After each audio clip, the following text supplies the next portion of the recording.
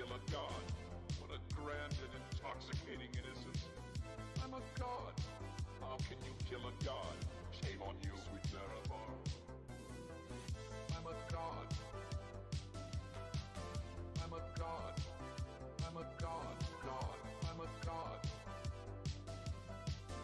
I'm a god. I'm a god. No recall or intervention can work in this place. There is no escape. No recall or intervention can work in this place. There is no escape. No recall or intervention can work in this place. There is no escape. No recall or intervention can work in this place. There is no escape. Oh, I'm a god. How can you kill a god? What a grand and intoxicating innocence. I'm a god. How can you kill a god? Shame on you, sweet Nerevar. I'm a god. I'm a god. I'm a god. God. I'm a god. I'm a god. I'm a god.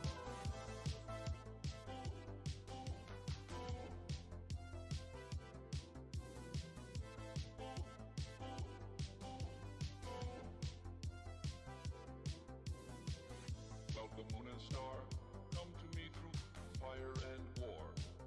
Oh, oh, come Nerevar, come and look upon the heart, upon the heart. Oh, lay down your weapons, it is not too late for my mercy. Oh, oh, come and look upon the heart, upon the heart. Oh, oh, oh, I'm a god.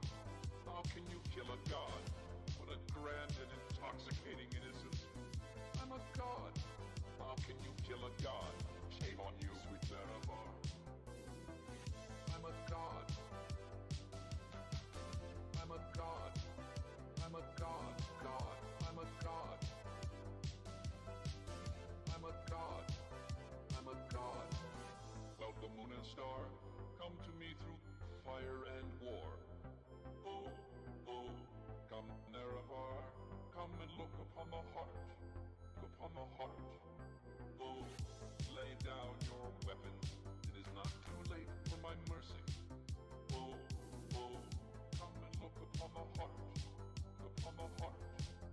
Oh, oh, oh, I'm a god. How can you kill a god? What a grand and intoxicating innocence. I'm a god. How can you kill a god? Shame on you, sweet Nerevar.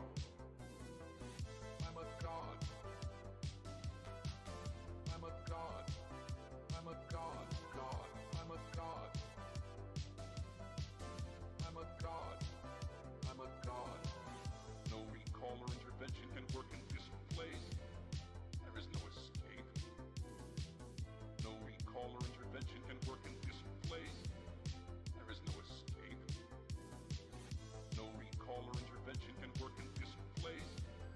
There is no escape. No recall or intervention can work in this place. There is no escape. Oh, I'm a god. How can you kill a god? What a grand and intoxicating innocence. I'm a god. How can you kill a god? Shame on you, sweet Nerevar. I'm a god. I'm a god. I'm a god. God. I'm a god. I'm a god. I'm a god.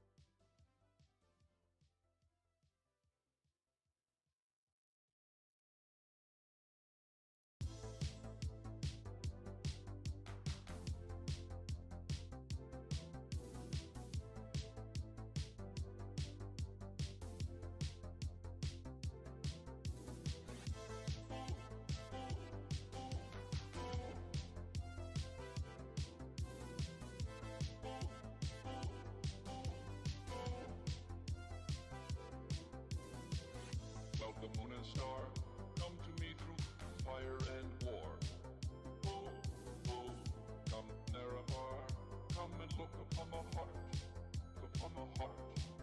Oh, lay down your weapons. It is not too late for my mercy. Oh, oh, come and look upon the heart, upon the heart. Oh, oh, oh, I'm a god. How can you kill a god? What a grand and intoxicating innocence. I'm a god. How can you kill a god? Shame on you, sweet Nerevar. I'm a god. I'm a god. I'm a god. God. I'm a god. I'm a god. I'm a god. Cloud, the moon and star, come to me through fire and war. Oh, oh, come Nerevar, come and look upon the heart, upon the heart. Oh, lay down your weapons. It is not too late for my mercy. Oh, oh, come and look upon the heart, upon the heart. Oh, oh, oh, I'm a god. How can you kill a god? What a grand and intoxicating innocence. I'm a god. How can you kill a god? Shame on you, sweet Nerevar. I'm a god. I'm a god. I'm a god. God. I'm a god. I'm a god. I'm a god. No recall or intervention can work in this place. There is no escape. No recall or intervention can work in this place. There is no escape. No recall or intervention can work in this place. There is no escape. No recall or intervention can work in this place. There is no escape. Oh, I'm a god. How can you kill a god? What a grand and intoxicating innocence.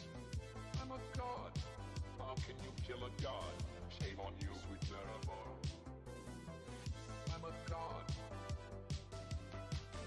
I'm a god. I'm a god. God. I'm a god. I'm a god. I'm a god.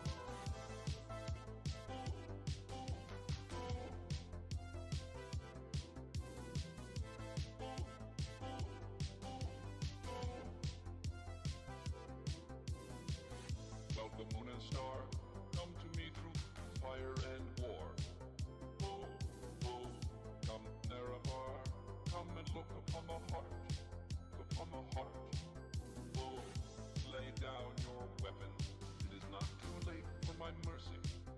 Oh, oh, come and look upon the heart, upon the heart. Oh, oh, oh, I'm a god. How can you kill a god? What a grand and intoxicating innocence.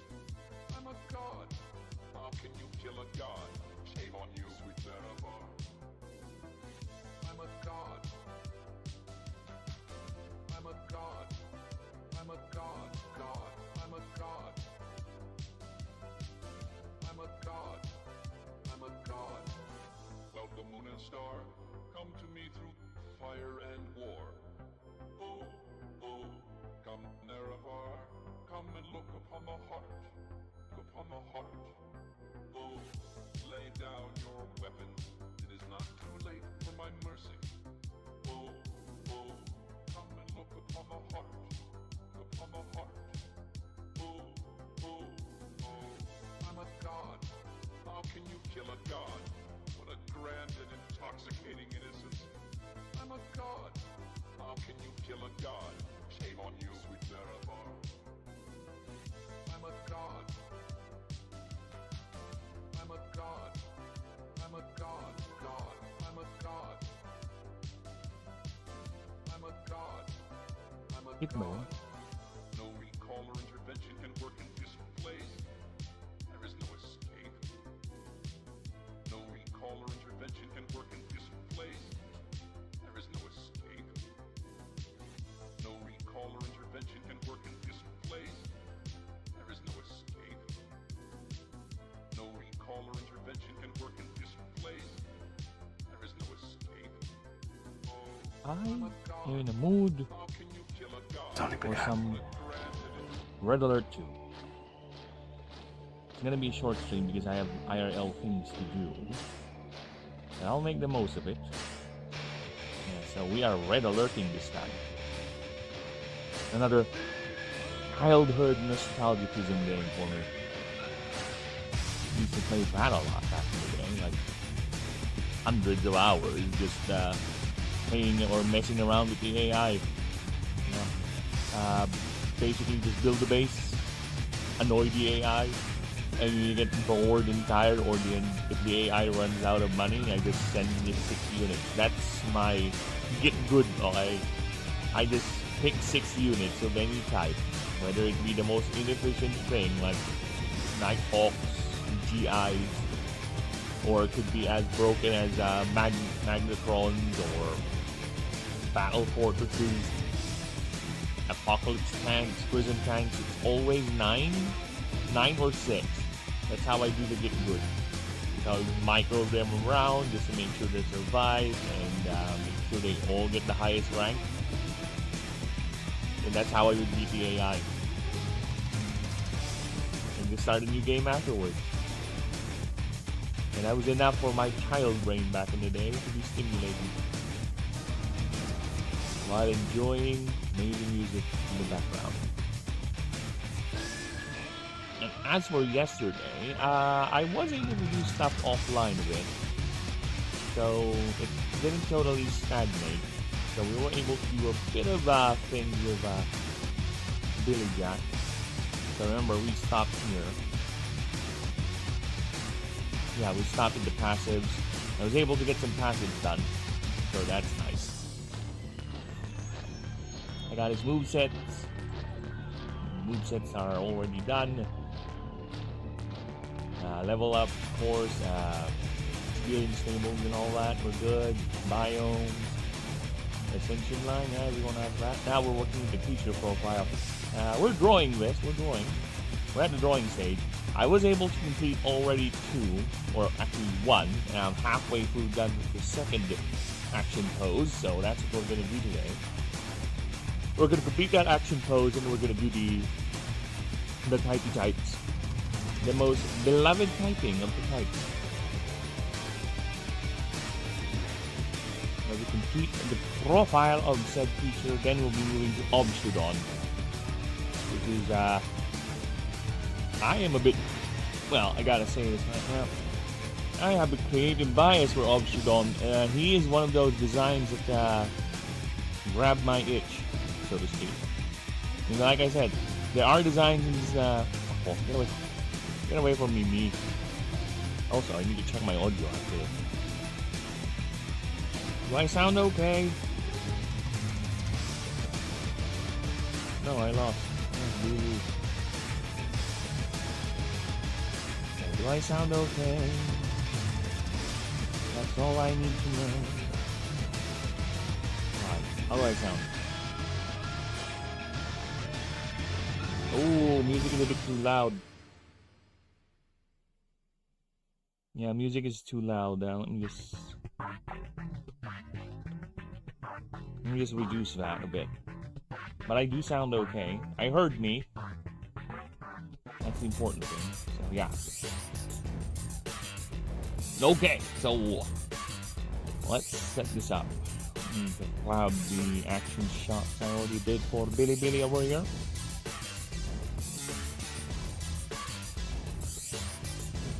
You can see, yeah, this is the first action shot. It's just them chilling on rooftops in the city. And yes, they are quite heavily. I should have made it look like it's in Britain, but it's gonna be too much. Right? It'll be a bit too on the nose. It's already implied that one of the main inspirations is Spring Hill Jack. If people don't know that, it's a English folklore thing where let me just grab this so you guys can see it, please. So yes, this is my version. Pokemon made one and it's weird, but this is my version of Spring Hill Jack.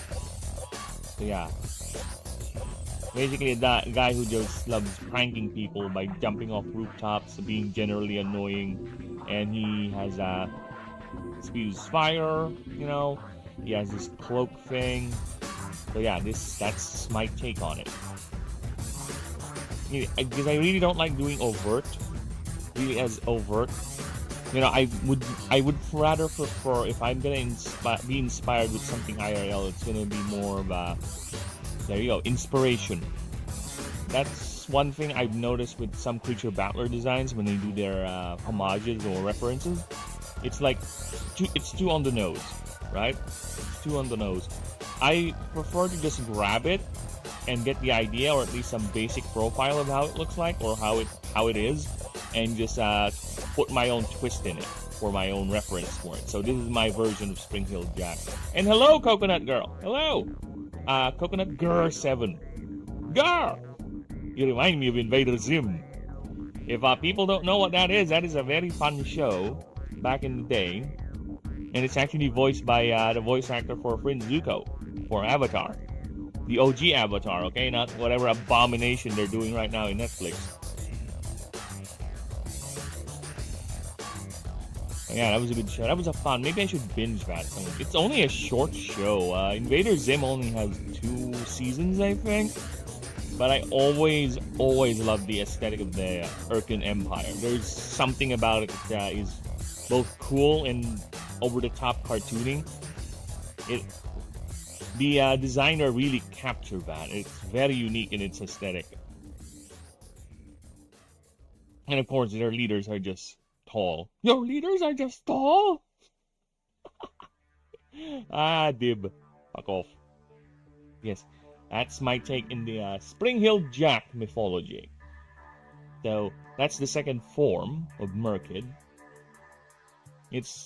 Merkid is more of a swarming ambush predator. Billy Jack is an annoying little fuck. As you can see, it loves hanging around in cities or in the outskirts of travel areas. And actually, the second drawing here,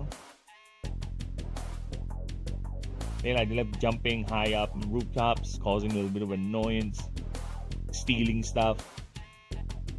Let's just say they make cops' lives busy.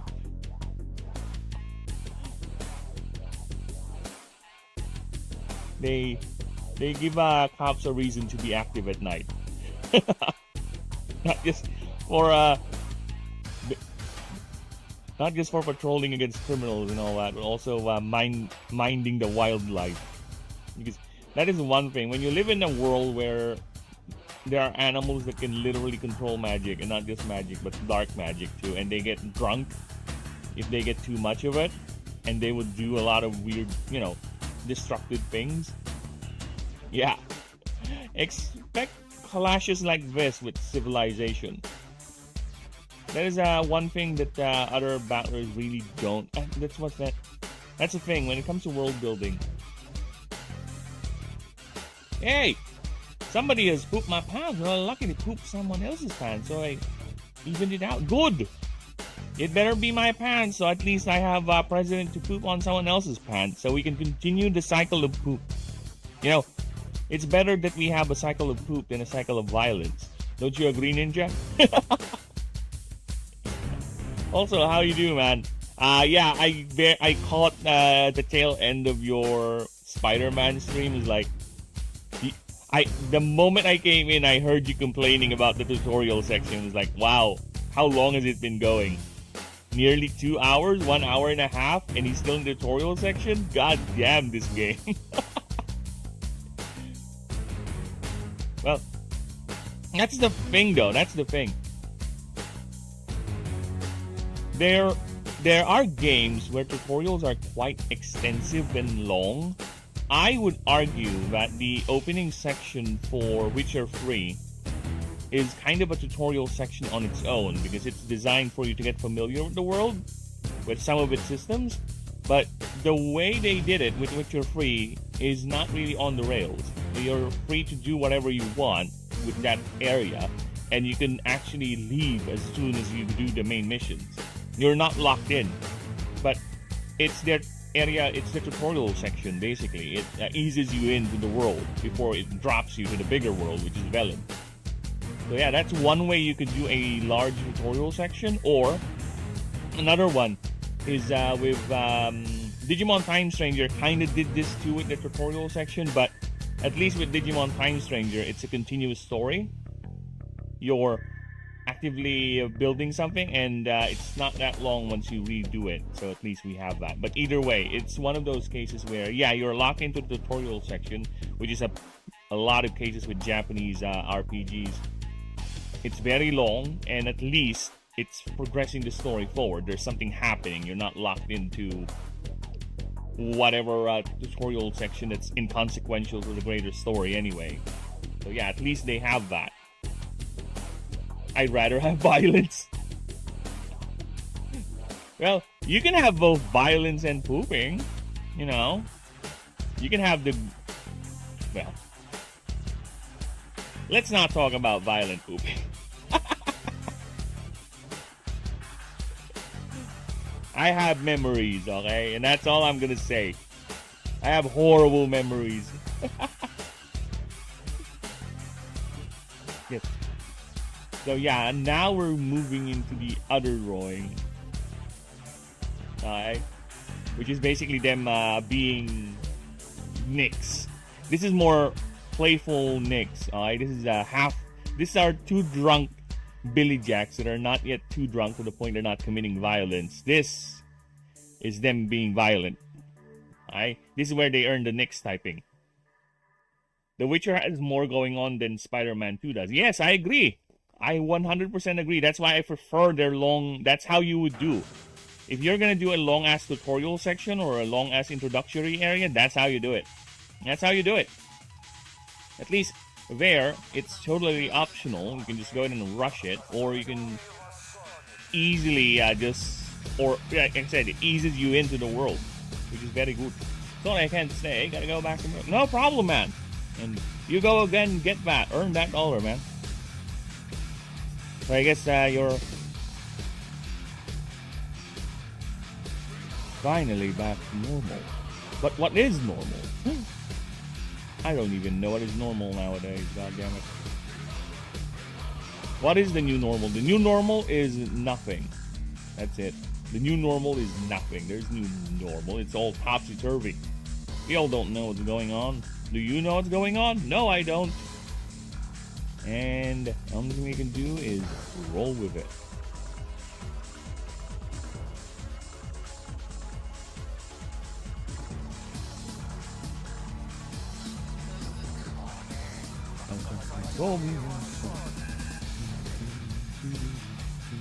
Actually, this particular background, I find it funny because if I move it up, see, it's larger than it is. I just decided to change the entire perspective of the drawing. That's why it's lower now. But yes, this drawing is actually different, the angle and everything. But I kind of want to do it like this now, so I can actually make them look like they're jumping higher. You know what I'm saying? They're like higher, because these things can jump very, very high. Like I said, they're in the rooftops, jumping around. Okay, it's their thing. Actually, a lot of their movesets revolve around gaining the height advantage, basically, or jumping. Yeah, ascending advantage, you can spin kick, leaping lunge, right? A lot of their moveset is, the idea is the gaining height or blasting people from above. The same with the explosive pandemonium, which I'll actually show with the raid drawing that I'm gonna do in a bit. So yeah, and this is the most overt reference. Okay, if people still don't get that this is my own take to Spring Hill Jack, alright, this thing is gonna be it. This is it. The only thing I didn't change is the name, or I changed the name. It's Spring Hill Billy. It's super on the nose. And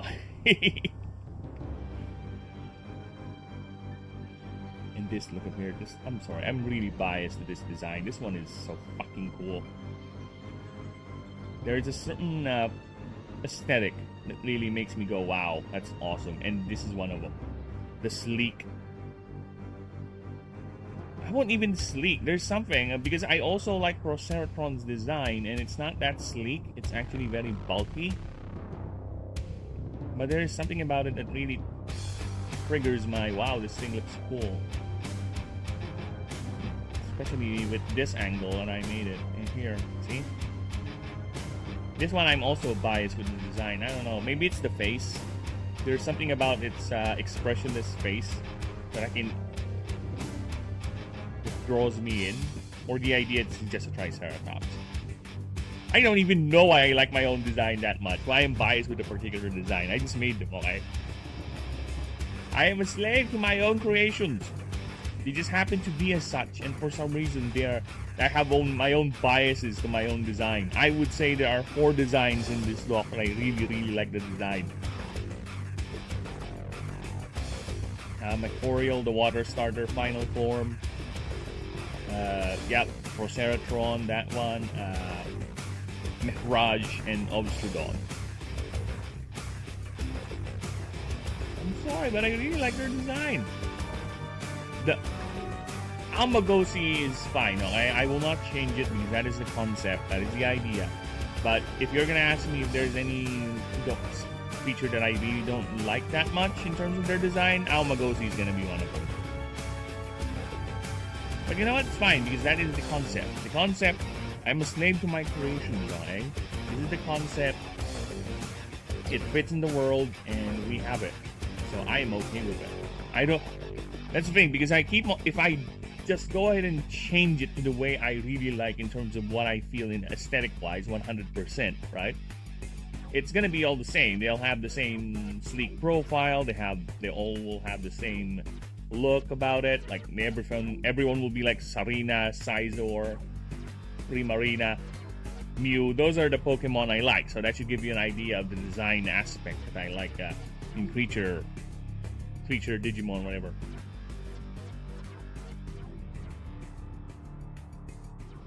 Yeah, so I'd rather not. I'd rather just stick on my design principle of whatever fits in the world, as long as it makes sense in the setting. And it just so happens to be a design that I'm you know what? It's fine. But yes, I'm biased with this one right here, this bastard right here.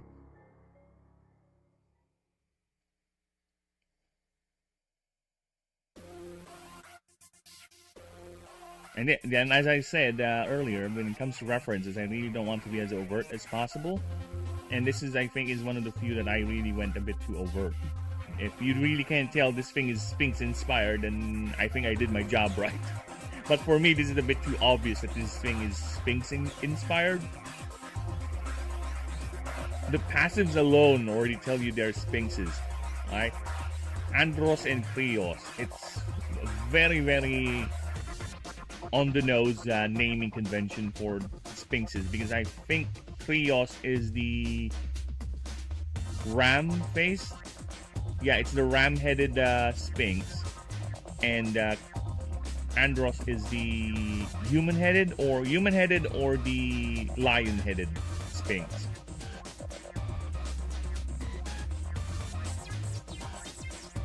And yeah, and then look at this bastard, always ready to go. I had to make, I said this before, I can't help it. I have to give him the Wolverine pose because he is a Wolverine type of thing.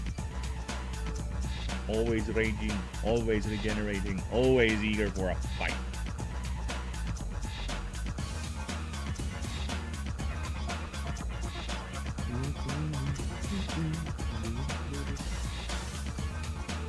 This one, I think this is among the most atmospheric drawings I've done in this piece so far. I think there's another one I did also that is a bit atmospheric. It's for Hoxawattle, this one.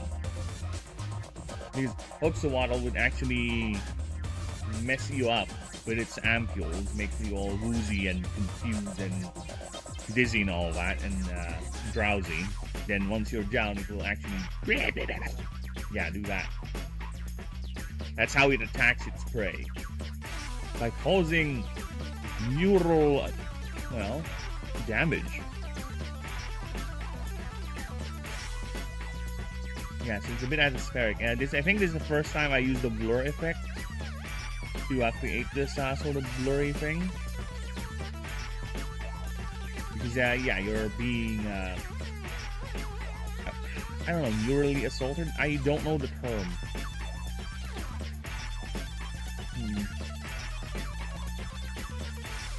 It's not really a psychological attack. It's not messing your brain. Think of it like it's shooting pulses of electricity to your brainstem, right? Your nervous system. It's causing all sorts of disruptions. That's why you're getting dizzy, you're being lethargic, you're having headaches and such. So yeah, that's what it does.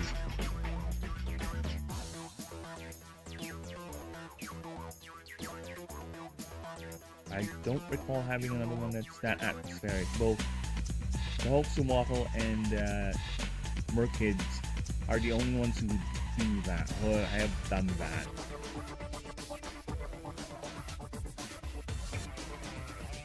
Well, I won't say the...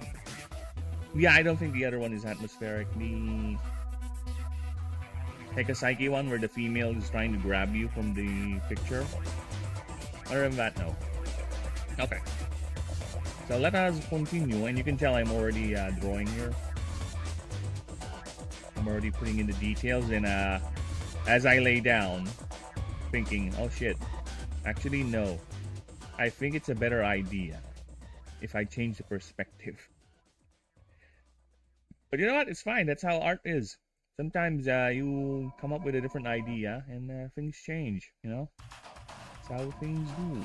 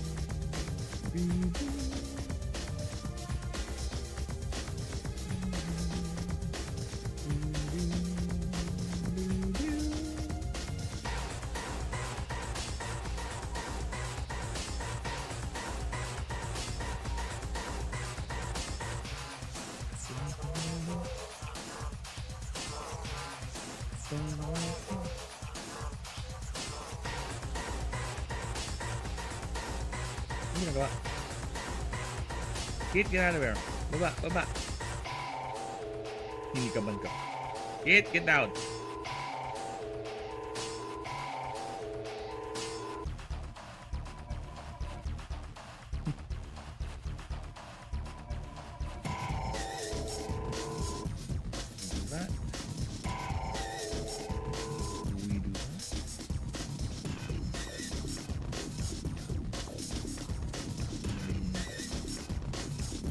I don't know, how do I do this?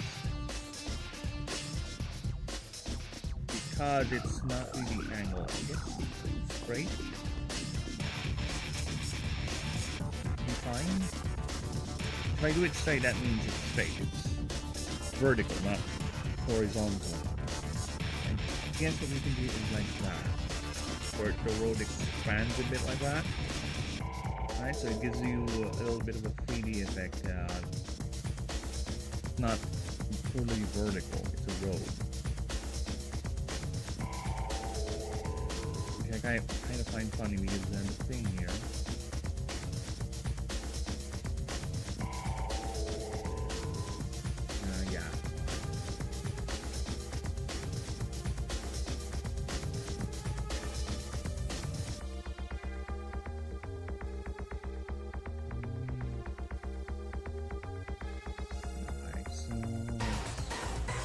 I should bring it down.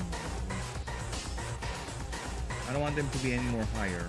Because I have things to put here. First ever time I'm gonna draw the Aurelium moon. I usually just draw the normal moon, the Lunarium moon, which is the intact moon. The planet has two moons. One is cracked and one is actually intact. Which I do have a reference art for it. So it's gonna be two things. Either I just snip that or go ahead and redraw it. I kinda wanna redraw it. But here's the other moon. Aurelium, it's basically, think of it like the moon is only held together by the gravitational pull of the massive orbital gun that is emerged from inside it. Yeah, that's it. That's the moon. That's the moon we're gonna draw. That is the first time that moon will ever be depicted outside of its primary art.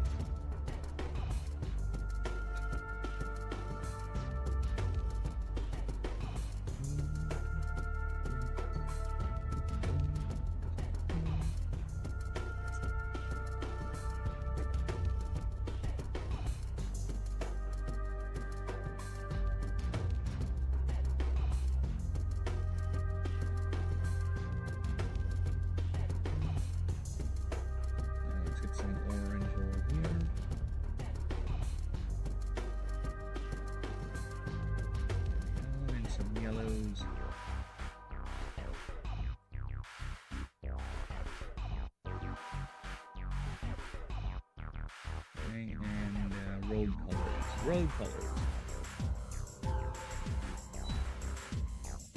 There you go.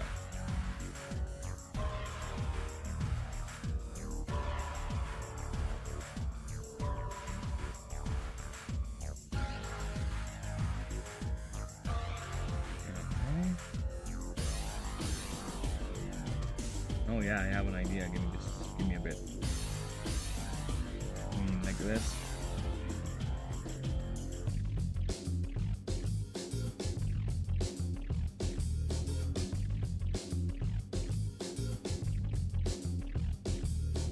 Right.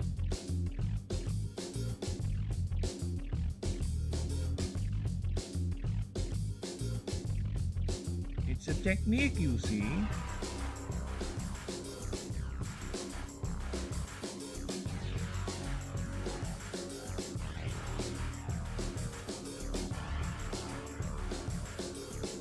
Why the picture suddenly became too small? I don't get it.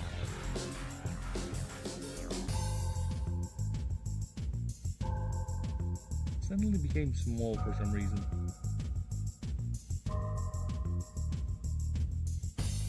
Yeah, now it looks like a staircase, so we'll have to get rid of that.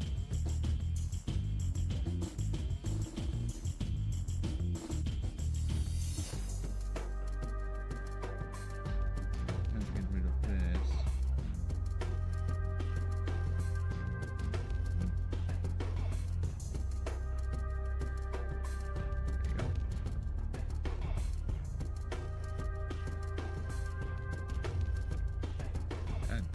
Done. Aha.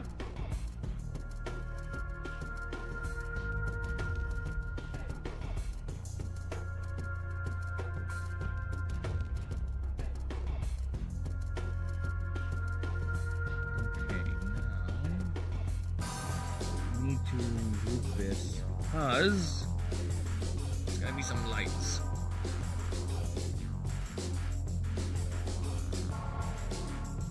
Hello! It is Games Made Gourmet, but I'm on my main account. Oh, hello, Matt! Britannia Mapping. Hello, hello. Yeah, I understand. I also have a, what do you call that? A primary account and a streaming account. This is my streamer account, obviously. I do have a primary account too, which I only use whenever I'm not streaming. Because you can't be too sure nowadays, you know? You can't be too sure. I got a case before, and it really enforced the idea of me just doing separate accounts. it really enforces the idea, because there was a case before where my Steam account got hacked. Yes, my Steam account over here with currently 300 games, alright, that I have built for how long, how many decades of me gaming and buying games every now and then when I was still earning some money, alright, got hacked by some Russian dude. And lucky for me, Steam was quite responsive when I sent them the alert or the email that my account was hacked, and that it was returned to me within the same day. So lucky for me.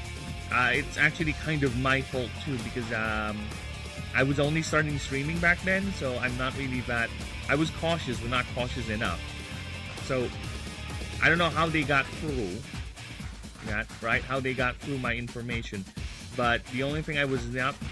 that the Steam account does not have is a two-factor authentication thing. So I guess they somehow guessed the password and got it that way. So moving forward, I set up the two-factor.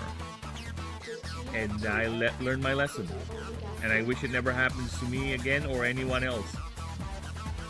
And that, my friends, is a good lesson why you must always do two-factor verification.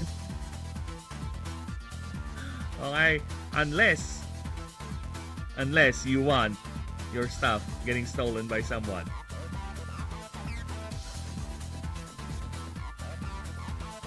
Yeah, so let's continue.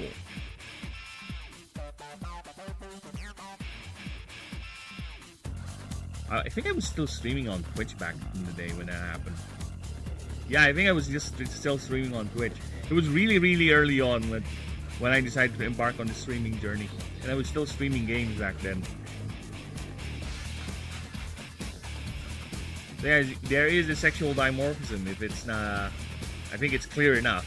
The males have red horns, red curved horns, and red eyes, and the females continue having the pink accents and the more and straighter horns. While in the merkid form, they actually just have red and pink horns and snouts. That's it. Here it's different. Obtrudon will not have it. They will not have any sexual dimorphism. For now. For now. I might change my mind on that. Steam has very good customer support. It is a rare thing for big game companies to still have good... Yeah, I know, right? Dude, Steam has a very, very good reputation for gamers. Not only for Steam having all those very generous Steam sales, they also do advocate consumer protection as well. Recently, I think they cracked down on a lot of AI slop games, which is very, very welcome, because the last thing I want is to have my recommended be bombarded or be filled by nothing but AI slop games that are just designed to fool other people who don't really think of what they buy, or people who are just desperate trying to look for a new game of this genre, or whatever genre that is. But of course, there are still a few goes through, right? Because the thing with systems, there will always be people who would figure out loopholes, which is very sad. But you know what? It's an arms race. So as long as one can catch up, one can actually verify or update their systems, I think we're fine. It's the way the things are made, it's the way the game is played, so to speak. Yeah, and I really do appreciate them having very good customer support. Very quick, very responsive. They didn't even ask for any information. That's the thing. The moment I sent the email telling them that my account was hacked, I just told them my last login was this, playing, I think, Total War Shogun was the game I was playing before my Steam got hacked. I was just playing that game, and right then and there, no other verification needed, no other responses, no questions, boom, I got my account back. Changed the password, set up two-factor, and done. Nothing else, which is, fuck. Wow, thank you, Steam.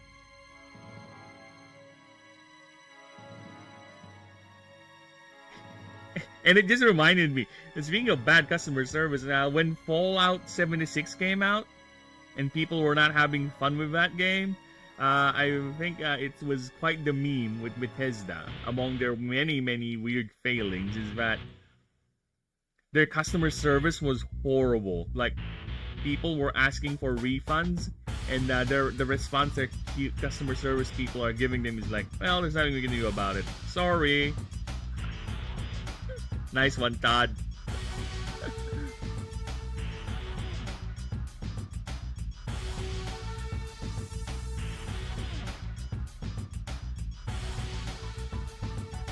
Okay, so now time for shadows. It's gonna be easy to shadow these things because the moon is gonna be up here. And a lot of them are being covered by the shadows of these creatures. So yeah, we're good. We're good. We're good.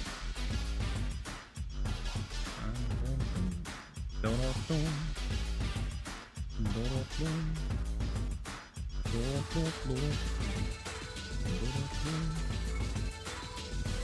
fuck off. I hate that when my finger does that. The sudden twitch.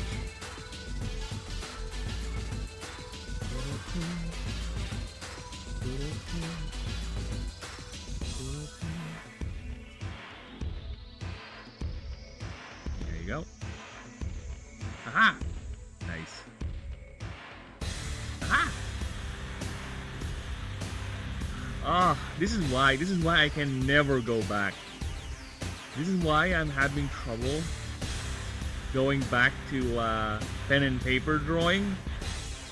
It still has its charm for me because I do have an old drawing book here that I found.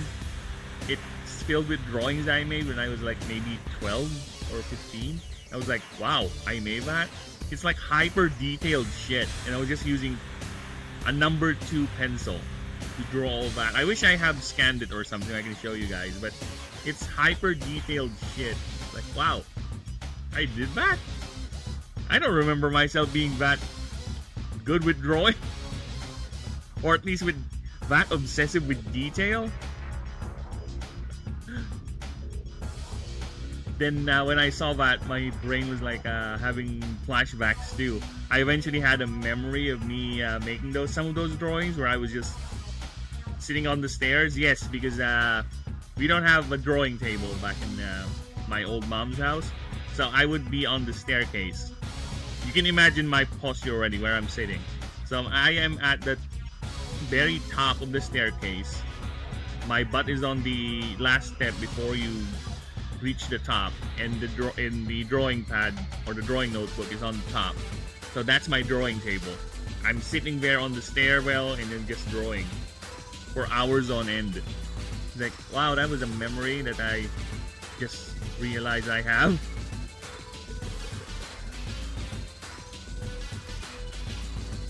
Are you ever thinking about making this PCG? To be honest with you, yes. Yes. But I will get to that when I'm done with, of course, the rest of the things. It's more of a side thing, right? If the game is popular enough, if I get an audience, sure, why not? Because one of the foundations of this game is actually the Pokemon PCG. If you recall my story last time, where I use a homebrew rules for using the cards as the representation of the Pokemon with my homebrew Pokemon card tabletop game. So yeah. And of course, I like card games too. I played a lot of Yu-Gi-Oh!, Magic the Gathering, Pokemon. The actual rule of the game I know. Also, I have some card games here, like Slay the Spire. Like I said, Slay the Spire. That is a card game. Monster Train is also a card game. And I would say this to you, Digimon Time Stranger has a card game and it's shit. It's horrible. It's RNG nonsense that doesn't even follow its own rules. It's annoying. Well, actually, it follows its own rules, which is RNG. No deck building whatsoever. Horrible. Here's another card game I have. Feria. It's actually a hex grid card game where it's like Magic the Gathering. You place your lands, but the lands are placed on a hex. So the idea is your lands slowly encroach towards the enemy lines, and you either try to bypass their own encroaching lands towards you, or you meet in the middle. That's when your creatures would fight. Very interesting little card game. Here's another one. It's a card game that's like Magic the Gathering adjacent with a rogue, not really a roguelike, with an RPG progression sort of thing, as you can see here. It died though. I think it died because it lost a lawsuit for with Magic the Gathering, because they really are heavily inspired by Magic the Gathering. 5 colors, and they use terms like tap. Magic the Gathering has a mechanic where you tap the card, you turn it on the side to indicate it's being affected, right? Or an effect is being activated, or it's exhausted.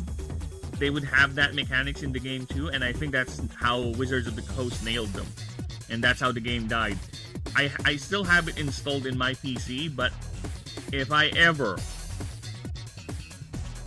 I don't think the game is available anymore. It's just here in my PC. I can't even open it. Well, I can open it, but it doesn't even boot the game. It just tells me the servers are dead. I just wish they somehow kept it in a single player sort of thing, but I guess they don't want to.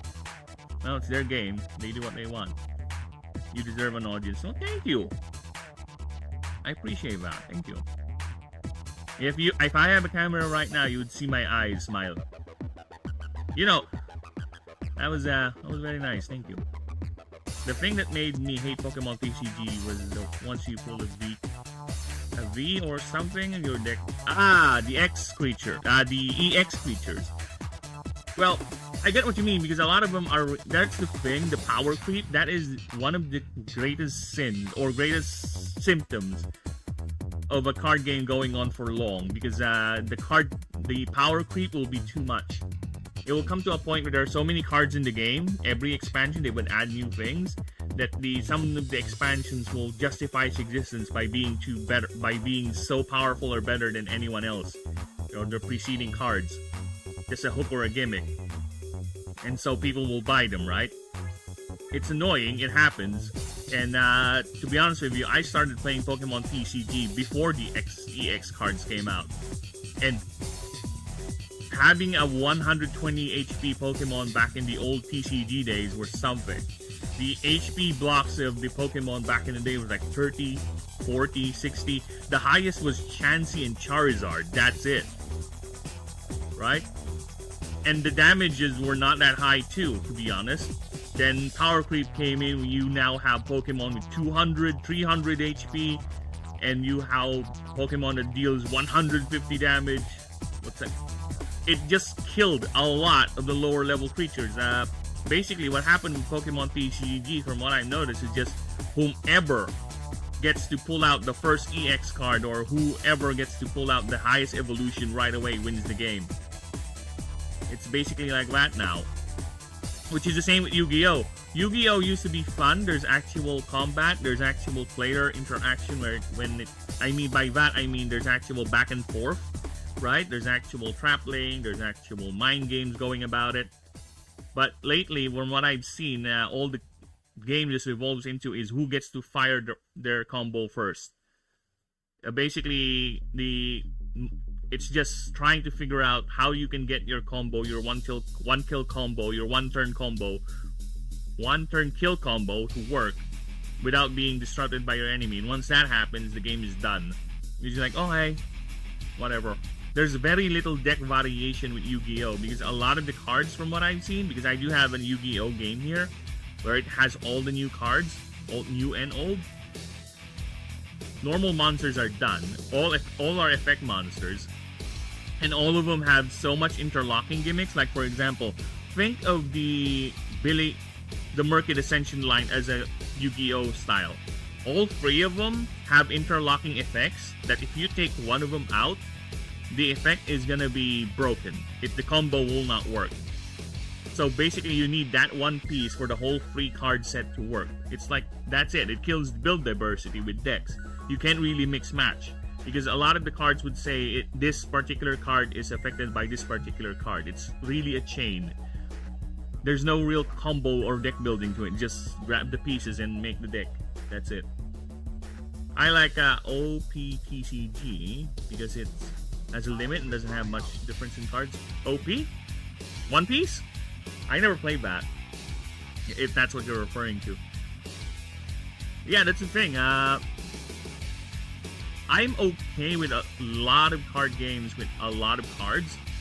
It's just that the thing is, they have to be in a balanced way where the more powerful centerpiece cards doesn't overshadow the lower rung cards. Meaning the lower rung cards, if you're gonna make a deck where you have lower rung or not too much, centerpiece or old. Basically, the decks should not have a one card win condition. Everyone needs to work. Every piece needs to work. There's strategy involved. There's always a counterplay. So yeah, something like that. And a lot of card games, when they get to a point where they've been running so long and they have so many cards, will encounter that problem, that power creep, that eventual outphasing of the card, and I don't like that. Dude, when I played Magic the Gathering, you know how I played Magic the Gathering? I play whatever deck I want. I don't follow the format. There are a few people who play Magic the Gathering like me, who don't really follow the format, they just do what they want. And we're very few and far in between, to be honest. But there are people who play Magic the Gathering like that.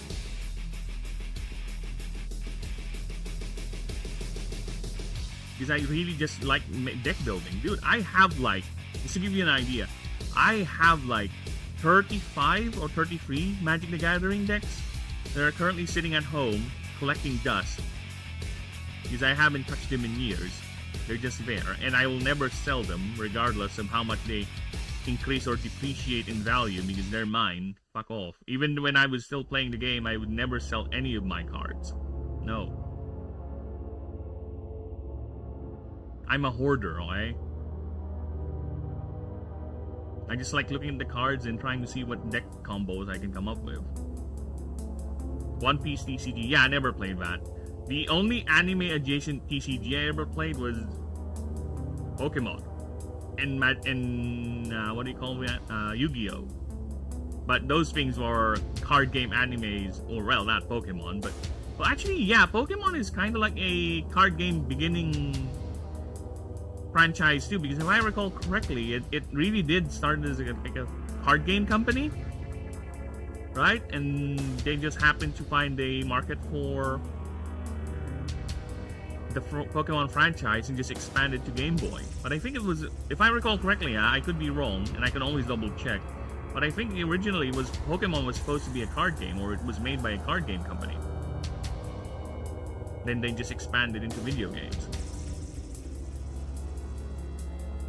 When you pick your leader's color, some have dual colors, so you can use cards the same color as the leader. Ah, it's like they have that rule in Magic the Gathering. It's called Commander.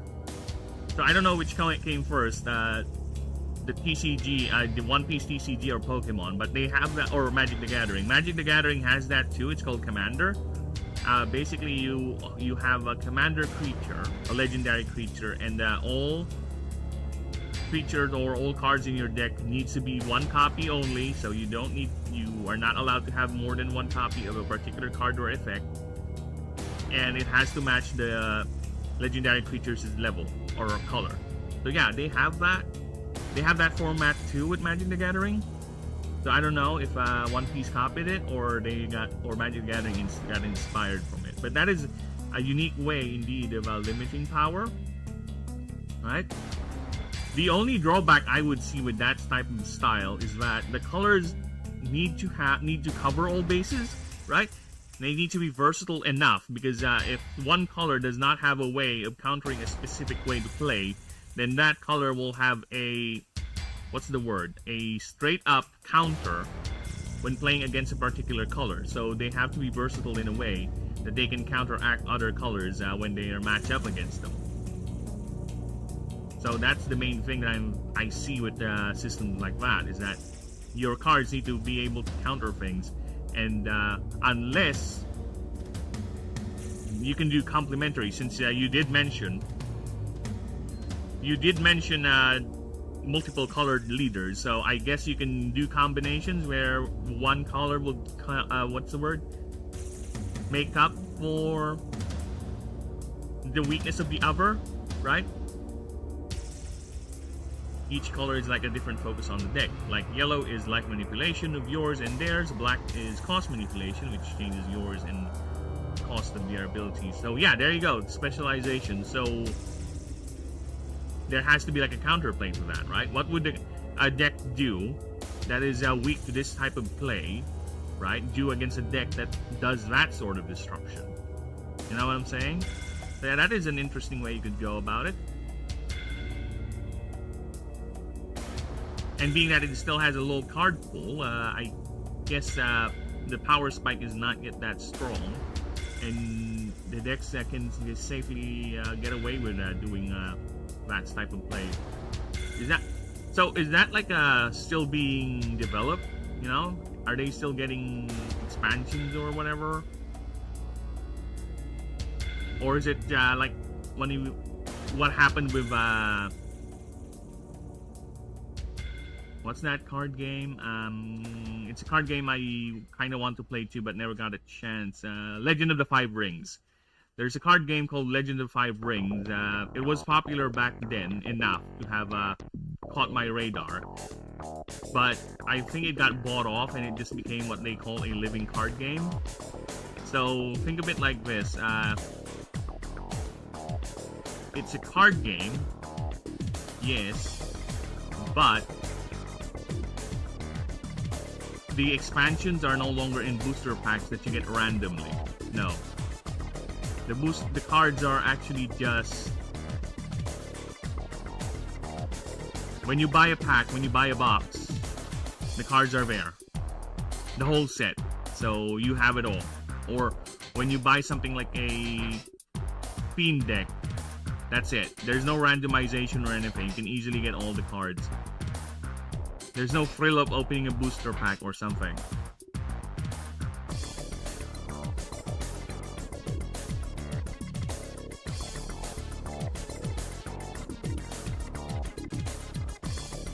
Oh, no problem. Have a good night. Need to sleep now, man. No problem. Thanks for stopping by and accompanying me in this little card game call. You have a good night, and may Sandman bring you the sweetest of dreams. I'm about to sing the Sandman song, but the lyrics escape my brain, so lucky you. Lucky you, Britannia. Bring me a dream. Just turn on your magic beams.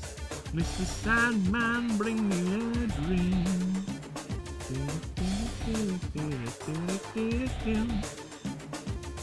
You too, it's 5 a.m.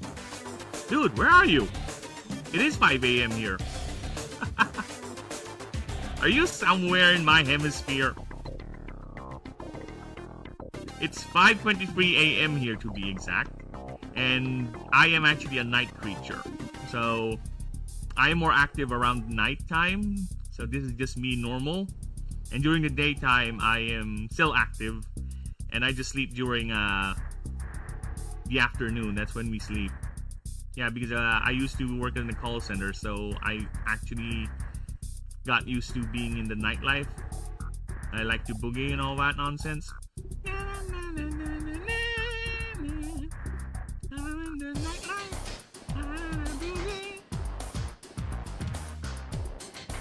Oh yeah, this is me just middle of my day, so to speak.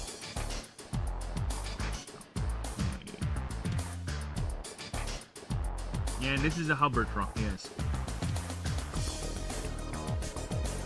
It's carrying goods, and it's being under attack by a couple of rambunctious, playful, quote unquote,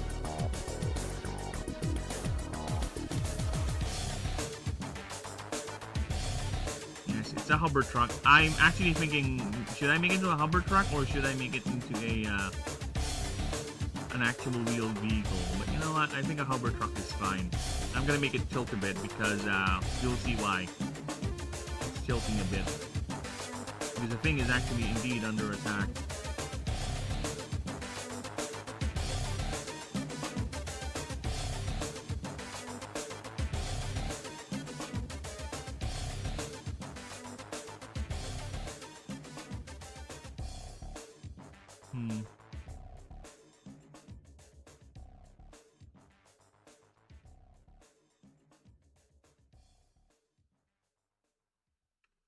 Should I?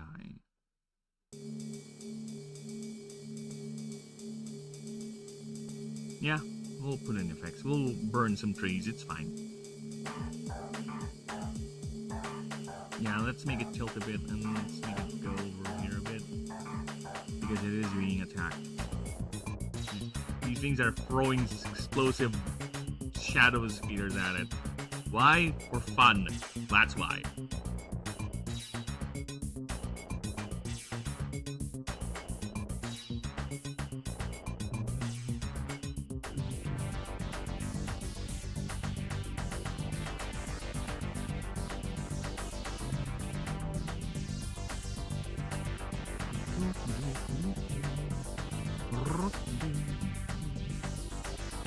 Red girl can't stop.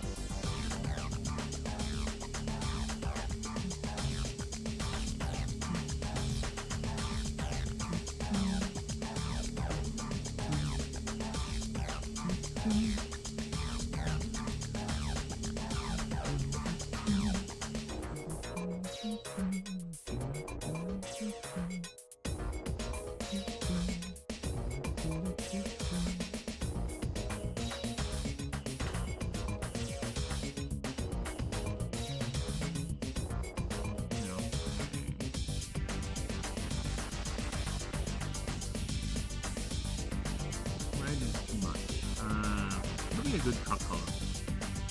Blue? Something that stands out in the night. In the color scheme that I'm already making. I think blue would be a good one. Yeah, blue truck. Yeah, let's make it a blue truck. There you go.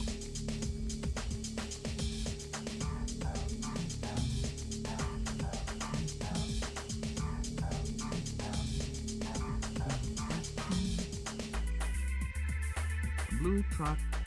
Carrying goods in the night, lonely in the road, and being attacked by two of these bastards because they just want to have fun. They're drunk on mana, they don't know what to spend it on, and they think attacking a lone vehicle carrying goods is a good idea. It's their idea of fun. I won't even say it's fun. We'll get to that. Because that is the Knicks. A lot of them have very unexplained hostile behaviors. Like, they're openly malicious. It's like, think of in the Fae. The fairies have this thing where they are playful, right? They're mischievous. Knicks are like, for some reason, they're openly hostile. They're little bastards that revel in destruction.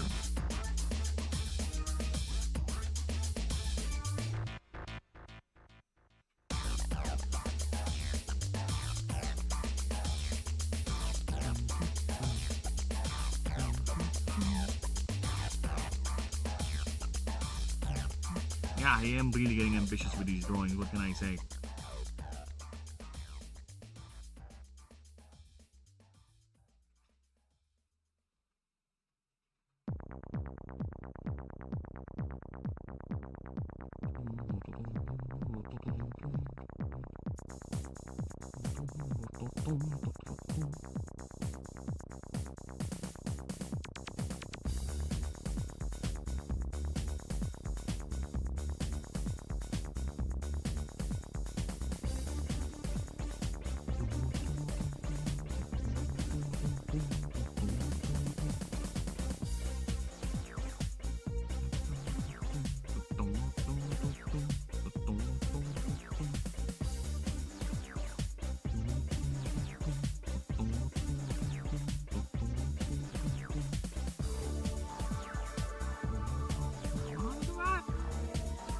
Thank you, wife, for introducing me to the power of airbrush.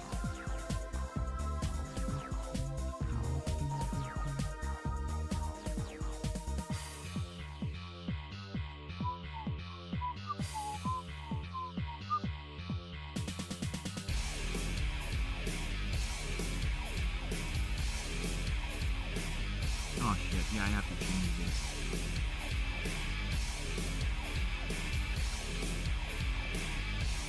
Yeah, I should have not played shadows yet in these things because let's remove the shadows. Because there will be explosions and shit. So yeah, the lightning will be actually very different. So let me just remove the shadows there.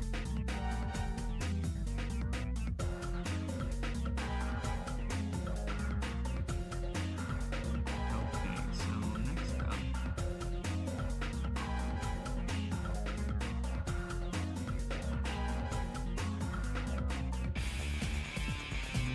Play explosion. Over here. We're gonna do it over here. Then another one is coming over here. Loading.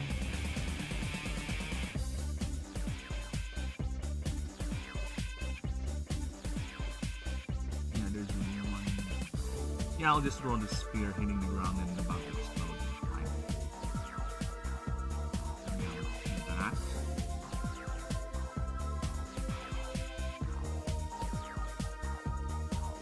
I need some references. Explosions. Rolling.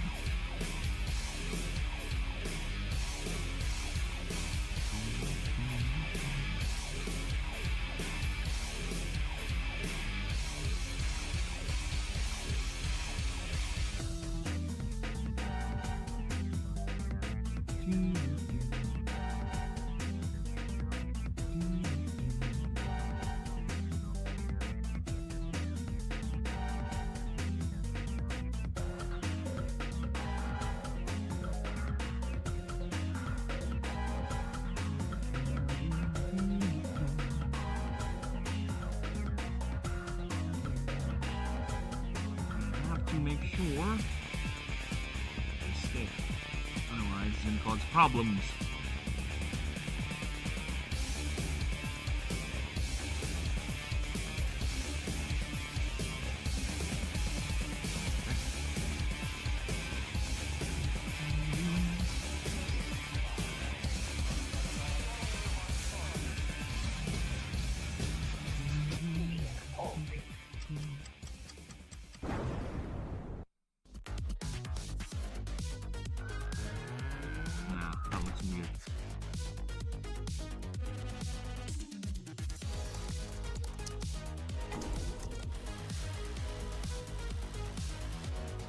Oh my god. Uh-oh.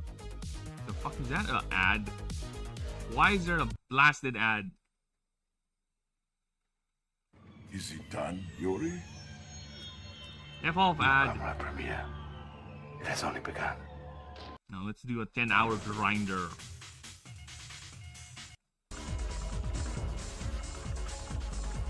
Yeah, 10-hour grinder. There we go.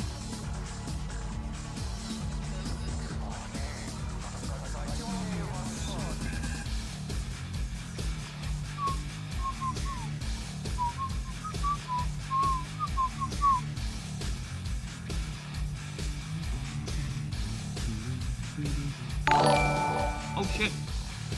Thank you. Thanks, you bastard. Thanks for the dono, man. No messages, huh? I know you're lurking though. I was looking for you, Snakes. I have not seen you. I only felt you just now. Show yourself, you fuck.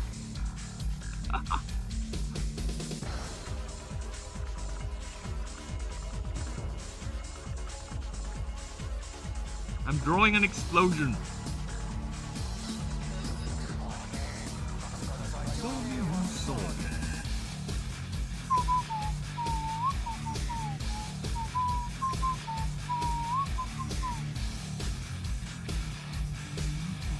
Where is that color?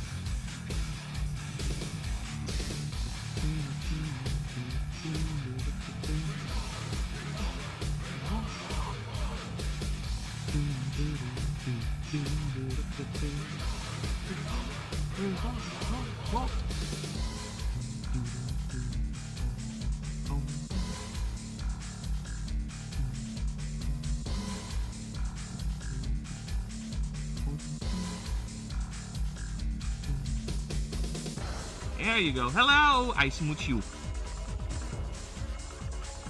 Yeah, I smooch you back. The smooching has been done. There's nothing you can do about it, Snakes. Appreciate the smooching.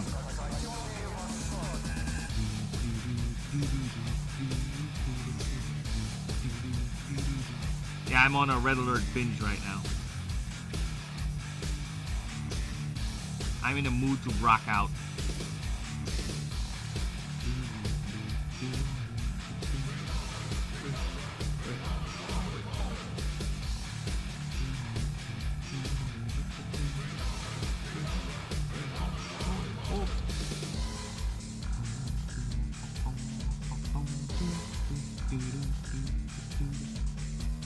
Hey, just FYI, this is what I'm seeing on my screen right now. So yeah, I am rocking hard.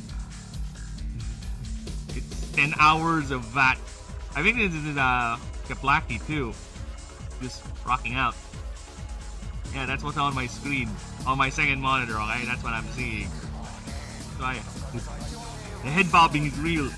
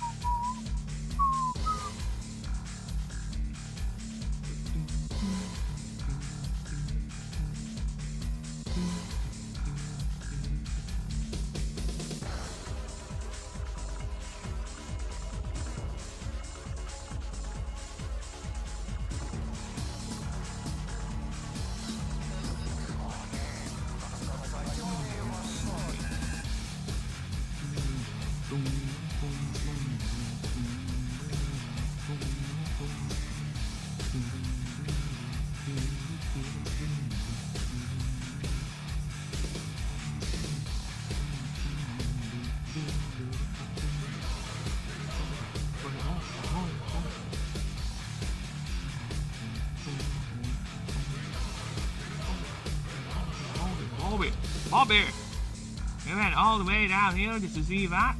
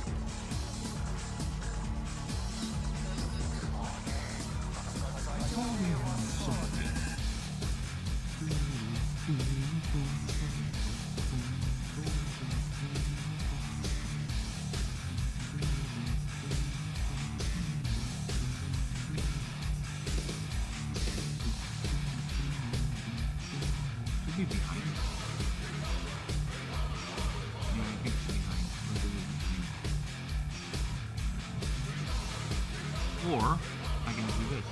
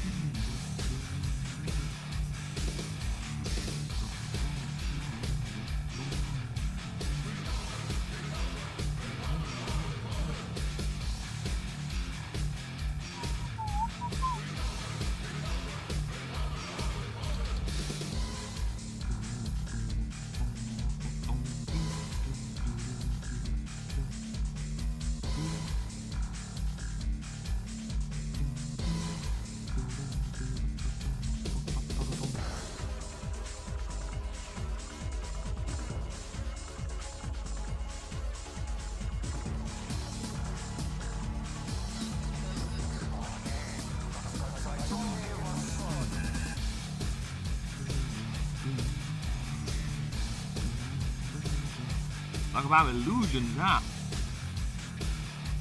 The seamless remelding of two pictures.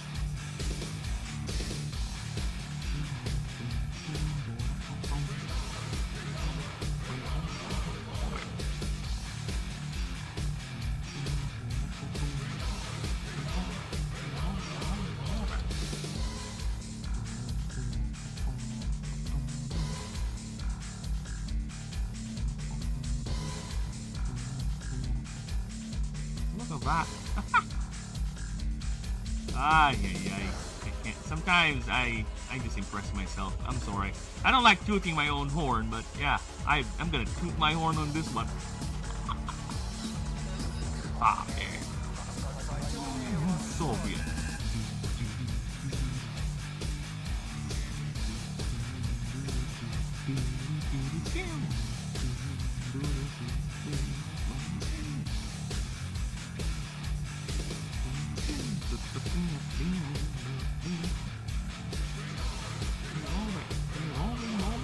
Look at that, all the detail I did on the truck, the side of the truck and everything.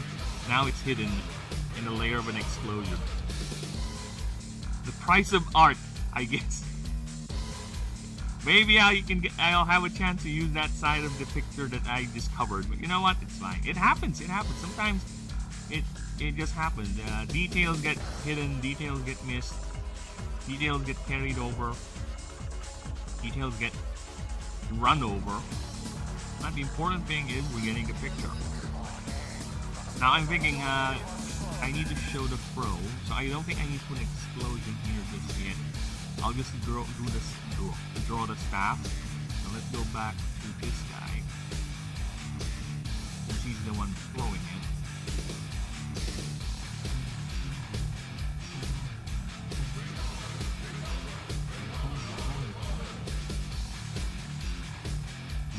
Has to be in the truck. Okay, it has to be in the truck.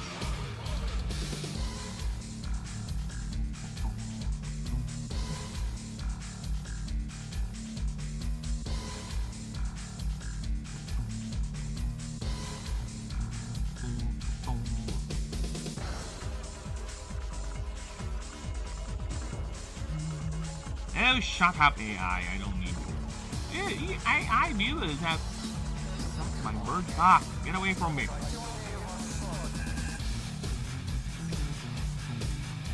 It's really sad that to win in the game of Twitch, you have to use bots.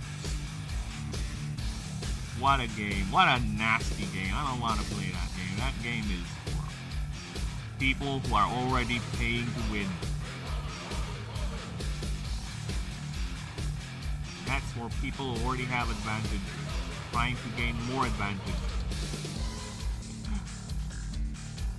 Or for predatory bastards who prey on those who are desperate.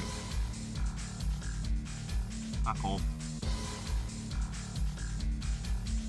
Yeah, because then in order for them to win the game of Twitch, they have to rely on such services.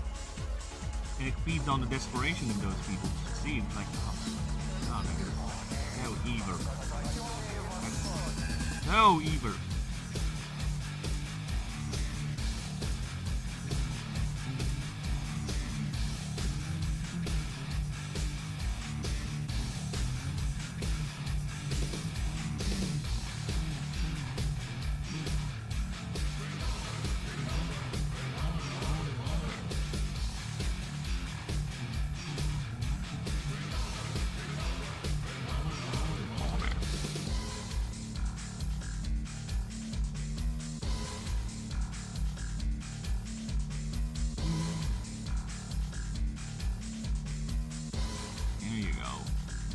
Oh, we're far from over. We still need to do some lighting on this bad boy.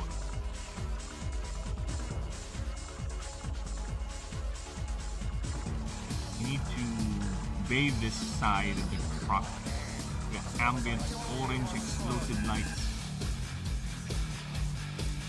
And it needs to be below the explosion.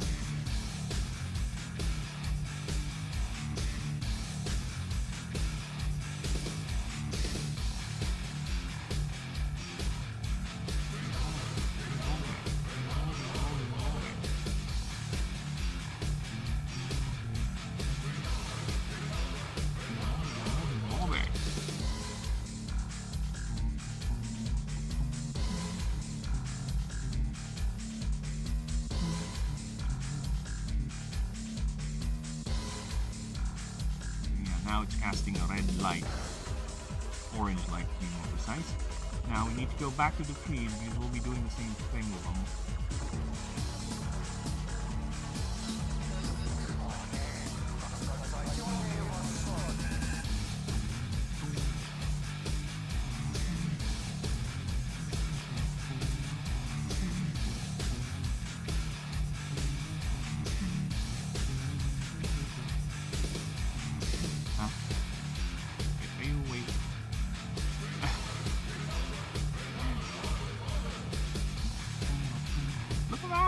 This is why I need to get rid of the shadows, because yeah, exactly. Now I can do the shadows.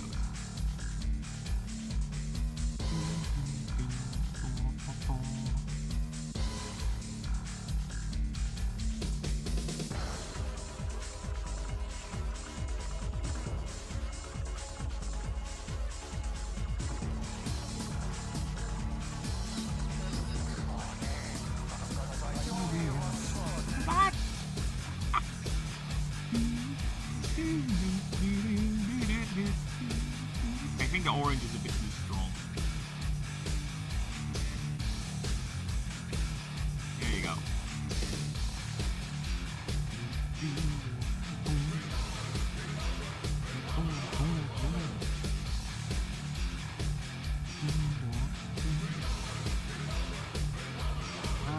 Let's move this thing in front of the light, actually. There you go. Now we can see it's forward of the truck. It's gonna hit here.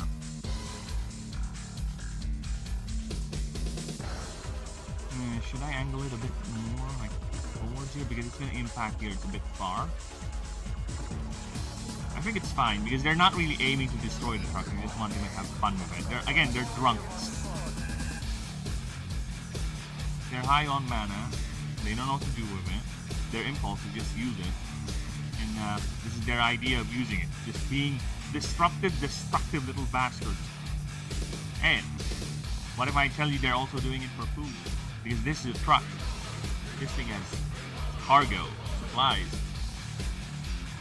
So that's why the name is Raid.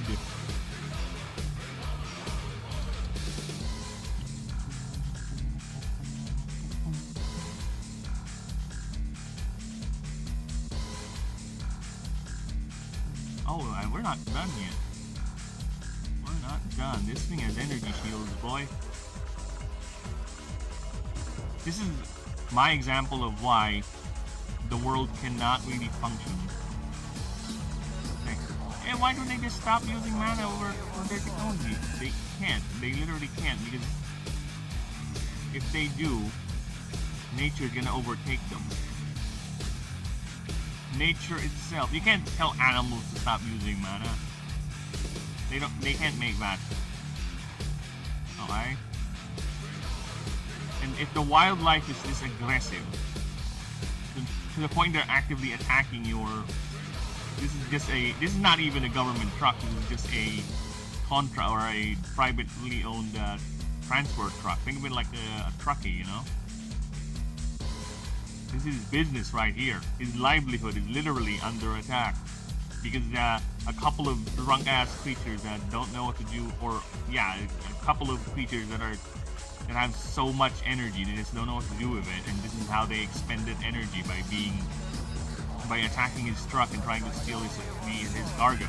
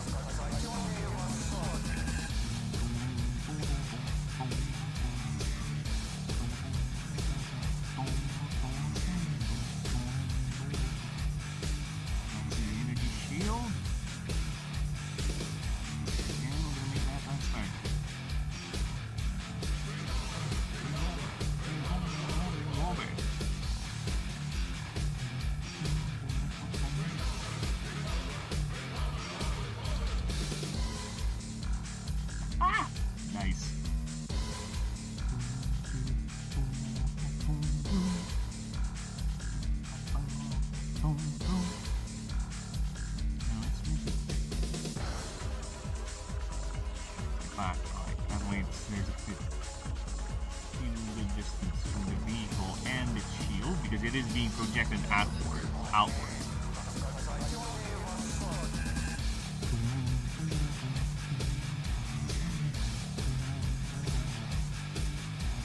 So yeah, again, how can you stop from relying on technology, on mana-based technology, if the very wildlife itself is using it against you and they have no real way of telling the animal to stop using it? So yeah, it is a compounding drought. The solution is just either succumb, urge wildlife, which is both wasteful and of course downright barbaric, of course, or figure out a way how to increase or return the mana gates to their normal function.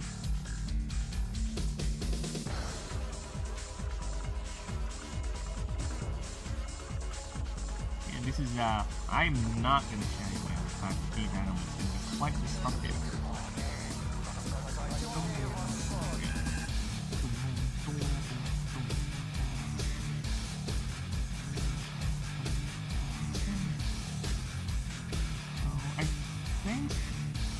Some of the fire, oh yeah, we need to do that. Some should be leaking over here, right? Oh fuck. Oh. Yeah, it should be like that. Not too much. There we go. Shadow time.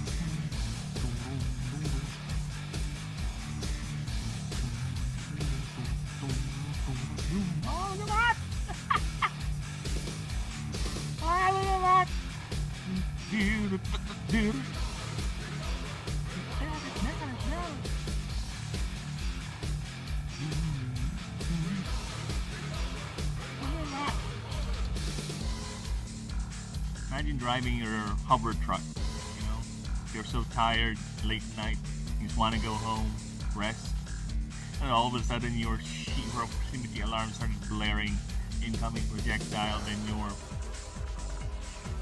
right shielding starts to activate, registering a hit, and your truck tilts at least 10 degrees, and you're seeing another one coming from in front of you, about to impact and cause another explosion in your face. What a way to wake up!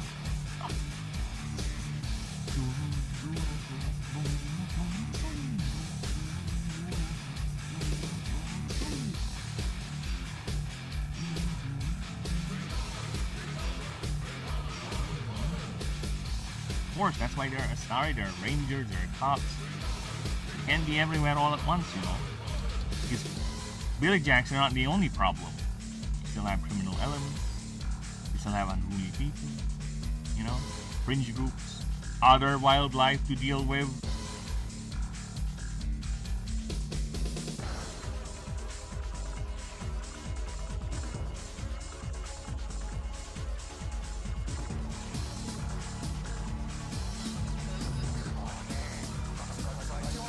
Now, for the background. How are we going to do the night sky? How is the lightning going to be? Right?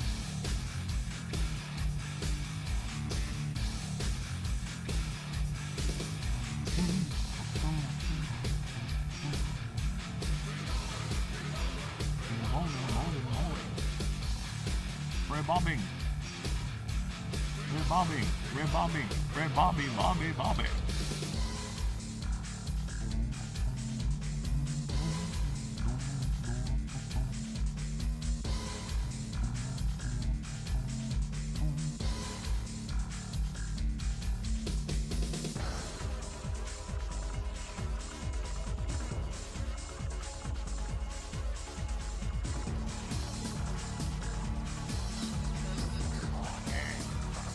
Zombie home Soviet.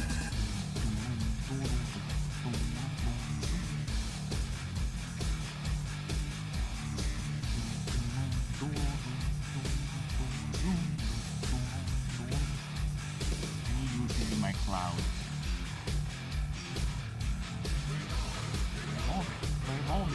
Move it.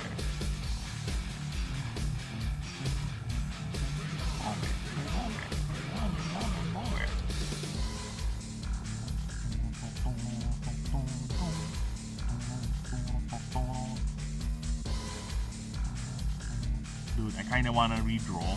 Actually, I kinda want to redraw. Okay, I am just curious. Let's give me a moment here. Let me just open up action shot for my choreo. This one, the one stalking at night. I kinda want to see where's the mist bank.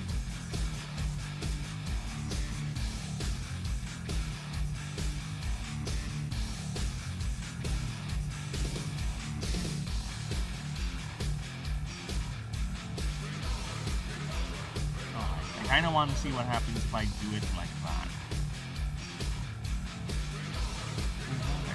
Bulby. Oh my god, look at it! Missed! Oh, fuck! I should have done it like this. I should have known about this fucking thing. Looks so cool!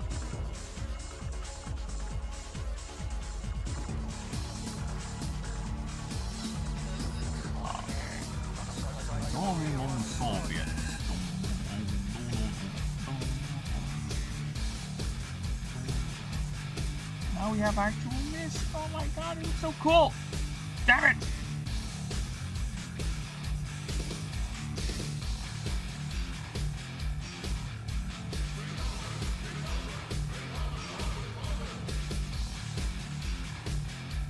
Oh my god, look at that! Ah! I kinda want to keep it. I kinda want to keep it. Yeah, it really gives the impression the thing is hidden in the mist. Fuck.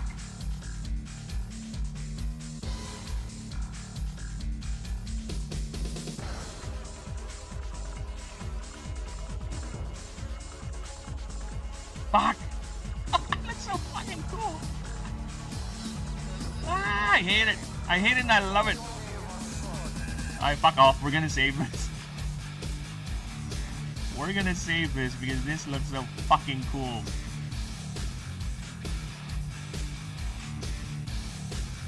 Save us, PNG. We're gonna go back. Alright, we're gonna go back to Macorial. I need to change it. Oh shit, no, we're not done. We're not done. We're not done. We have a yellow light here, so I need to put that in.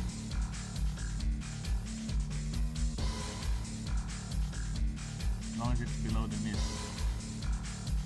Where's Macorial? So Macorial's up there.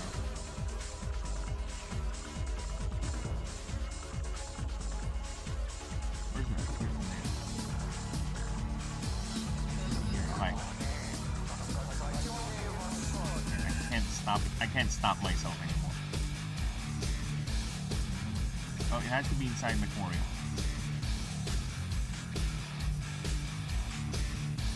There you go. So the light can shine in his face.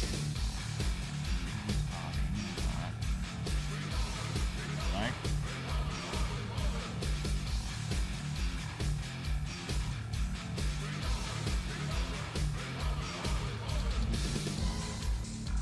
The yellow doesn't see that. Ah. Fuck!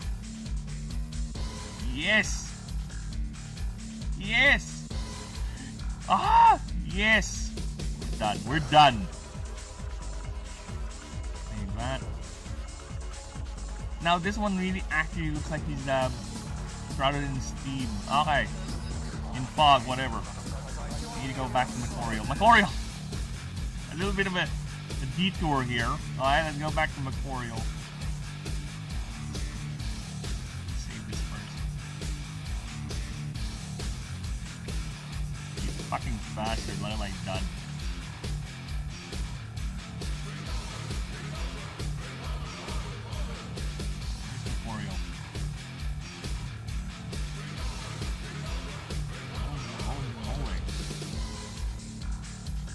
I kind of want to go back to a couple of these drawings because that airbrush light effect is very, very helpful in terms of setting up effect atmospheres and all that. Here we go. Celadon, Lorenzi. Yeah, especially with this attack. Yeah.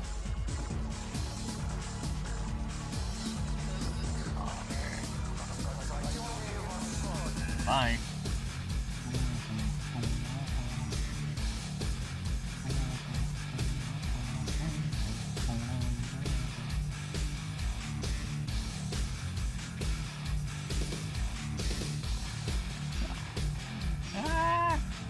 Both hate it and love it.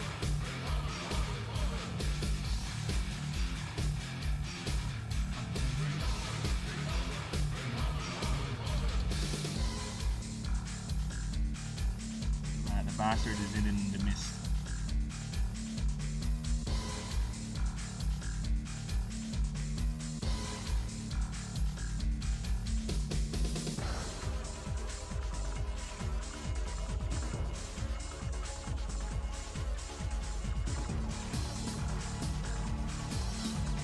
Now the only thing I think is if it's too much mist or not, right? You can barely see the creature's profile, but I think that is the idea.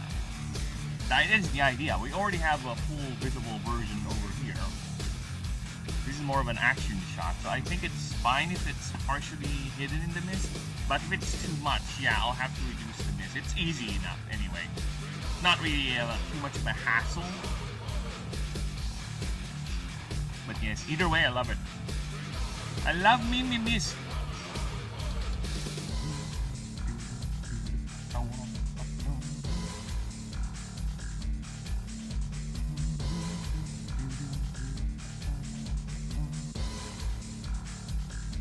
Thank you for the mist. So cool. There's so many drawings I want to go back to and update their effects.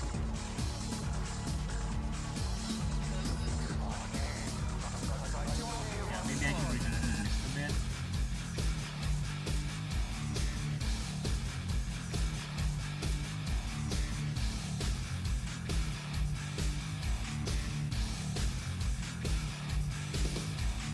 Dude, I can actually have this an effect, you know? So fucking cool. I'm done.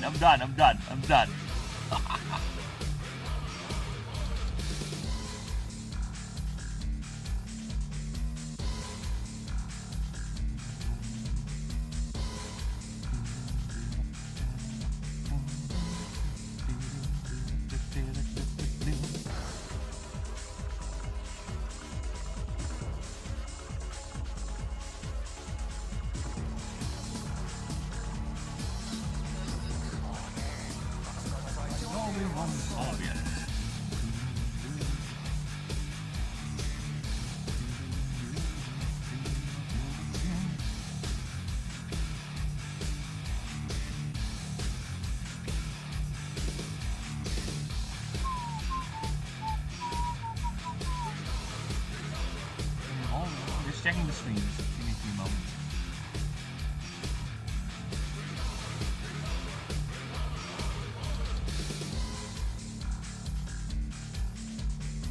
Right, streams are still alive. They're still kicking. Oh. I don't even know if I can draw the moon now. I don't even know if I can draw the moon, the bloody moon.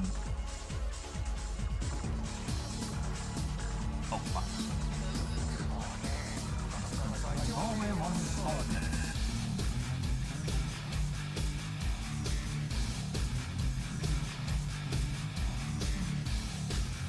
Oh fuck, what happened? No! No!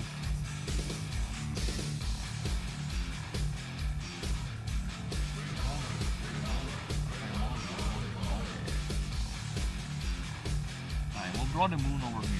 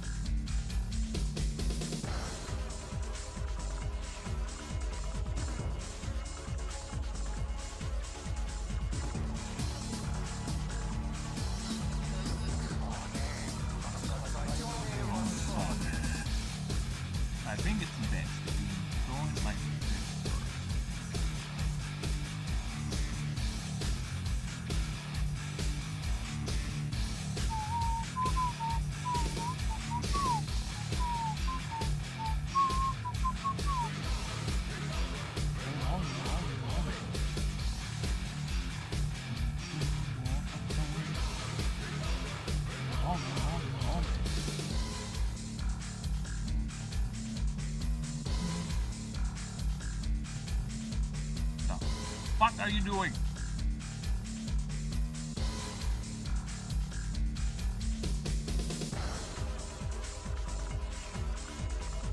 No, not yet. No colors yet, because we are gonna be erasing shit. I need to... How does that work?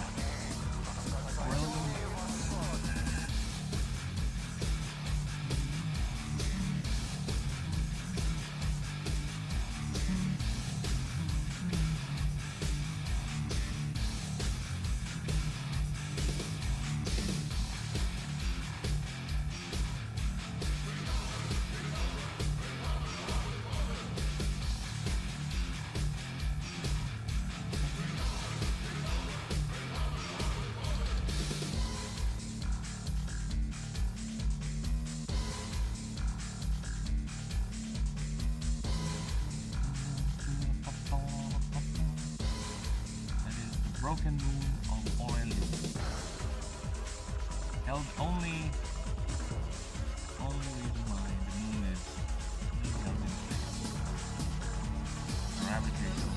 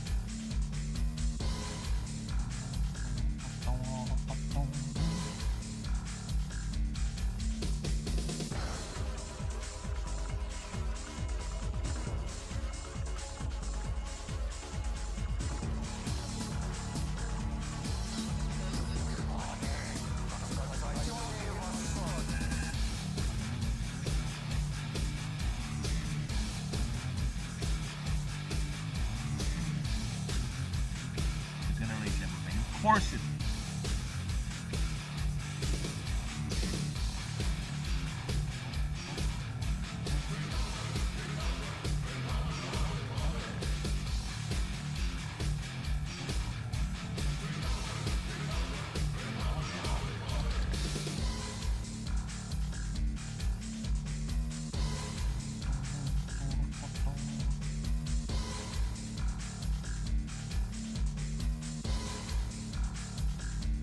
You have a moon that's basically an orbital detonator.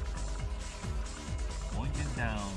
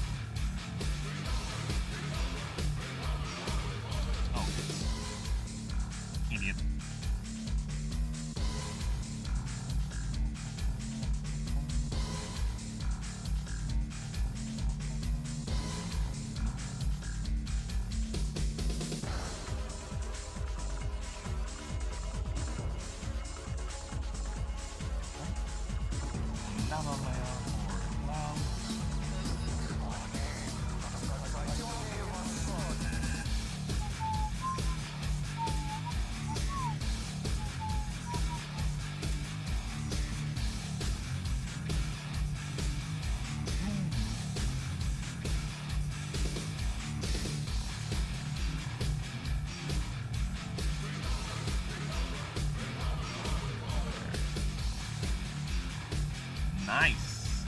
First ever depiction of the moon Aurelium outside the world ball.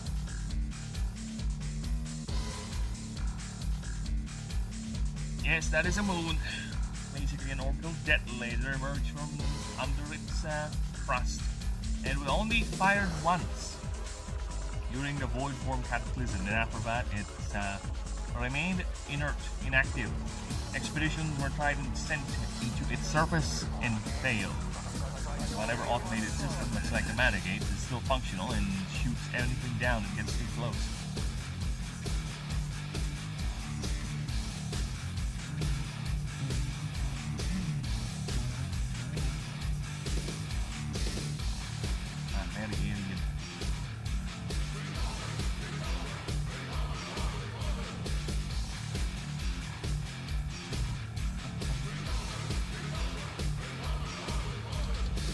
I'm gonna grab a drink, alright? We'll be BRBing. Because I need to celebrate this amazing feat.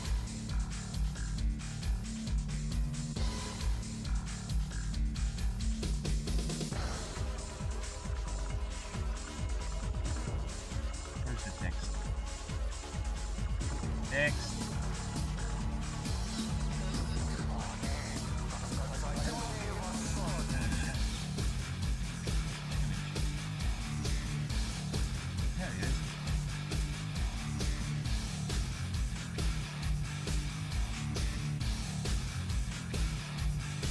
I'll be right back.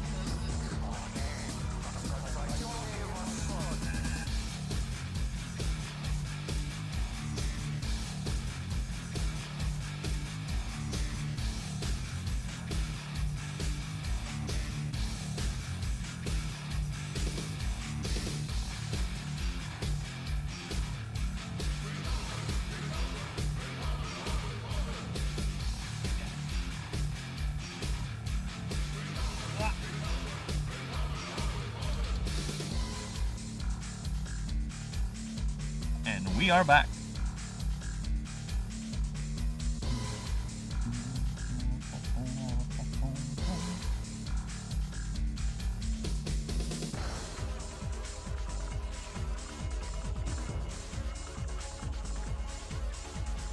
Okay, so where are we? Ah yes, I was celebrating this amazing drawing. I love it. The action shots are really getting... I'm at a point where my backgrounds are actually getting more complicated too. I started off, yeah, simple background, whatever. I'm not really not in the mood for background drawing, whatever. Now, we have cityscapes. Now we have hover trucks. What's next? An actual human being? An elf standing in awe as something happens in the background? The ambition is getting stronger and stronger.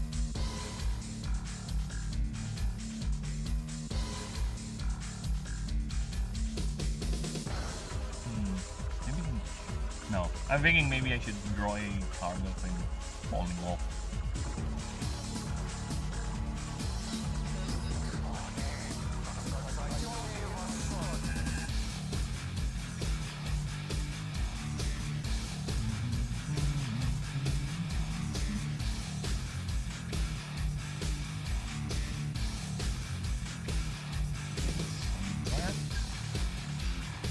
Now it's digitizing.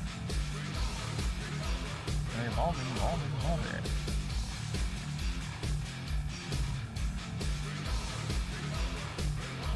Billy Jack.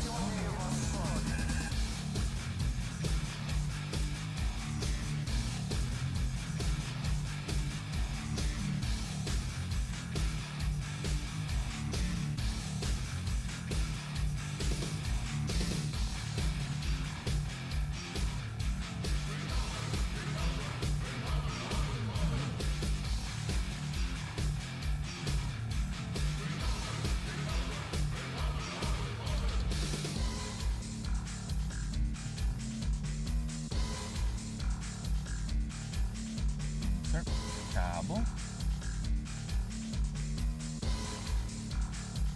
Oh, fuck off.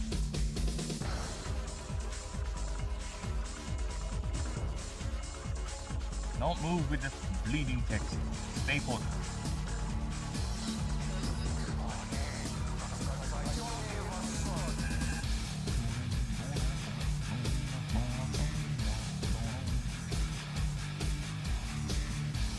Should the pictures be above or below? I think I haven't done that orientation before.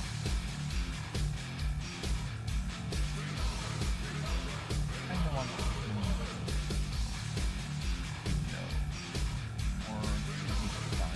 I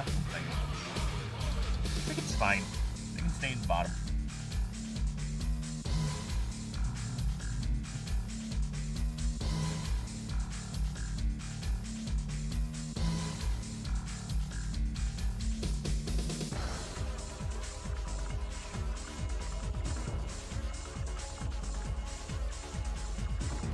I'm thinking, okay, how are we going to open the creature profile?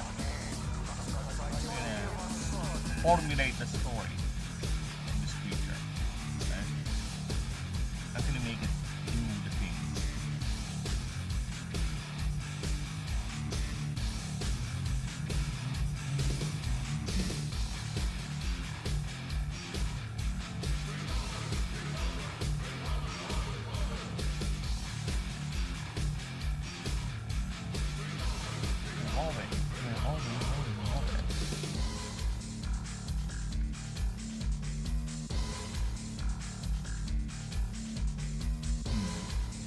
Alright.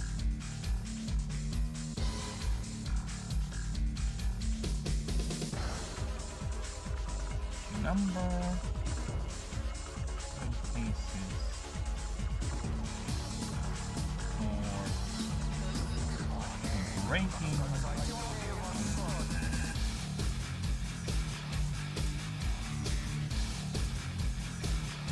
Let's say breaking and entering cases in a typical modern city per year. I just need an IRL analog in comparison, so, right? I just don't like bloating the numbers too much, where it's like 10,000 IQ, but the creature or Alakazam doesn't really exhibit any sort of abilities with that 10,000 IQ. Just, wow, look at this! Like, no, I don't like that. I want to be at least fantastical enough, but not too much. It has to be at least on the level, you know? So according to Gemini, my annoying secretary, in modern crime tracking, breaking and entering is typically categorized under burglary, which includes both residential and commercial break-ins. Because of the number of cases scales directly with how much people living in a city, criminologists look at the burglary rate per 100,000 residents to track averages. In a typical modern western city, the average burglary rate hovers around 230 to 270 per 100,000 citizens each year. Okay. Did I say a year? Right. Property crimes have actually experienced a massive historic decline over the last 2 decades. Depending on the exact size of the city you have in mind, the total annual volume breaks down roughly like this. City size, population. Small city, which is around 230 to 270 cases. Okay, so that's 100,000 people scale. A mid-sized city, which is 500,000, is 1,000 to 1,400 cases a year. A major metropolis, which is more than 1 million people, is around 2,500 to 3,500. So the average around small cities is 200-ish, and that's a population of 100,000 people. Alright? So a big city like Austin, Texas, or San Jose, California, ones that had a lot of people, 1 million at least, is around 2,000. So per million, we are seeing around 2,000 cases. Oh, this is just break-ins, because I'm trying to the idea is I'm trying to level the cases of reported attacks or any sort of disruption-related reports involving Billy Jacks. Alright?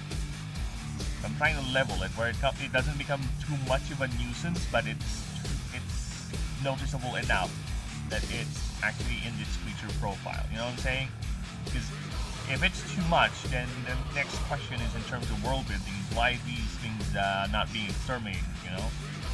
Right?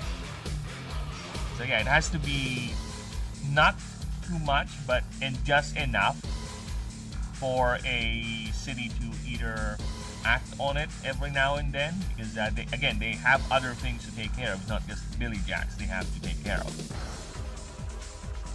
Right?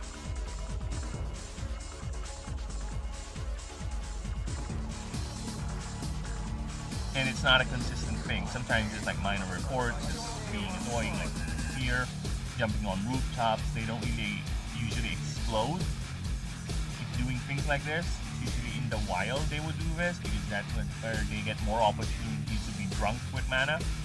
Like in the cities, it barely happens because of a lot of the mana saturation there. Is either too little or consistent enough to keep them on the level, where their drunkenness is usually just revolving into pranks and just playing around, messing around with people, right?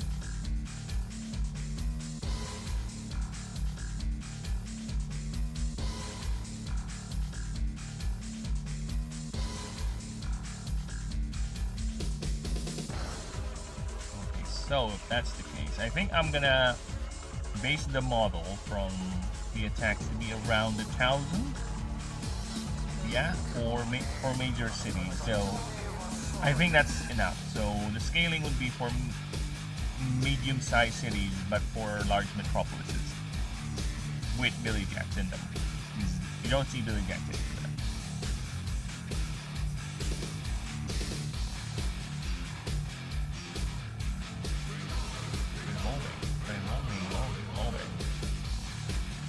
What would be a good place?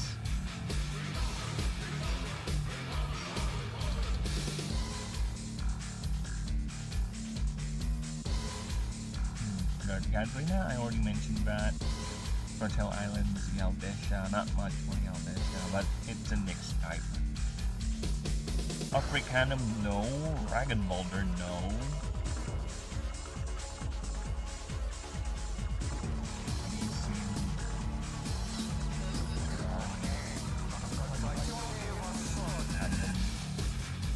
Probably that's gonna be Castonia.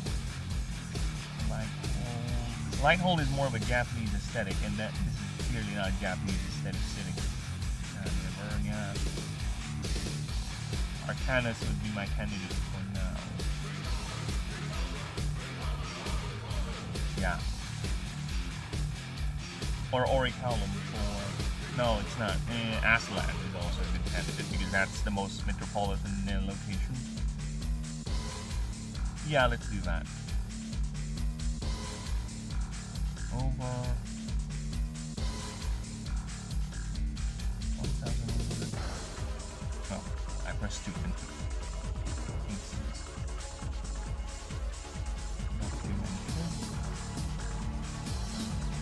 Then we got related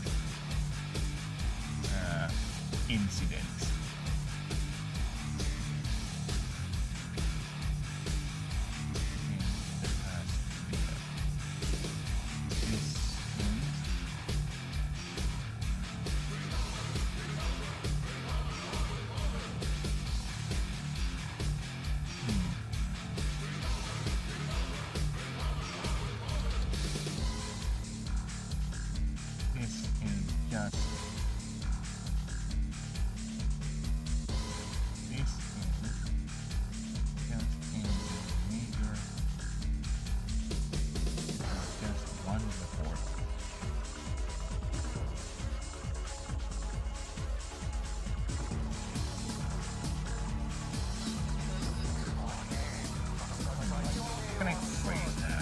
They're not everywhere. Not all cities have this problem, right?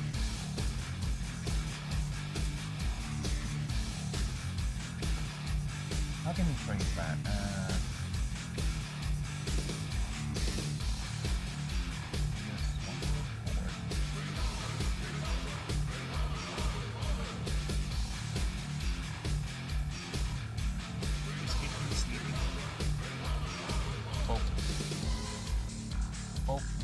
Pope front, double Pope.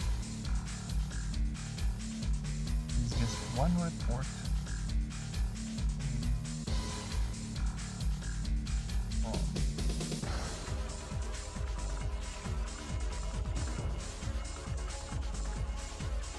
In the year, no, we have to put in a date. So 1050 is the current setting. So let's make this. Let's say the publication of this creature profile guide in universe. Alright? Because the way I write these things, they're in universe voices, at least for the profiles, because I don't think in creature profile for an actual academic read we'll have this sort of technical data. Like, no. But at least for the creature profile, the way I write it, it's like an in-universe voice. Right? The same with the gods too.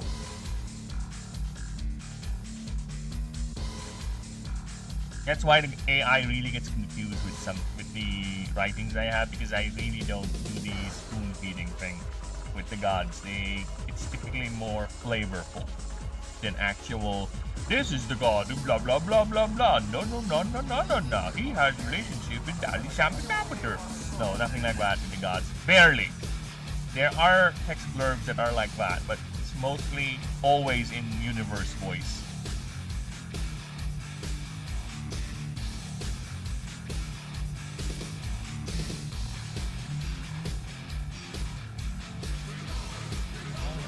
Revolving. What year? 1047.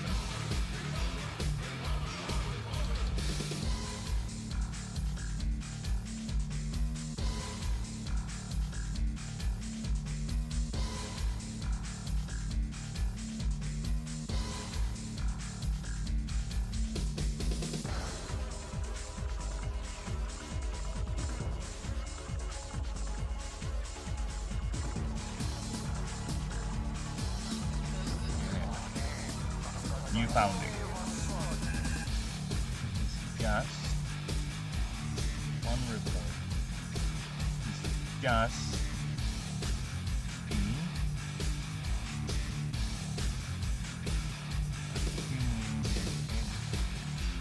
no. Just coming from the capital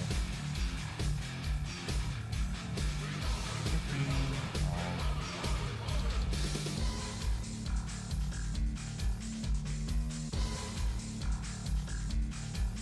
of Aslan.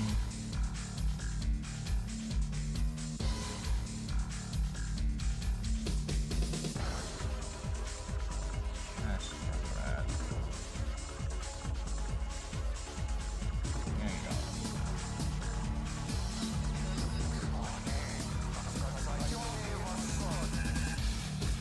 These can be minor. Missing pots, missing flower pots, flower beds, misplaced power bikes.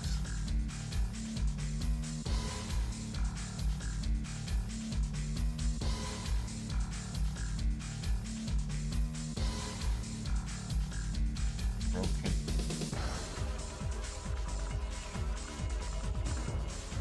Climate systems.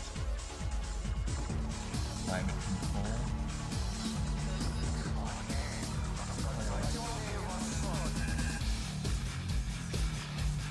These can range rather. These can range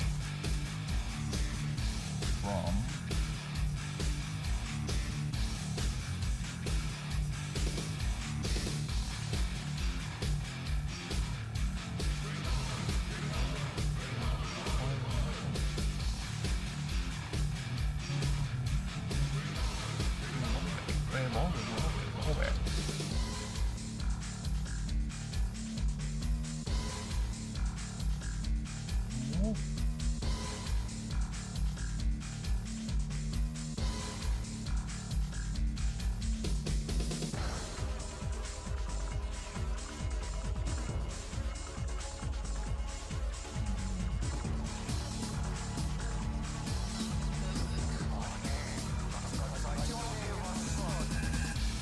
no, I think I need to scale the population. So, with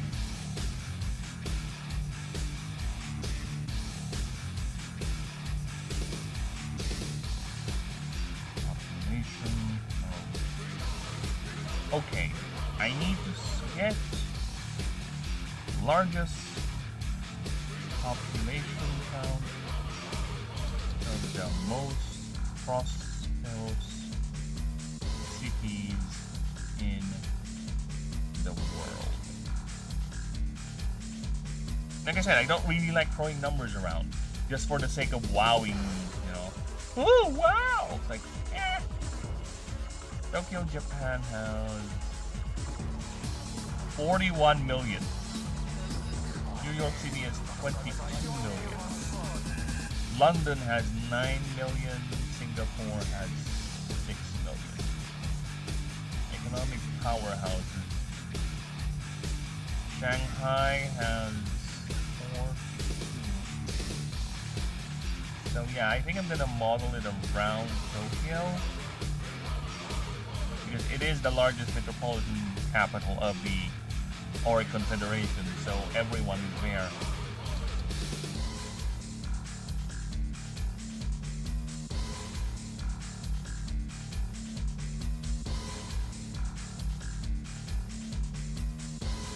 we're gonna go, let's say, 15 million. That's all that. That's all this public. There you go.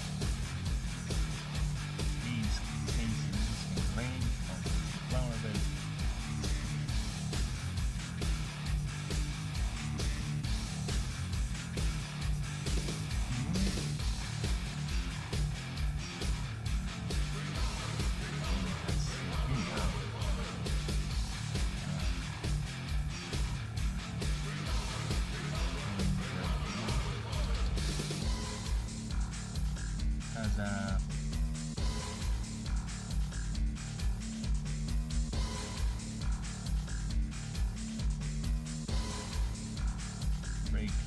Breaking and entering.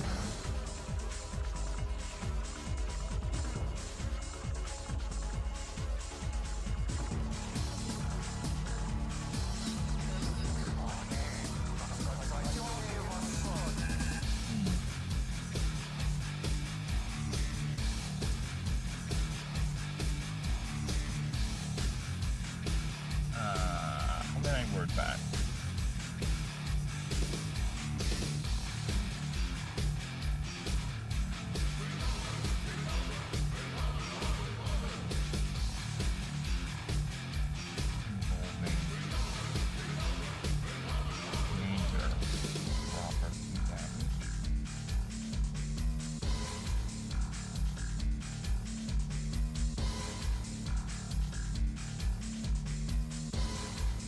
Even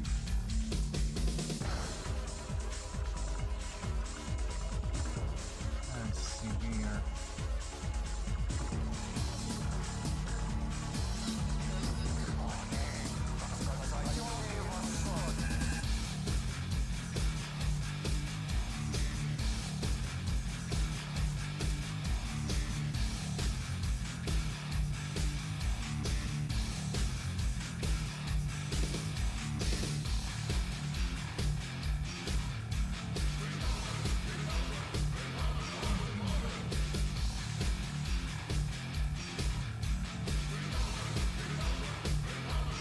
Not server, severe. Thank you. With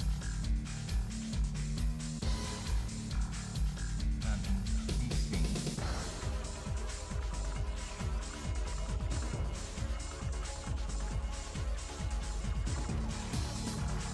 even though attack.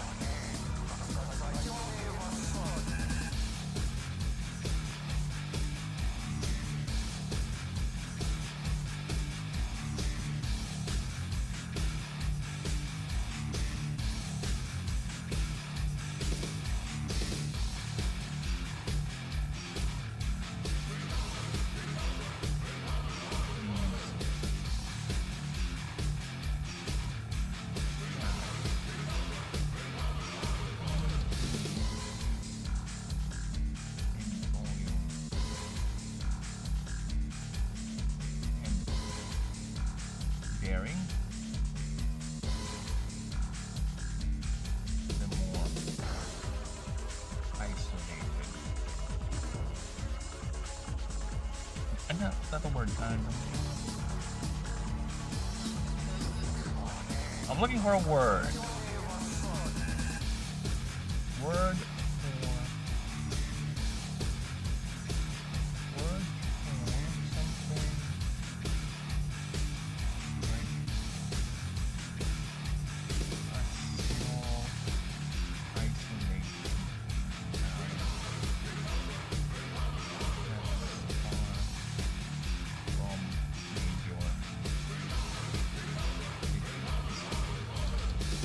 Word. I'm looking for a word.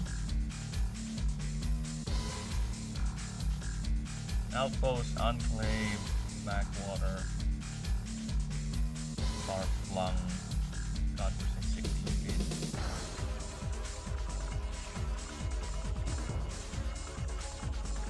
More secluded and the backwater location.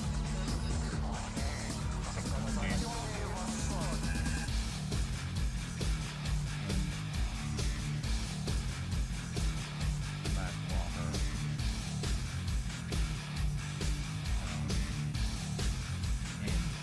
ability.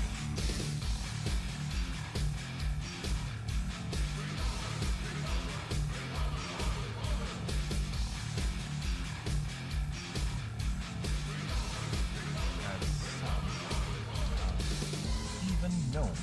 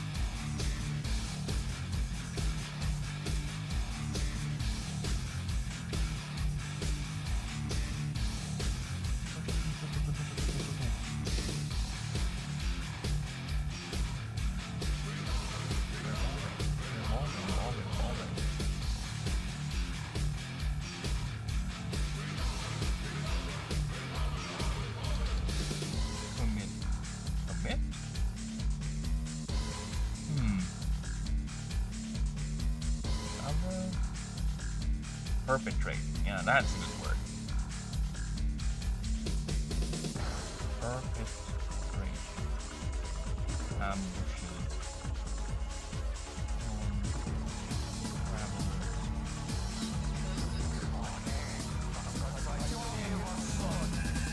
Light.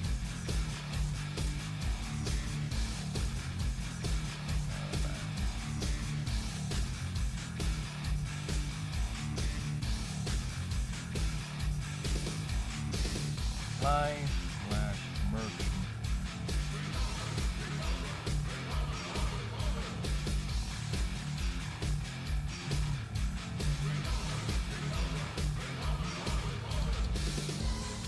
However,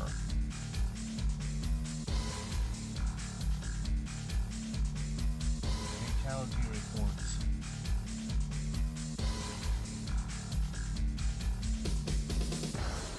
with these attacks are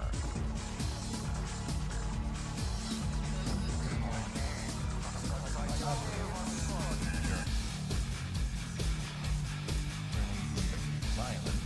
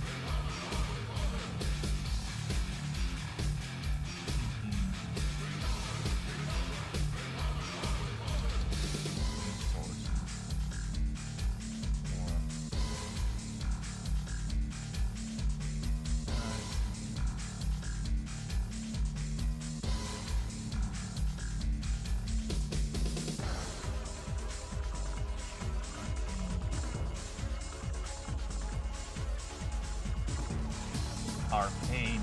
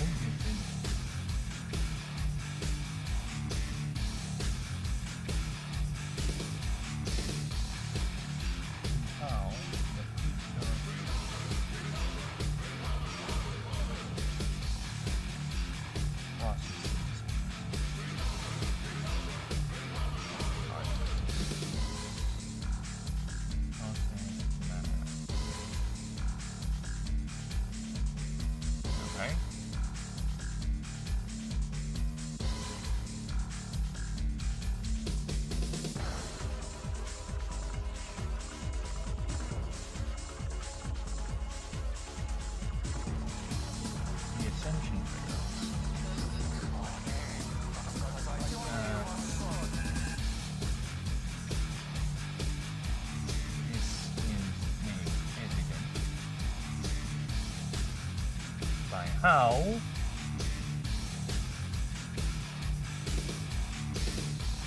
the creature ascends in the first place. The creature ascends from a merkin jellyjack.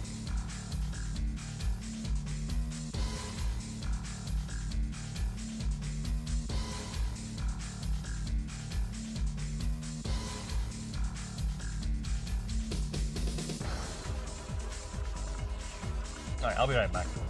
Give me a moment. I just need to pay. Well, not really. I just need to drink some water. I'll be right back. I also need to do some thinking.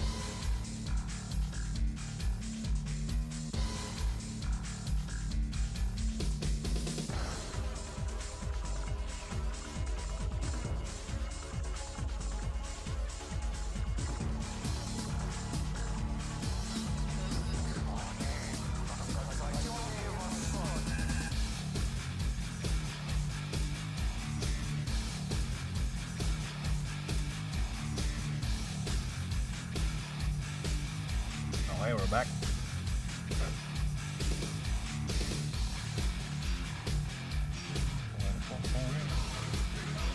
Okay, molding.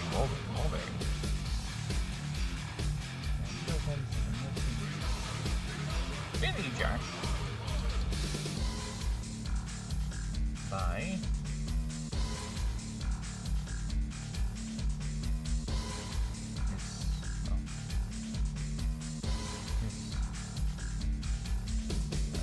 Trigger.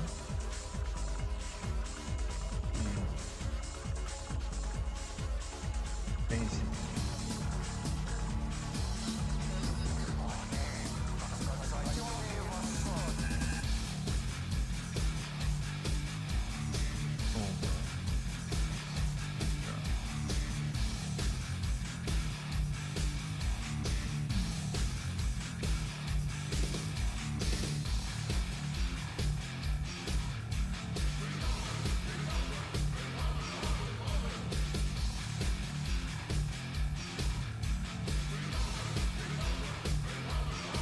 Hello, Light, and yes, what is that terrible realization?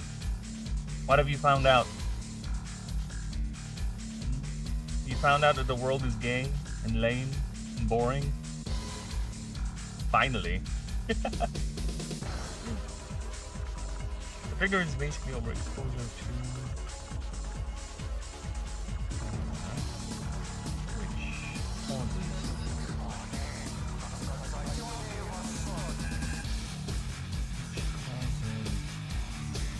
There's a new Batman. A new Batman is towards black, not even. Well, who knows? He might have a redhead wife, and the genes and the redhead line might be stronger. You know, so you might get both.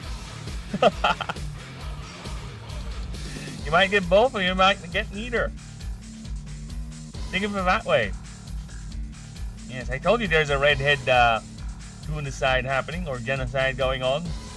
Hollywood hates the redheads. They're evil. They see them as abominations. They remove them from every media, every remake. No redheads allowed. None.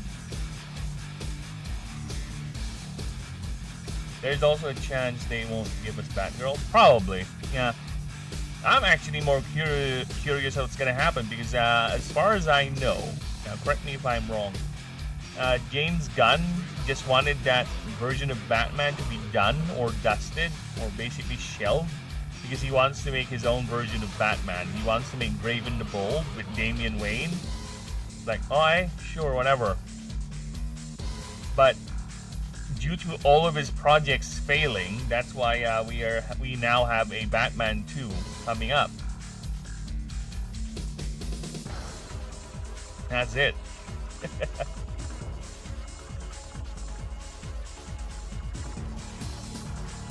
I've just come back, and what on earth is going on? What on earth? Well, we are discussing the possibility of my friend Lightside not having a chance to see a redhead on screen again. He apparently is in a redhead binge right now. So he's sad that he won't get to see a Barbara Gordon as a redhead in the new upcoming Batman movie. Good. Use your hate. Use your anger. Unleash it. Which causes the...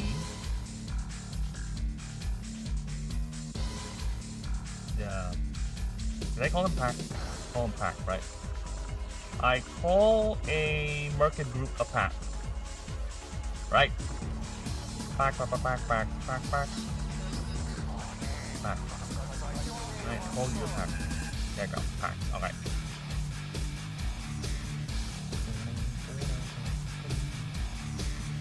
Got to say that Batman was in my... Dude, I've seen that Batman a few days ago, and I can see why people like it. It's a very, very good rendition of Batman and how pretty and realistic things can be, right? It's a Nolan realistic Batman where it's still a bit over the top when it comes to the technology, because that Batman loves walking into bullets, which that's a few things that I don't like with that version of Batman. I get why he's doing it, because it's the fear factor, right? Imagine trying to shoot this guy and he just walks to you. He does nothing. But all that kinetic force needs to go somewhere, so he's gonna feel that tomorrow either way. But regardless, the way he fights, I prefer a Batman who still tries to evade in trying to get hit by a gun, rather than a Batman who loves getting hit by guns in his chest, in his belly, right? Armor is there to make sure you're protected to parts or times you don't get hit. It's not there for you to always get hit. Alright? You gotta understand, that's how it works. So for me, a smart Batman would have that type of armor, but would still fight like he's unarmored. You know what I'm saying? He would still try to evade around, disable the guns, and do something about not getting hit by the gun. Because a ricochet bullet hitting your chest has a very high chance of going through your face hole, which is a good 50% of your mask exposed. Okay? Batman is not gonna die because he got a Bane or he has a powerful enemy. He's gonna die with a ricochet bullet going through his face. Alright, that's how he's gonna die. And yeah, no one bothered shooting him in the face too in that movie. Always in the chest. But other than that, I really like the way they portray Gotham, the way Batman looks. The one thing I really don't like is that the Bruce Wayne portrayal. That's another thing. Pattinson is a good actor, no doubt about that. But his Bruce Wayne is a Bruce Wayne that's still stuck in the emo phase years after his parents' death. I did said this before. It's kinda hard to hide your identity if you're a brooding loner millionaire that's not really doing the playboy thing, because that is a good cover. If you're a playboy millionaire who's constantly out there in parties, whose excuses he goes over the country, outside the country to do all sorts of weird parties and just basically being a degenerate asshole, that is a good cover for you to always not be there. Right? That is always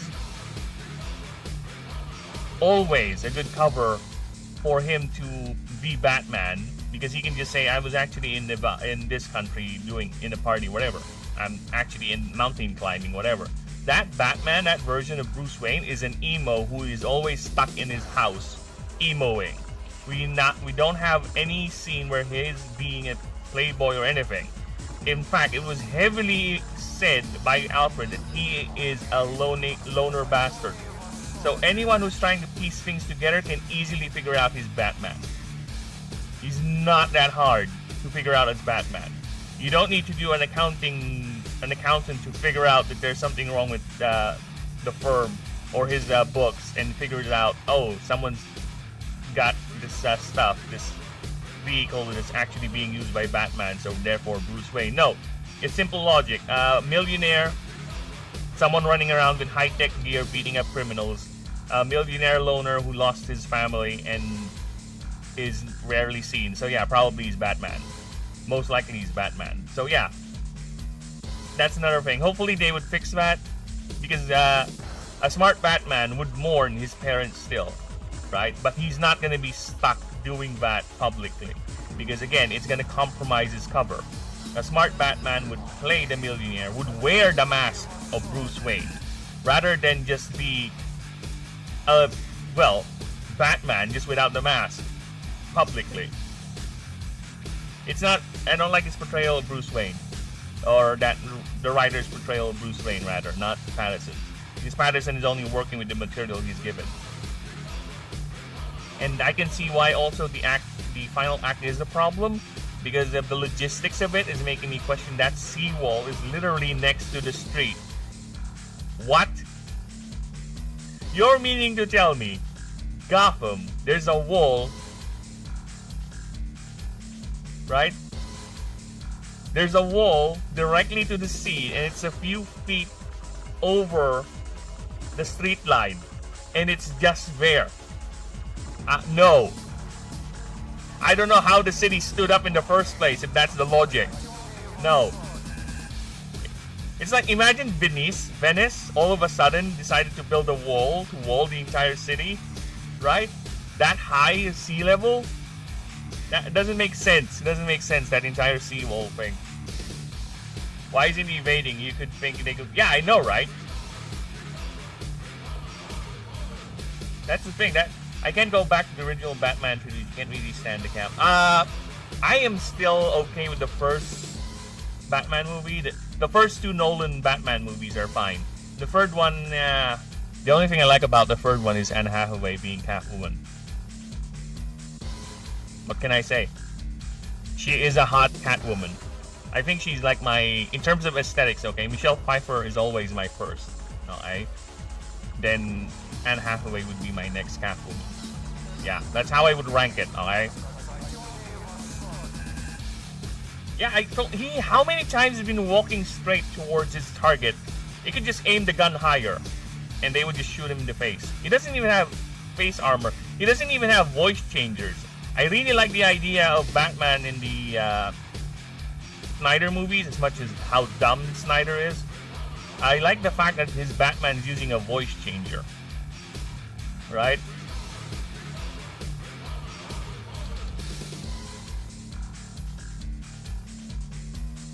I really like that idea. He has a voice changer, which is neat. That is a very neat idea. But instead, no, we don't have that. Again, you can easily tell someone by their voice nowadays. Come on, especially about a public figure. Why wasn't he still brooding in the first years of it? Yeah, he is still brooding. The thing is, he's brooding for so long. It's so long already. Right? It's so long. How many years he is now at the point of his activity that he has a bat signal that the public knows about him. He has a reputation with the criminals. So how long has been operating as Batman? I don't think it's first year. I don't think that's first year Batman. I don't remember the movie says how long it's been operating as Batman, but if you have that level of reputation already, you probably have took down a lot of major criminals at that time. To have that level of reputation. Right? So yeah, I'm sure someone out there, an investigative journalist out there, would already be trying to piece together who Batman is. The very fact that someone like Batman would appear, the first question is, who is Batman? Right off the bat, someone will be looking for who is Batman. And someone would have figured it out already. Considering second year, Long Halloween, yeah, there you go. Someone would have figured it out already. In fact, Edward Nygma figured it out, right? So yeah, because he's not doing a good job hiding his secret identity. He's not. There is no division between Bruce Wayne and Batman. There's no clear division. They're like the same people, with or without the mask. I was talking about the one where Batman... Oh, those ones! I don't remember them. The only thing I do like is the meme factor. The meme factor, yeah. The George Clooney ones, yeah. I like the campiness of it, right? I like the campiness of the original movies, but yeah, it's fun to watch with other people. I'll give it that. It has its charm, but I prefer the more serious takes, the one with Nolan and this one. Didn't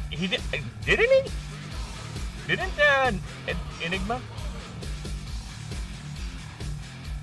Enigma was talking that Wayne was the only one who wasn't able to kill. Are you sure? I deleted my copy already. Are you sure I didn't figure it out? Because I technically was watching it second monitor. Because I was busy typing too. Are you sure? Didn't he figure it out? I thought he figured it out.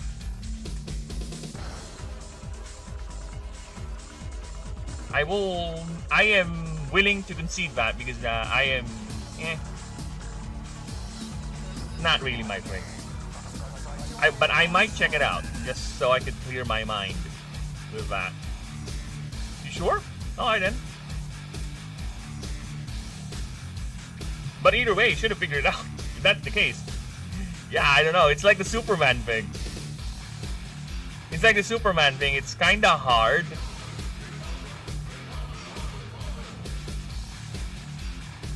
It was shown in a way to make Batman feel defeated. Oh, okay, so it's just Batman thinking he figured it out, but not really. That's what you're saying. I need to check that scene again. But yeah, that's what you're saying. Okay. So it's just Bruce assuming he got figured out, but not really. Alright. Well, I have to watch that scene again. This time, first monitor.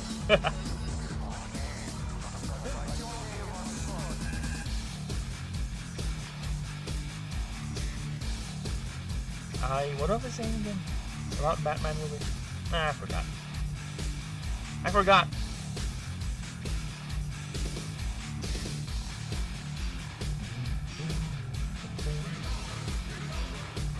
Yeah, but other than that, I can really see why people like it. I like it too. It's a good one. It's a good portrayal of Batman. And to be honest with you, I also kind of like Selina Kyle in that. She's not as overbearing as what people would say. Right? She's not overbearing. She has the modern isms, but it's not too much, which is okay with me because it makes sense with her character and how she is in that story. Right? And we will not be seeing her again, apparently. That's it. The actress is not going to come back for the second movie, which, unfortunately for me, I think that second movie is going to be the last one of that Batman. We won't be seeing Pattinson Batman anymore after that movie, that's for sure. There's a very, very, very, very slim chance it might continue, but I think that's it. After that second Batman movie, it's done. Pattinson is out.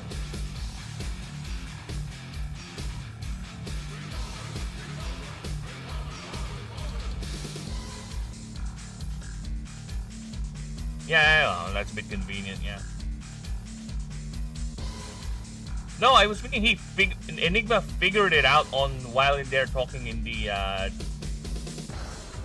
prison, right? That's what I'm saying. I think Enigma eventually figured it out while they were talking in prison. At first, of course, he doesn't know, but eventually it clicked to him, right? That this is actually Bruce Wayne or something like that. Again, I need to rewatch the scene because that's my impression of that scene where Enigma actually figured it out that he was Batman. Eventually. Again, it's taking too long, and you know why that camera in that scene is always being center, or there's a focus. You know who's watching behind that camera. It's It's Strange. I think it's Hugo Strange. I forgot the name of the Arkham director, the head of Arkham Asylum. I forgot his name. So yeah.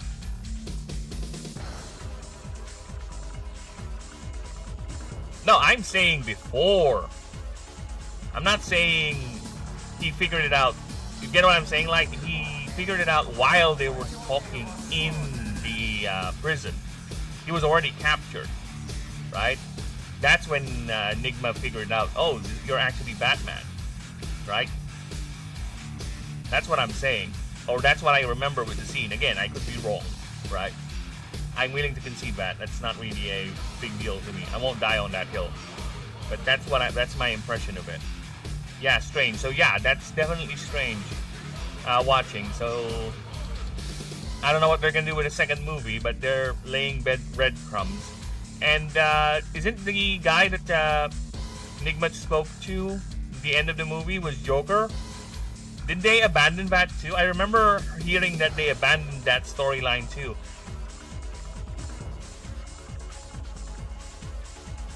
I think that is Joker, right? So they really abandoned it. They abandoned that storyline too, that was Joker. So I don't think the second movie will have Joker too. So that's another thing. So I don't know what they're gonna do with the second movie actually, because they abandoned that already.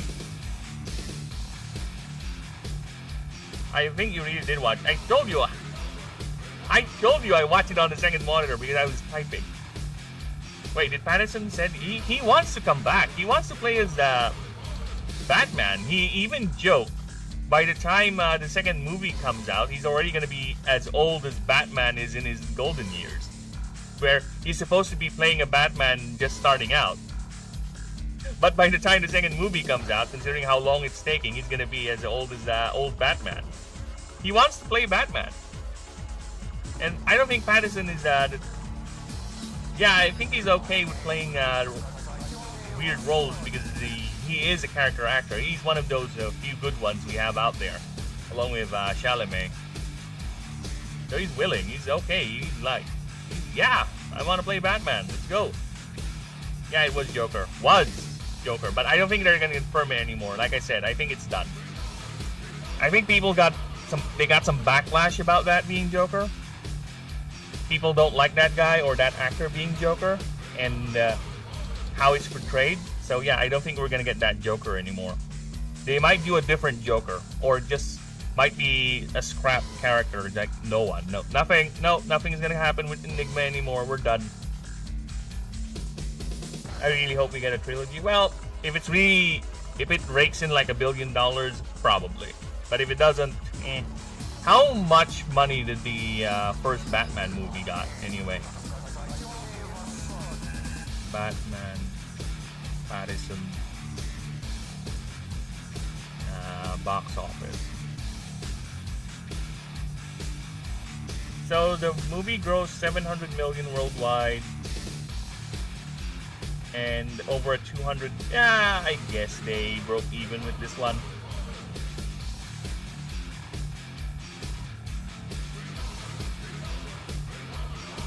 To be honest, I don't want Joker. We get too many Jokers. Yeah, I get what you mean. There's so many portrayals of Jokers now. We're getting too much Joker-fied. So yeah, Batman has an amazing rogues gallery, okay? Batman is among the best enemies out there, or yeah, rogues gallery. Can we have come on, Strange? Let's do something psychological. How about Scarecrow? They already did Scarecrow, yeah. Who else they haven't done yet? Freeze. They haven't done Freeze in a while. That's someone they can do. Bane. They already did Bane. To be fair, I'm okay with that Bane. Yeah, sure. That Bane, just to remind you, got killed by Catwoman riding a bat cycle and just got shot in the chest. Okay, that's how he got killed. That's how he got out of that movie. Wasn't Batman beating him? No, it was Catwoman saving Batman's ass.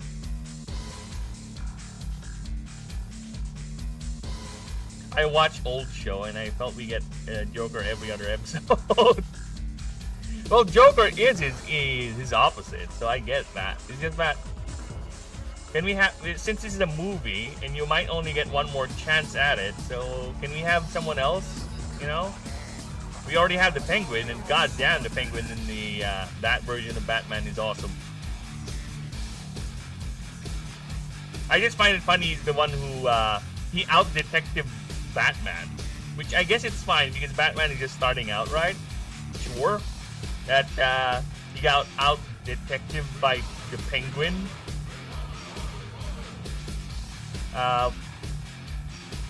Let me just pull up the Batman Rogue Gallery here so I need my brain refreshed.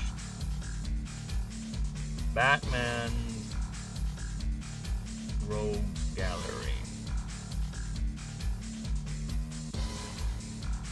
Who else we haven't seen in a movie? Oh, fuck off. So many prompts, fandom. Get out of here. Catwoman, Clayface. Yeah, we haven't seen that one, but they're gonna make a spin-off Clayface movie. No Harley Quinn, please. I'm done with Harley Quinn. Killer Croc is now. Oh, Mad Hatter is an interesting one. They could do a Mad Hatter.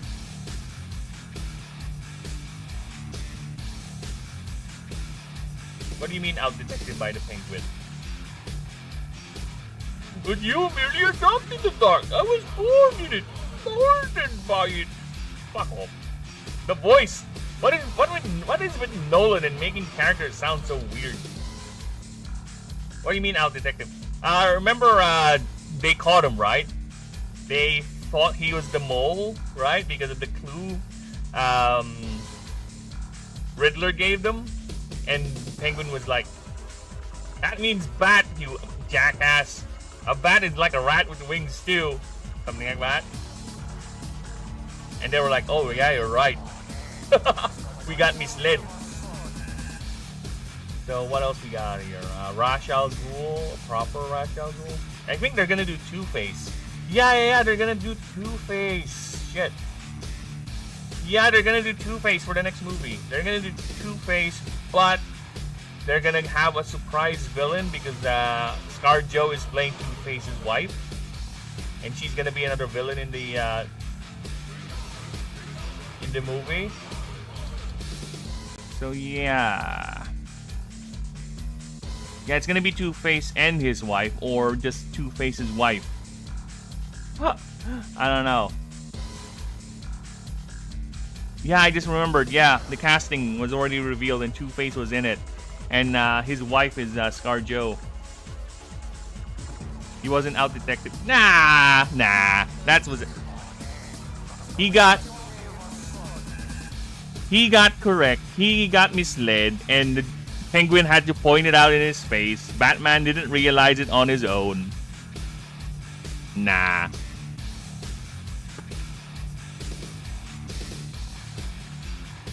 Batman made a mistake. True, it's fine. It happens. But Rat with Wings was Falcon. Yeah, I know. Exactly. And Batman was thinking it was Penguin, not Falcon. That's why they went after Penguin. Remember? And Penguin was like, it's not me, you fucks. That's why they left him there, right? So you're not gonna untie me? Well, fuck you then.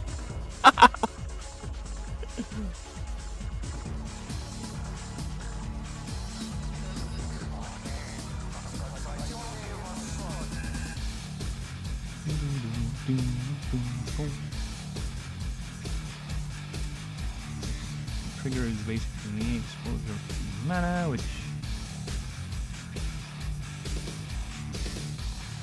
I know. That's why he got confused.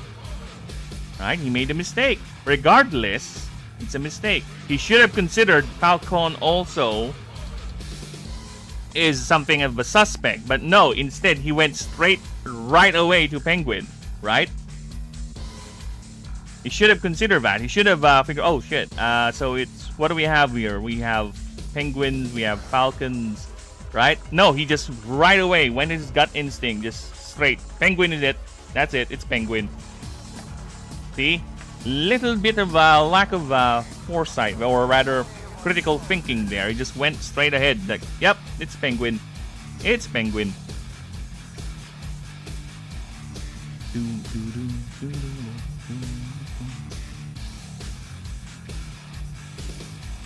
The entire pack.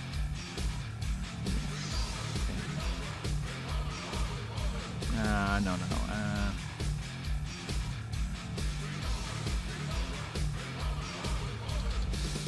Where either the entire pack sends forming a gang of...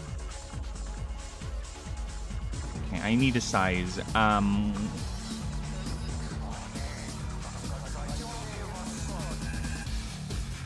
Okay, their packs can 10 to 30, so that's a lot.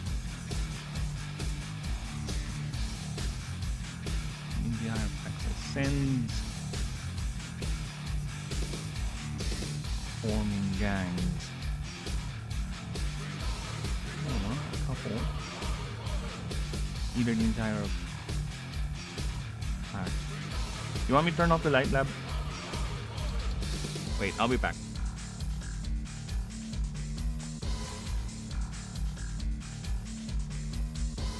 Oh. Did I just go out? Nah. Or let's just even do this and then just do it tomorrow.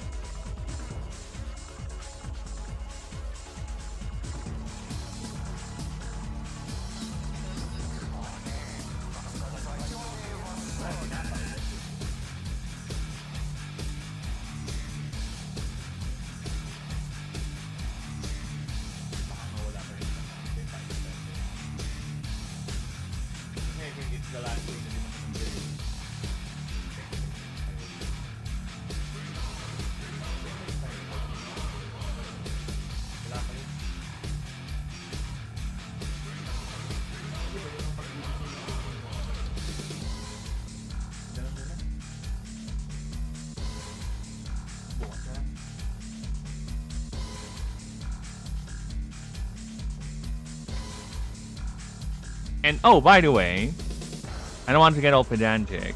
Like, penguins don't have wings, they have flippers. You don't see a penguin fly. They flip and flap in the water. They have flippers. Nah, I'm just kidding. I'm just being pedantic. I'm trying to trigger people. Fuck off. Enter the entire pack. Or a few individuals.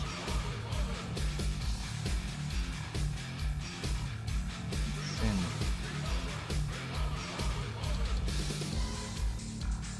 Regardless.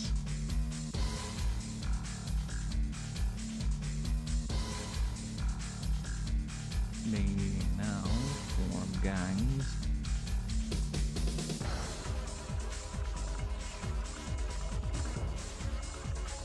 Which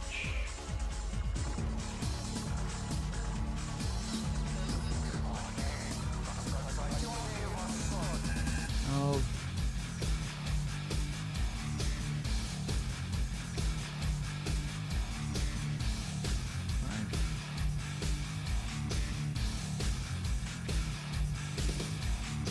3 to 5? No.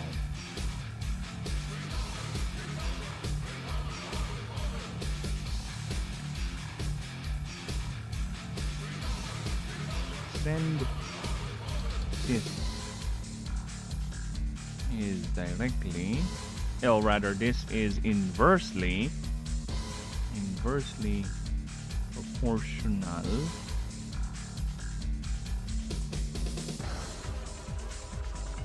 on the size of the merkid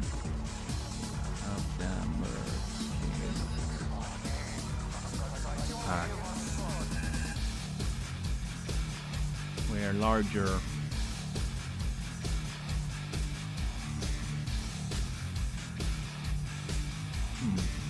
kind of like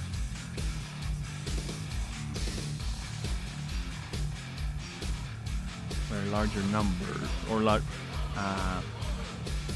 bigger members. Yeah, I kind of don't want to use the word pack again, because I think I used it 1, 2. That's too much packs. Where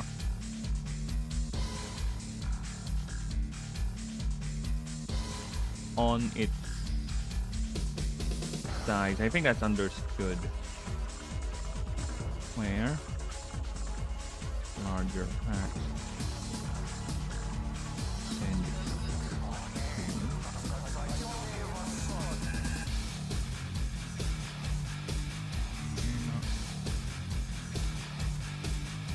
stay as more kids.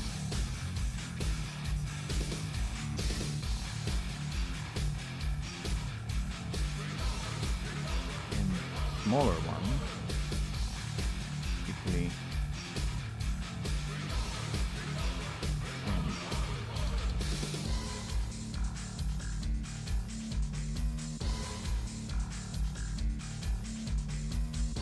regardless, these new gangs operate regardless.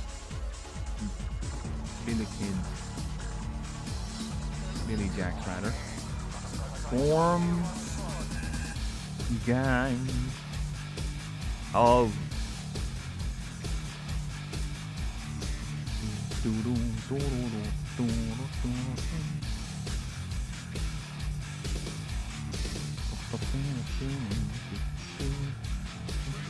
five to 12 individuals with the largest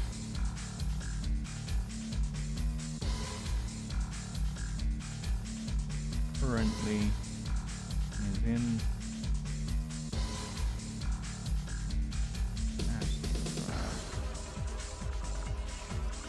locally dubbed as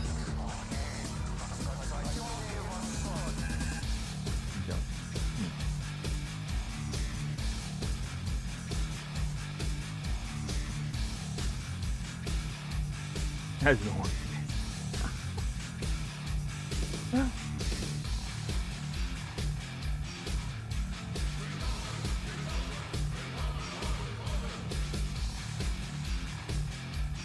Or rock horns.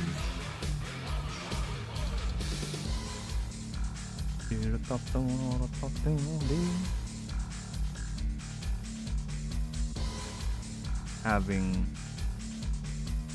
35 members. Each member operates in teams of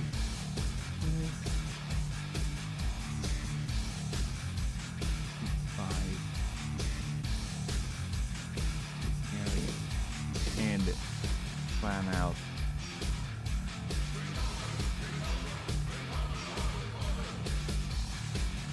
throughout their territory.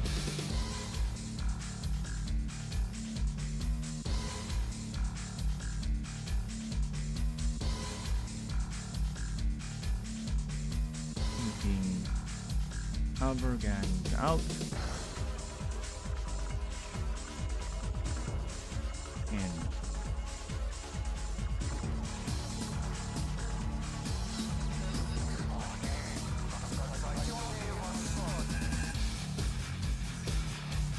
being a general nuisance. Citizens.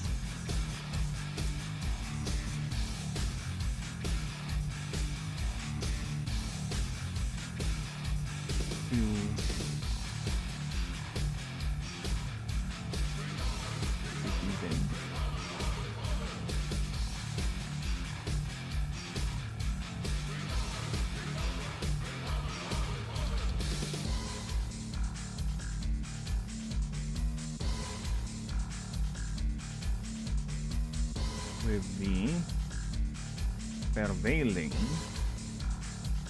theory regarding, yes, like I said, they get drunk. They get drunk. That's how and why they do all these things. They just basically get drunk on mana. They go overboard.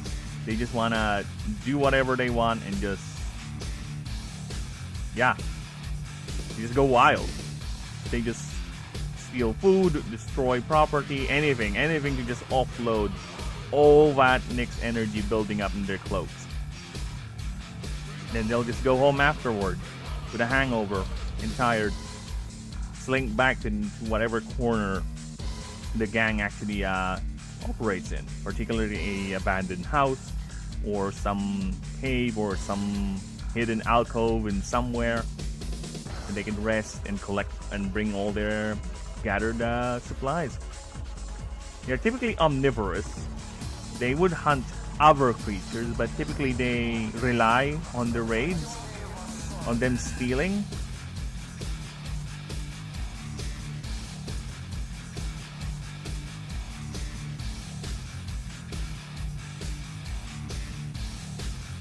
Sorry, I'm looking for my OBS. There you go.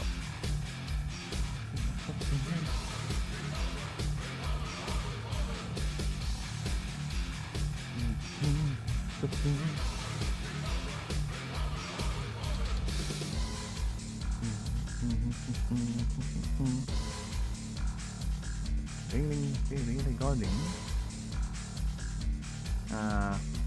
I got tangented out of my point here. Then it became this long tangent over here. I got tangented out. Too much tangents.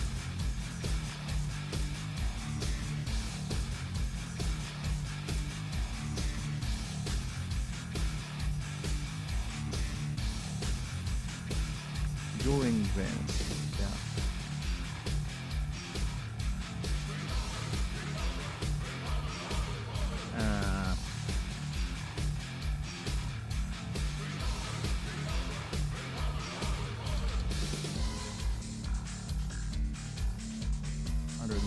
out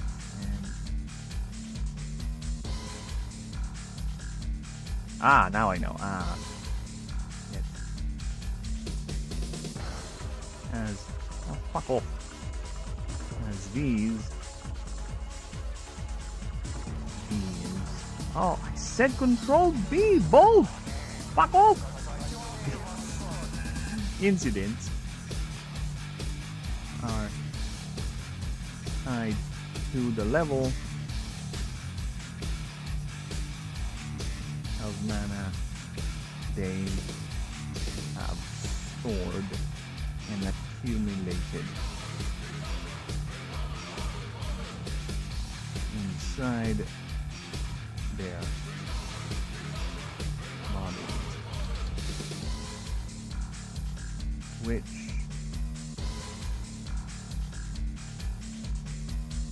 is visually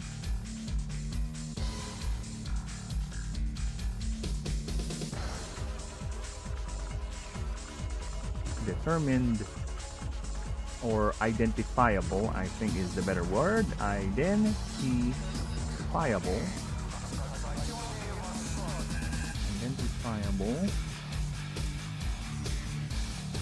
by the thickness. Like, they have thick cloaks. Is that a euphemism? No, it's not. Thickness and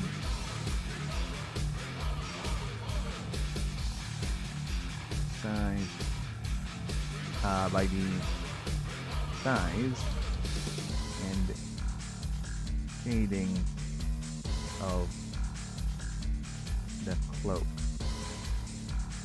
Basically, the bigger the cloak, the thicker the cloak, the more mana it has.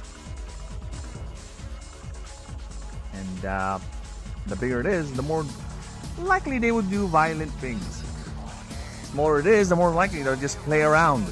Like in the first picture here on the left, where they are just on the rooftops, just happily skipping about. And when they get wild when they have bigger capes. Or at least, this one's like, let's go break something. Yeah, sure, why not? That's why they're attacking the supply truck over here. Like I said, they get drunk.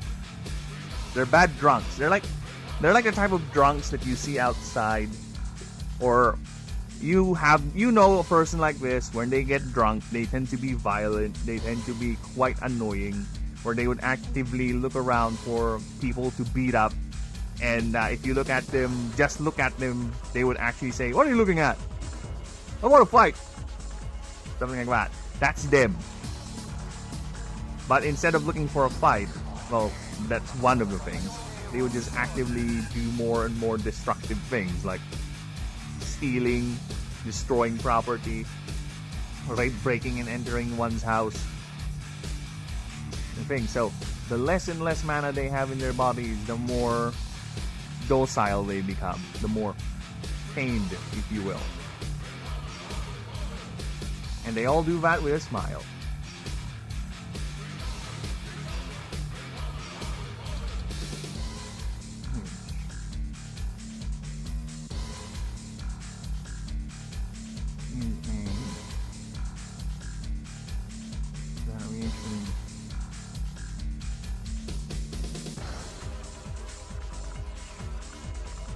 Cloak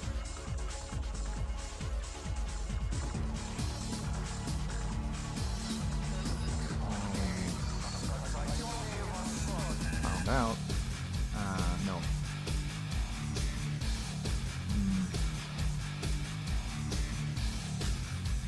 firm is a specific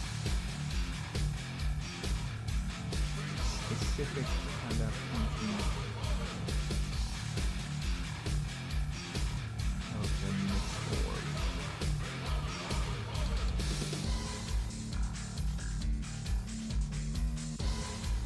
Where instead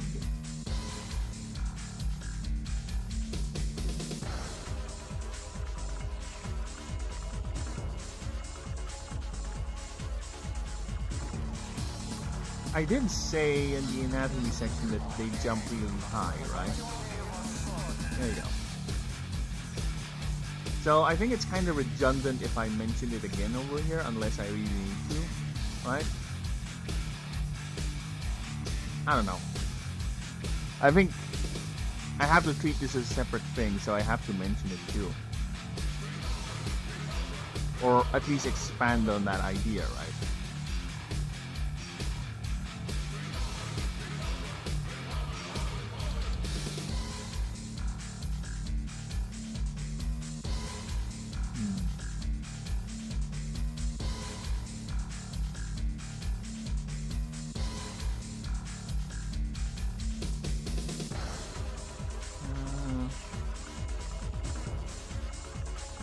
No.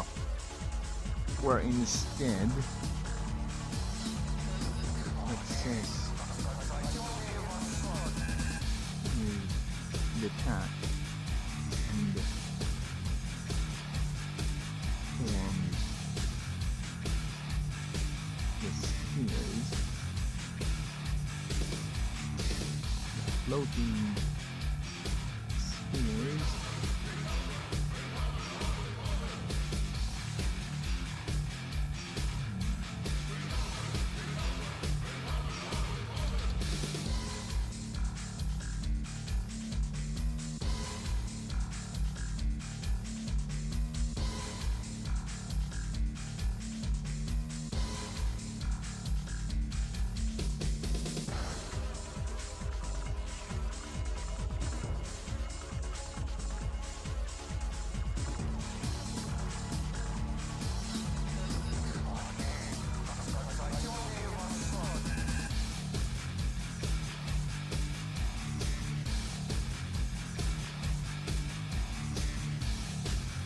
Alright. Yeah, because I also need to justify the typing too. Because they traded their abilities to meld into the shadows like the Merkid does for a physical form. So they cannot really do what the Merkid does where it melds, right? It melds into the shadows. They traded that for a more physical and greater physicality where they can jump higher, they're more active.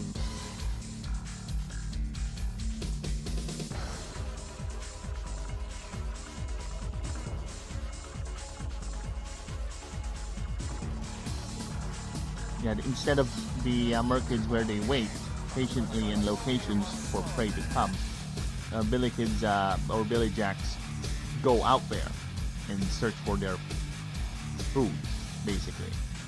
Right? They're more active. So the species idea for adapting to that is detaching their arcane capacity into these cloaks. So a normal Merkid would have Nyx orbs floating around it if it has too much mana, right? If it really has too much, they would ascend into the Billy Jack, where the biology changes from its creating the orbs when it has excess mana to it just flows outside its body. Like literally, that cape that we see is the excess mana being converted into next energy by the creature's biology, right? So they solve that sedentary, that ambush thing to be more active. That's why they have it separate now. Their adaptations have made them develop the Nyx orbs where they don't want it to be floating outside, where it's much more vulnerable and it can be hit or destroyed, losing that energy. So they gotta be greedy.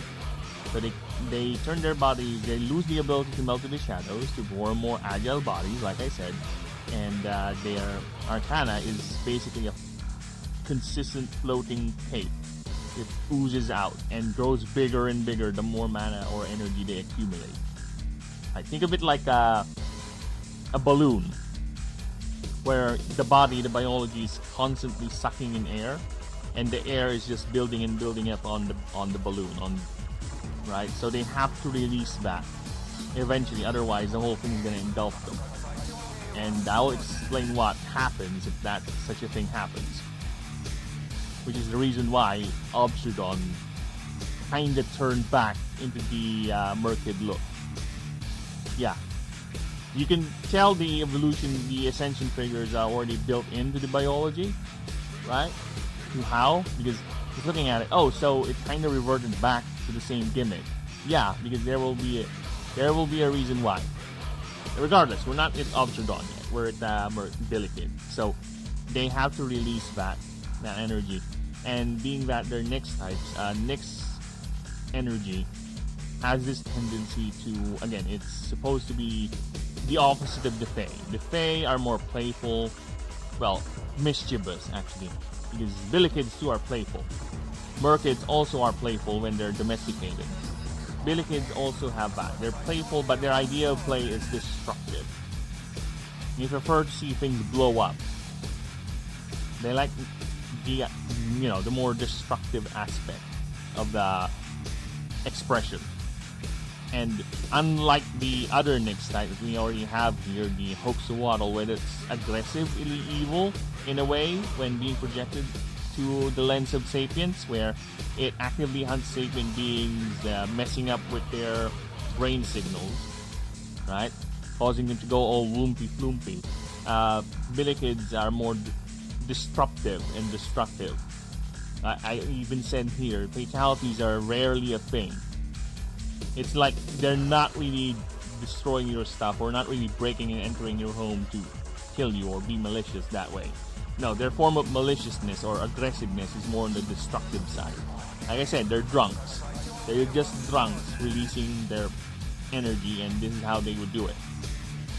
In the wild, they would actually go around, destroy forests, trees, whatever. It's just that the species is more inclined to do it with sapiens, which goes another theory as to why such a creature behavior exists.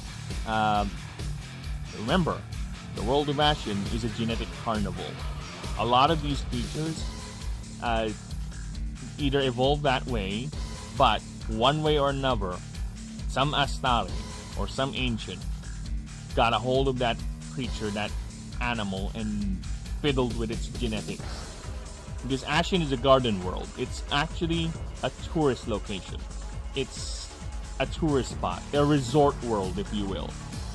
So people go there from the rest of the universe, the Illuminate Empire, to the Managates to vacation, to buy exotic pets, genetically modified pets, to make sure their next kid, or to have their bloodline be removed of some sort of a genetic disease.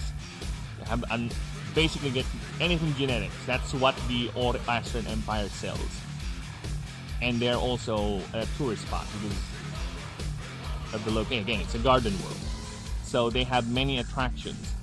The face starter Dondania is an entertainer. It's supposed to entertain. It's like a court jester.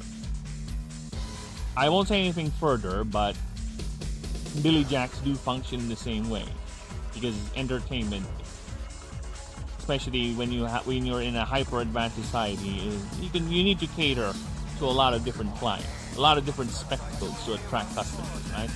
So let's just say one of those is involving getting pranked on. Because I will tell this straight. Some creatures out here are designed to be gladiators in arenas. The Mehraj, the reason why the Mehraj is actively looking for fights and it's constantly aggressive to everything that's as big or bigger than is, because it's been genetically modified to be a gladiator in Astari arenas. Right? I didn't say it here, I focus on the biology of it, but there are historical evidences of gladiatorial arenas in the old Astari Empire where Mephrages and other creatures are being used to fight. Because again, the planet is, or was, a garden world, a resorts world. Lucerius, the Betrayer's job was once the planet's HR. Or rather, he's the face of the customer service. That was his job before he became, let's just say before he handled other things that he likes and finds quite demeaning. Yes. And also, some of these creatures are just basically projects. The Tetri line was actually a wedding gift. Right? Have fun, I'm off. No problem, Light. Thank you. Thank you for stopping by and Batmaning with me. The Tetri line was actually a wedding gift to Agatratis, the goddess of culture, beauty, and desire. That's why the creature is designed to be marital. That's why the creature is designed to be has this inseparable bond. With the entire line is basically revolving around the bond or the I won't use the word romance, but for lack of a better word, the romance between two birds. That's why. And it just so happens now, since the fall of the Empire, a lot of records were lost. A lot of things just got fucked up. Let's just say the world is starting to piece things together, and most of them are not full complete, right? But you will see that as we progress, because that is my main justification why there are creatures that behave like this.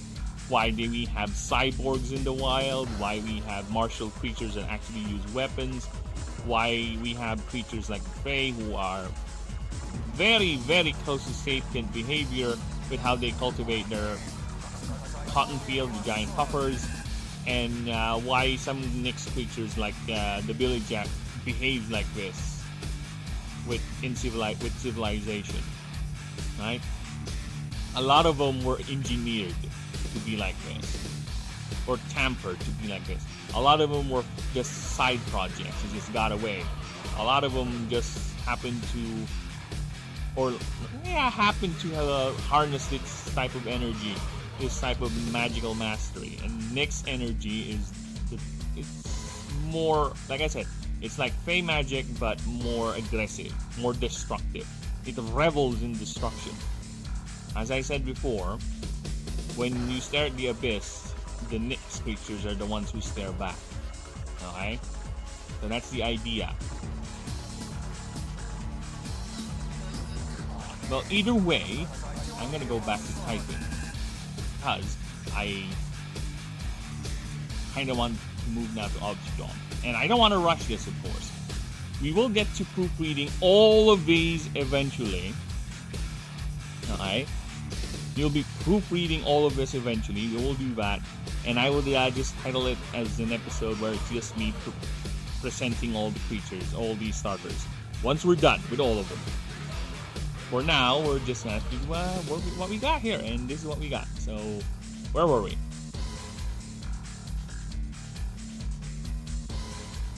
So I need to have all of that idea, what I said about what the Billy Jack is, with its biology, physiology, and everything, into this, right? So there's a lot of things I skip.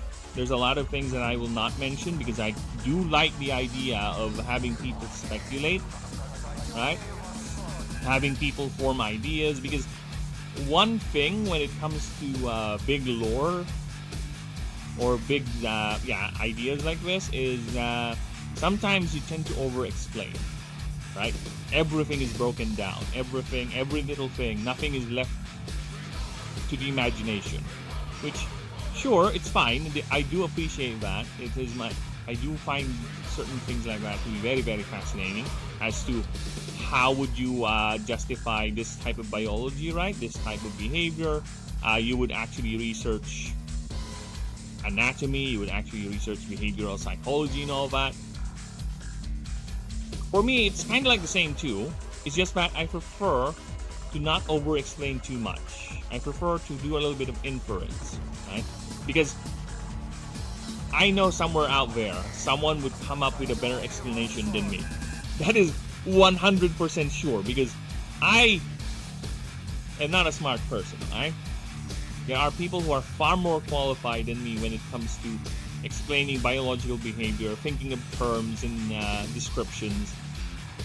That's why I'm glad I have a thesaurus here, because I do forget words. I do struggle with words and naming conventions every now and then, and I'm really happy we now have easy access with that type of data, right? So yeah, I'm sure someone better qualified, to me than me in this whatever field will probably think of a better explanation why things are like that. I would just imply and infer. Okay? I will not neither deny nor confirm, of course. It depends. Like I said, I already give out some of the unwritten things about the creature designs, where Mehraj is actually a gladiatorial creature. It's designed or modified, well, not the entire line, but the end point of the line to be a gladiatorial animal. It's meant to fight. But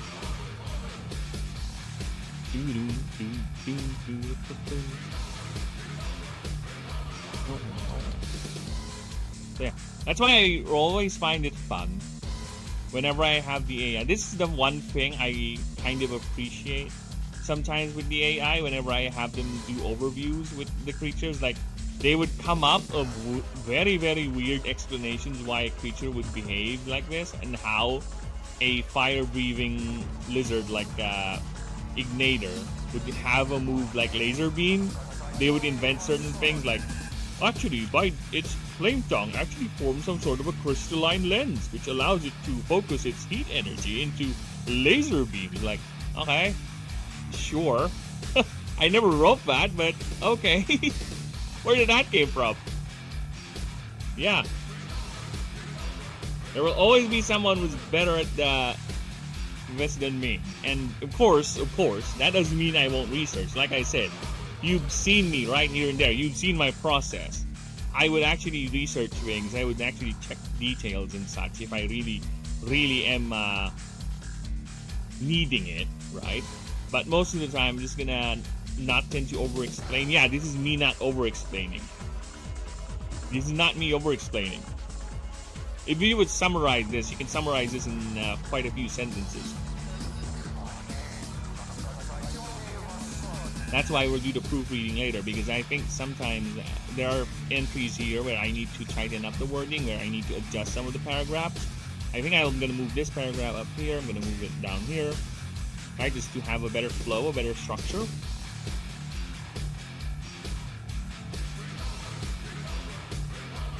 So in the meantime, with that done, let's go back here. Let us continue, shall we?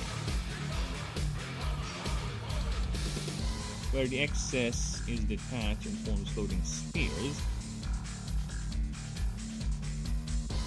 the club, Billy Jacks, do not have the same adaptation for the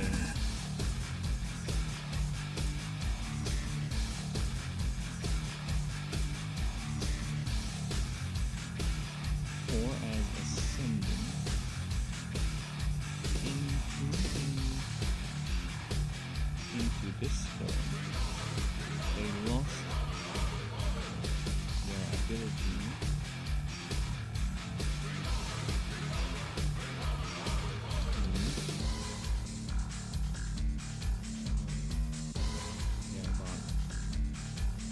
to meld into the shadows. The way does. In exchange,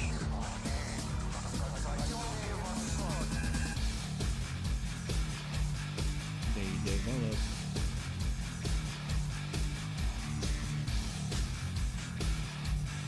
develop more a highly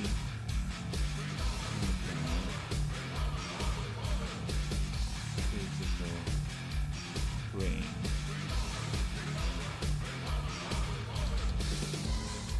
Capable of great feats of agility and, well, dexterity and agility is different, right? Agility is how quickly one's move, I think, and dexterity is how well coordinated one is. Yeah. I think it's fine if agility. Well, actually, no. I need a word. Words to describe. Let's say a parkour runner. Parkour. How many parkour runners have broken bones and body parts? I don't even know if extreme sports are still a thing. There used to be a time where, even here in the Philippines, there's a lot of extreme sports events, but it just died down. I don't know what happened.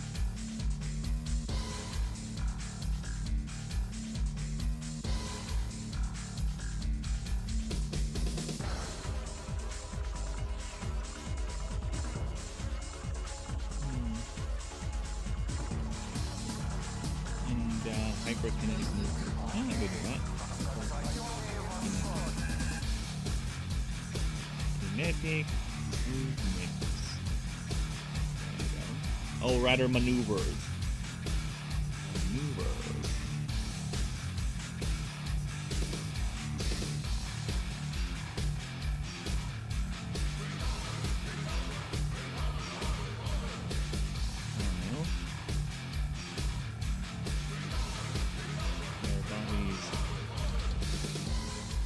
Still convert into energy,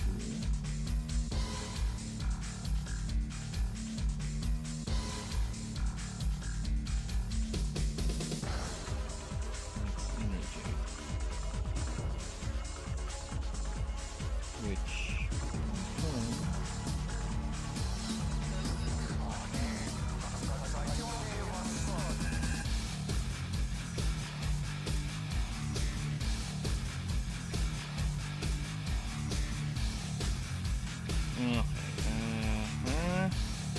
we're getting redundant here. This is the level of mana that you have stored are typically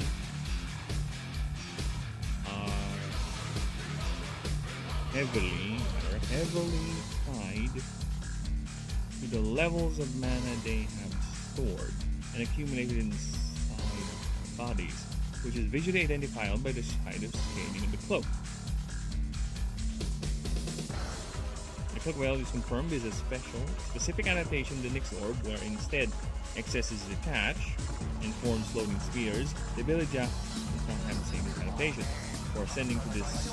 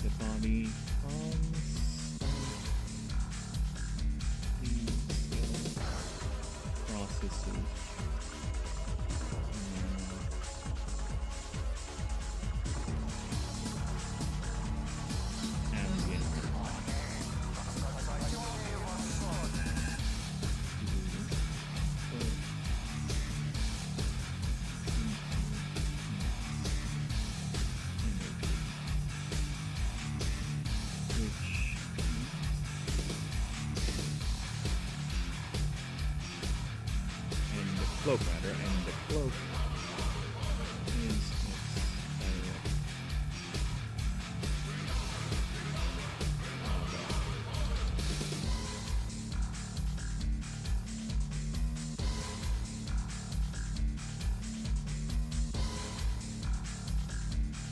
Okay.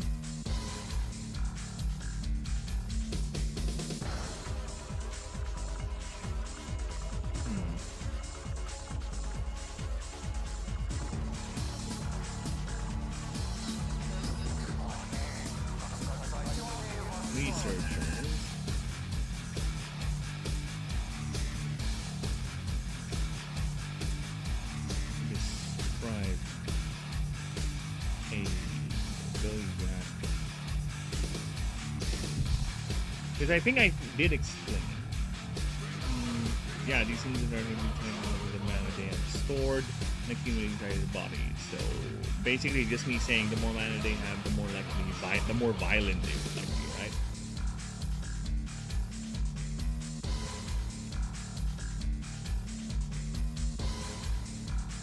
Described a Billy Jack having.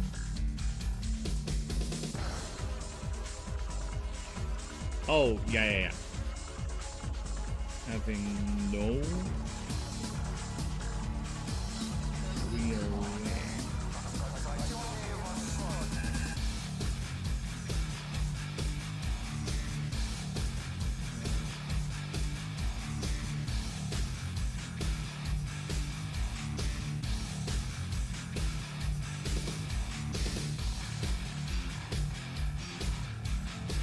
This highly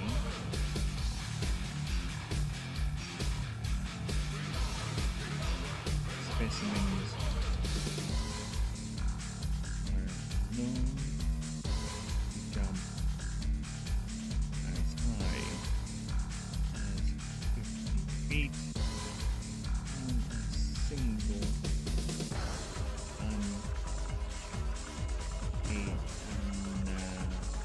magically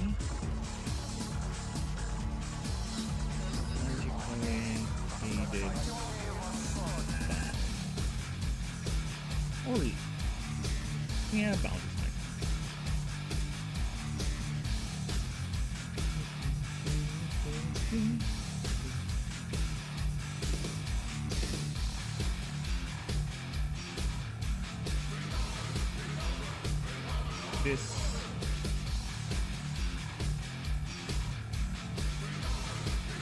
This results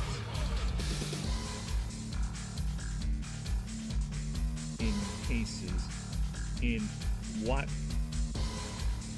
biologists call being in a state of drunkenness.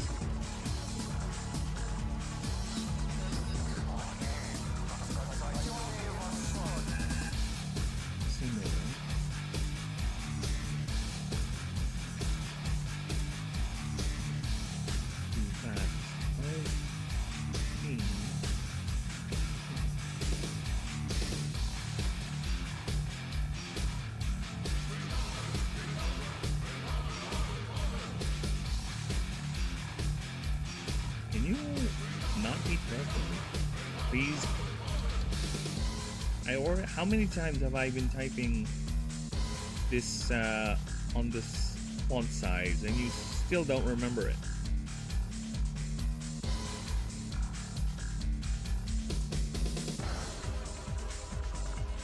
This state.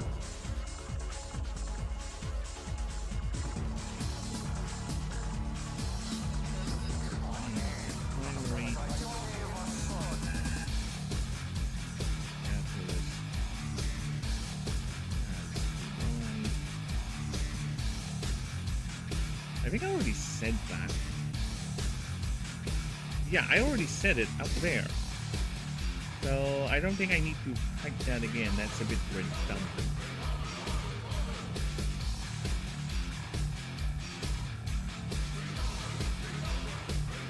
So I think I just need to move that.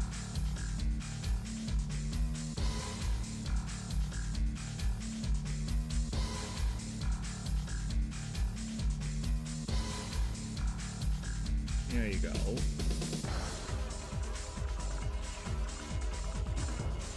Yeah, this is going to be a new paragraph now. Being drunk. Each member operates into 5 teams who plan throughout their territory, keeping other gangs out, and being a general nuisance to citizens. These incidents are heavily tied to the levels of mana they have stored and accumulated inside their body, so that's it. Now, at the very end, we just describe its state. It's similar to being drunk, so I think we're fine with that now. I don't need to add anything more to that. Alright?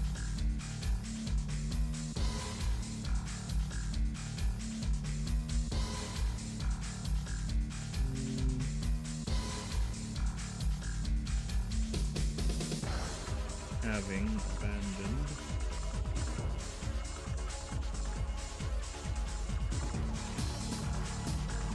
They're mostly fed in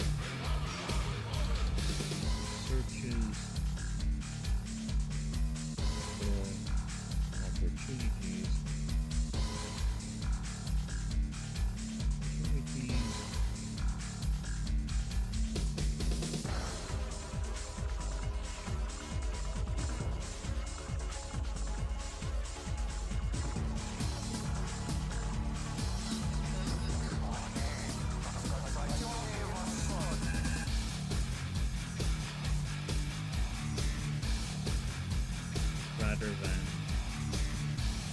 waiting for it.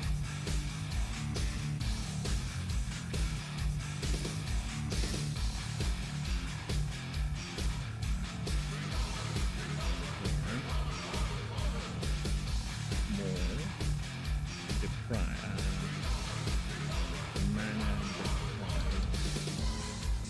deprived.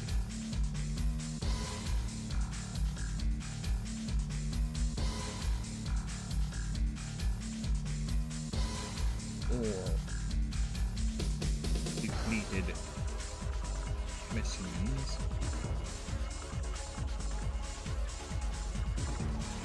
Depleted, not deleted. Depleted.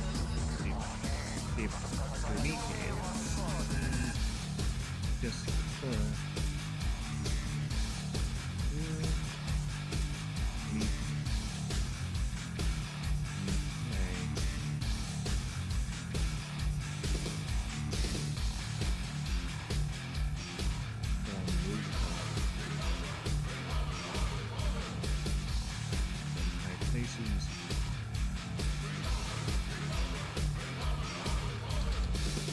rooftops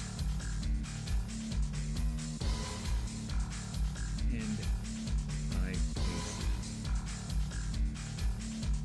with the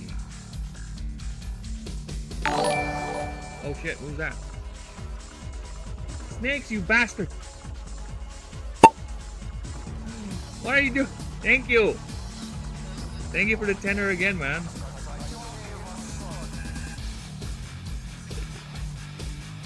You are surprising. Okay, I'm gonna add more effects. Alright, I'm gonna add more. Alright, I'm gonna add this one. And because of you, I'm gonna add this one.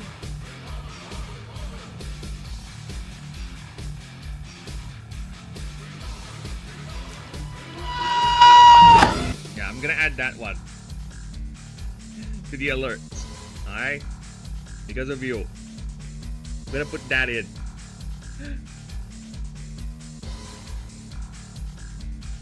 Now, you have derailed my train of thought. I need to refocus. Thanks, thank you, man. I don't know what to say. Just thank you. I will make it up to you, I swear. I will.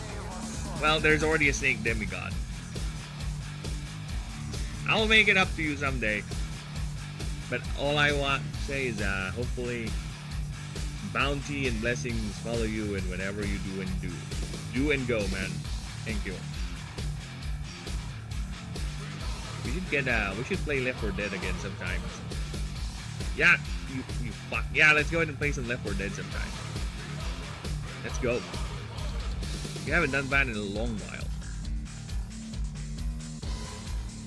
Now where was I? 100 and wait. Oh, there you go. With the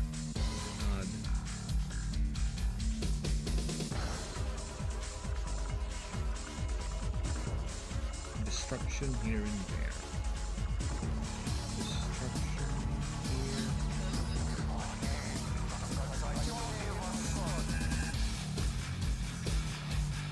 I don't want to call it prank.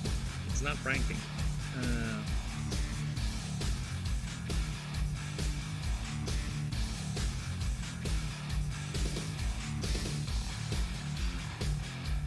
Let's see. What else we got here?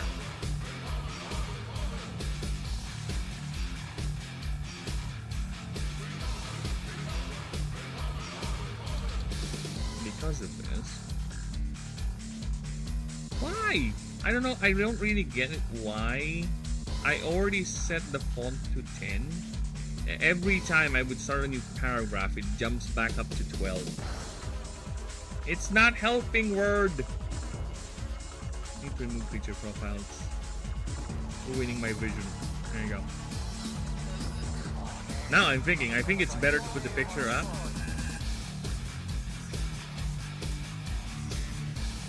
With the odd mischievous is, that's the thing. We gotta differentiate the terms here because Fae, the Fae types is what I would associate with playful, mischievous, right, and prank. Nyx types are more destructive, more disruptive. They would actively either hurt people or just, in the case of the Billy Jack, just steal stuff and destroy property. Again, one of the drawings here is them actively raiding a cargo truck.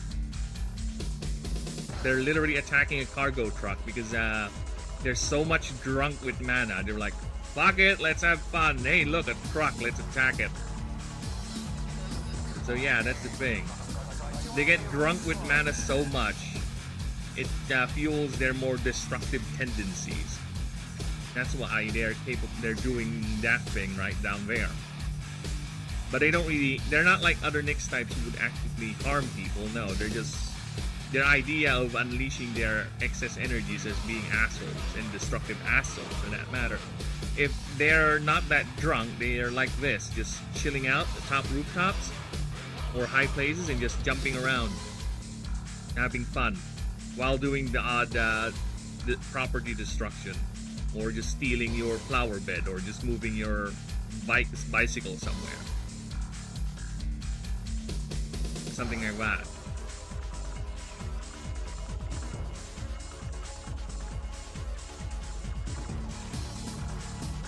Because of this,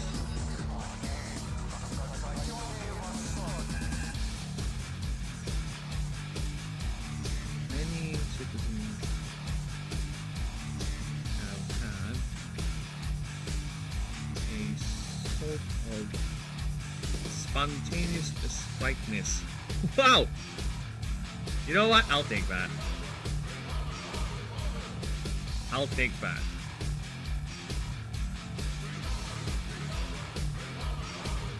There you go.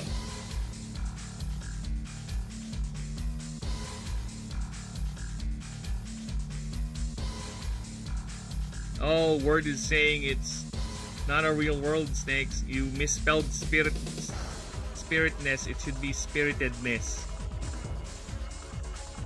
There should be a TED. Word says you're spelled wrong. Word said you did bad, Snakes.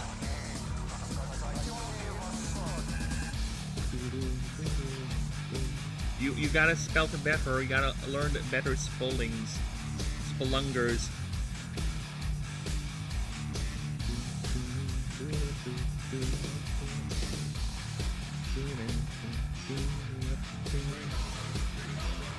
Balding.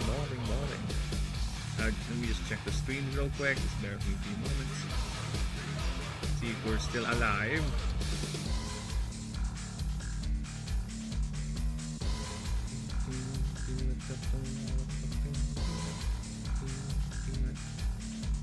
Yep, we're still alive, we're still kicking.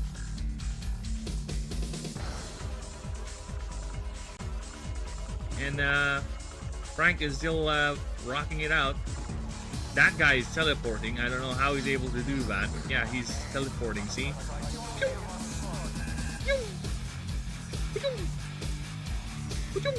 But yeah, he's still rocking out. That's a 10-hour loop of grinder. So yeah.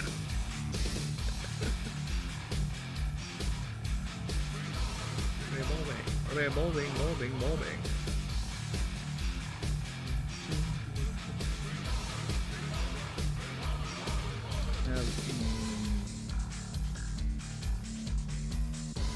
Sort of. I need a more formal way of saying love-hate. I kind of want to change this to inebriated to inebriated.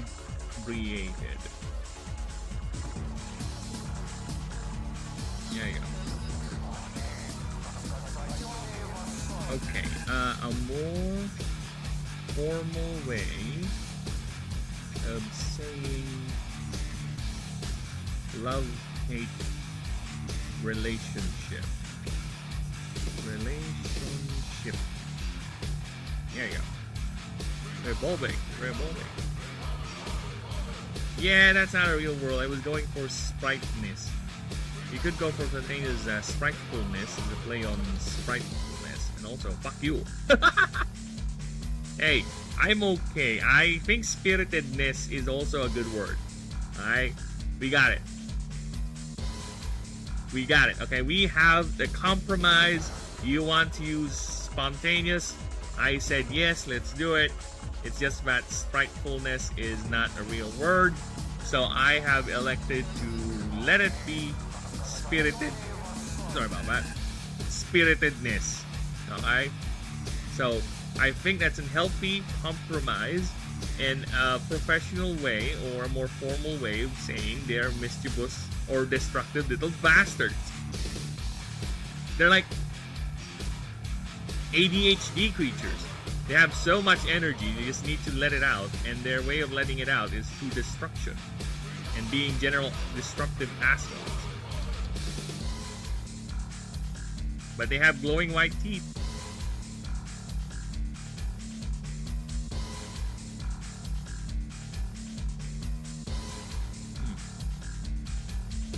Bear with me a few moments here.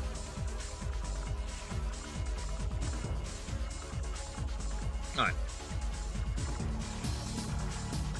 Now where was I? Right, because many citizens have heard... Oh yeah, thank you. Ambivalent, yes. Yes, ambivalent. So, have an ambivalent relationship.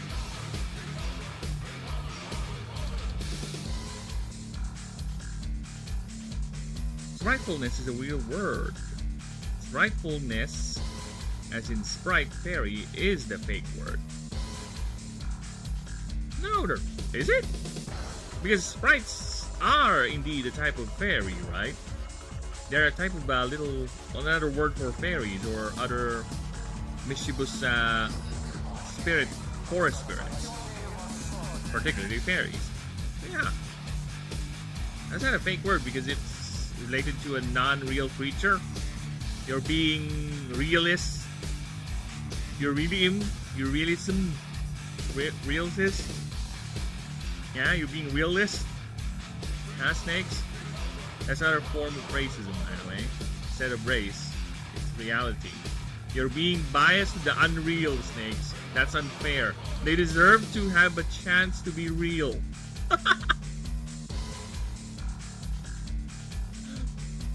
Naughty fairies are pixies. They're either pixies, sprites, we call them duendes here. Encantado. Encanto, yeah, we call them Encanto, duende for little dwarf thing, gnome, something like that. What other words we have for naughty little spirits here in the land of Philippines? Yeah, because I remember when I was young, whenever something was missing in the house, my grandma was like, oh, it's the duendes who took it. Yeah, it's always like that. To the point that we even have one of those spiritual healers come to our house because he wants to exorcise the place of duendes, of little spirits. And being the little asshole that I am when I was young and very hyper imaginative, I 100% believe it to be true. Yeah. I was like, oh yeah, I know, yeah. Because yeah, I was hyper imaginative back in the day. And I am still now, because otherwise I would never be able to thought of such designs myself, right? So yeah, it is very interesting. We have that sort of thing, and very annoying because that guy, that so-called spirit man, is earning a lot of money by playing on the superstition of old women. I find that to be quite predatory. Well, I guess at least he's not harming people, but he's kind of scamming people in a sense. And I would still count that as a bad thing. Fuck you. Duende my ass.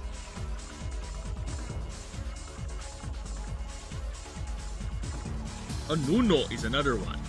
Nuno so we have actually one of those mounds out here, those old termite mounds where it's a big mound of earth. There's a superstition that actually little spirits live there, little gnomes or dwarves, little small little things. We call them Nuno.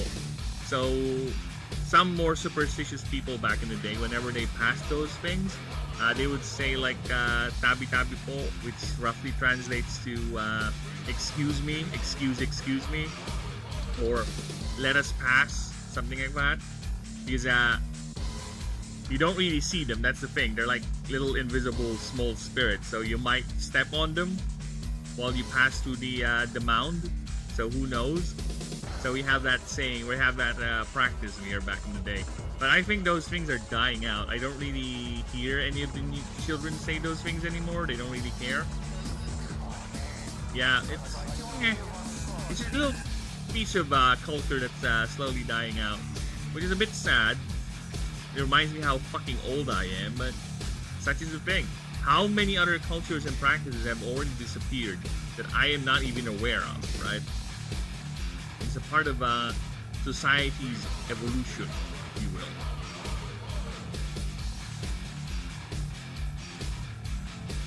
Because of this, many citizens have an ambivalent relationship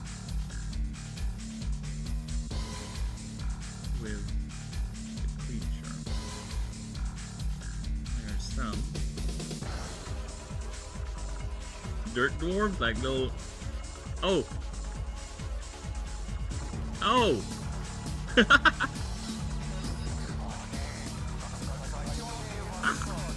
I'll laugh at it, but I won't read it fully.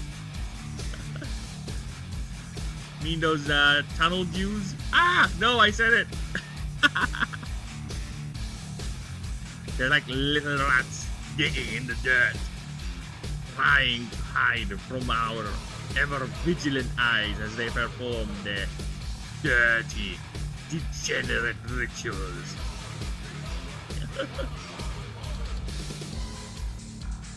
Dude, that would be cool. I kind of want to experience that, going through a tunnel. I have experiences of going through tunnels or underground locations, just that I haven't done that in a long while, and I kind of want to experience again the feeling of being, or the knowledge of being directly underneath the earth, right? And I'm not referring to a building's basement, no, where it's clearly concrete. No, I want something where I can actually see the bedrock or stone around me. I can feel the dripping water as the water flows from above, as it drips down into the cave, into the earth. The feeling of the cold, the dampness of the air. Yeah, I kind of want to experience that again. I blame Tolkien. It's always Tolkien's fault. That's why we have to fix Tolkien. Why do you think Rings of Power is doing a marvelous job at fucking up his lore? Because they're fixing Tolkien. Because Tolkien is the source of all this schisms, all this racism, all this evil. Imagine turning the orcs into an allegory for black people. Disgusting. Imagine making your hero all white characters. Oh, none of them colored. None of them have other races. No, they're all whites. Sad, sad Tolkien. That's why they're updating it. That's why in an isolated island nation of humans, we have Asians, they have black people, right? There's no clear or near desert or anything. No, that's modern. That's correct. They have a tempest inside them. Stupid tempest destroying everything I like. I was being sarcastic, everyone. Just so we're clear on that. That is me being sarcasmistic. Because of this, many seasons are available in relationship with a creature where some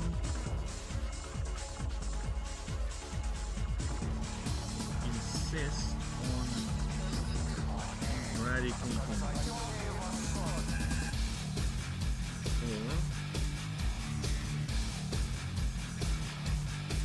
no, he's not. No, yes I am.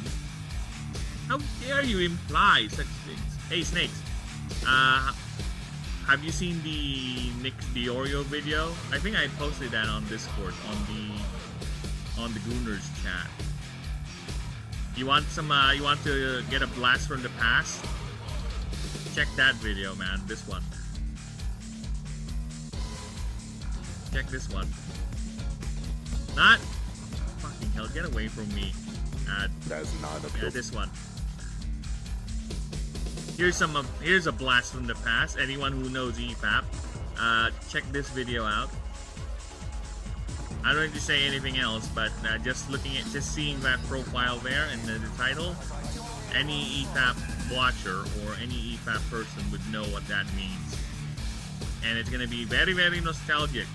So yeah, if you want to watch something that's quite funny and also relive some good old glory days where EFAP is still allowing or accepting random chatters to be a part of the podcast or to get into an episode, yeah, that's the guy for you.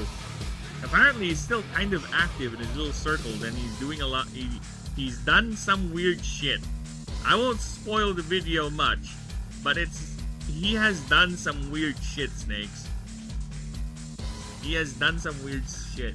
And another thing I keep on saying every time the topic of that guy is coming in, right, or comes up, he has wasted one of the best opportunities you can have in this content creation space. You were friends with fucking Mauler. At least you are in a talking basis with Mauler. One of the kindest, one of the most friendliest, helpful YouTubers out there, and you fumbled it because you cannot take the fact that he doesn't like your show. Yeah, what a waste. And now, enjoy infamy in your little corner of the internet,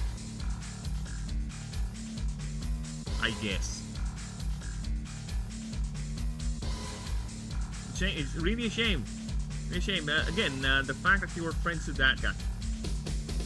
You could have a very stable internet career just by being friends with Mauler. Just by being on his good side, okay? And many people try to get to do that, right? Many people try to ride the EFAP wagon by either being a detractor and it's not working anymore since Mauler really doesn't address them anymore because, yeah, they're just gonna put more fuel to the fire. I get why they don't do video reactions nowadays, or as much as they used to. It's all breakdowns. Insist on eradication or ousting or expelling any gang located near civilization. Civilization!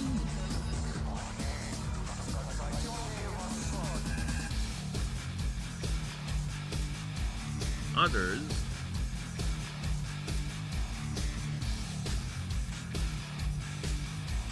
Find the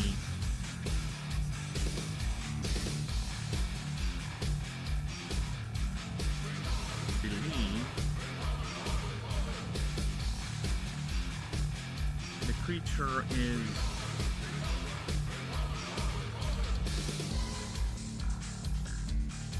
another product of Astari,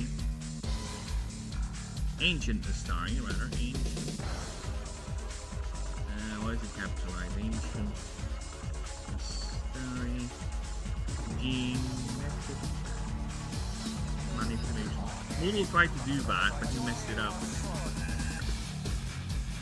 Well, it's kind of hard when you're actually the leader of the 99th Reich, okay? Yeah, there's so many Reichs that has happened so far. You think there's only 3? No, there's like 99 already. All of those other Reichs failed. We just don't know it. We just don't know it. History never talks about those failed Reichs.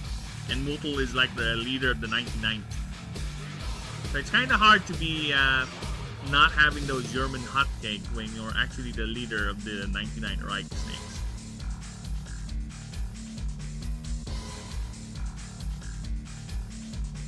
Yeah, I haven't watched Moodle in a long while because every time he would do a stream, I'm either doing something or I'm actually streaming, which I find very sus and very racist of him.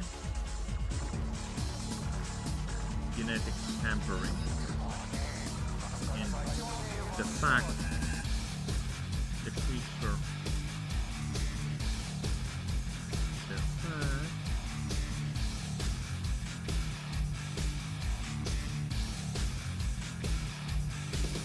that the creature is capable of subsisting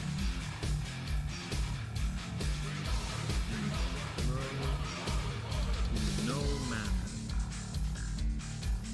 urges the use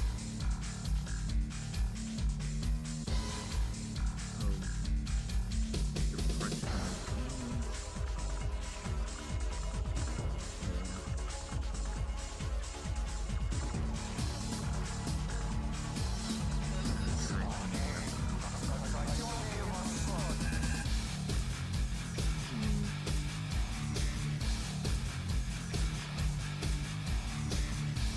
Bakit we rush? Bakit we rush?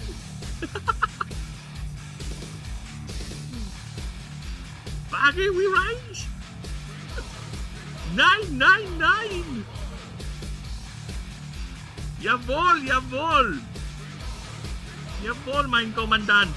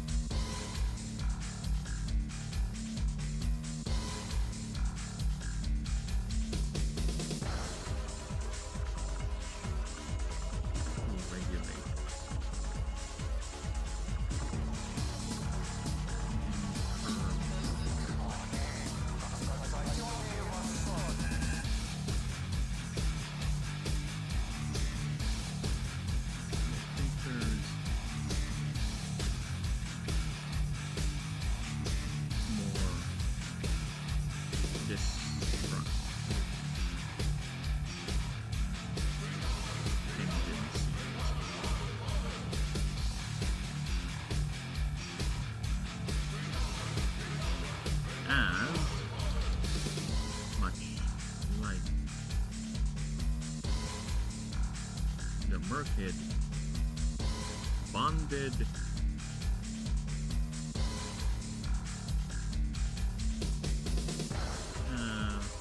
Billy Jacks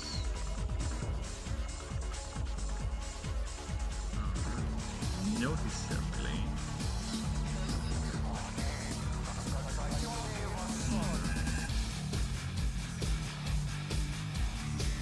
and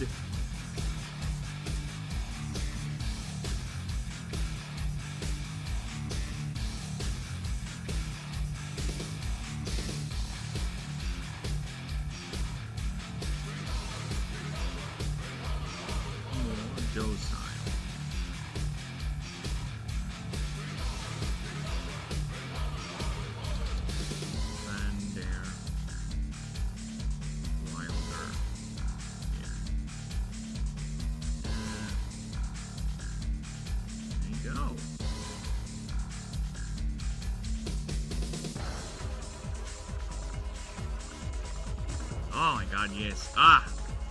Another one down. Nice. I want to be a grammar inward.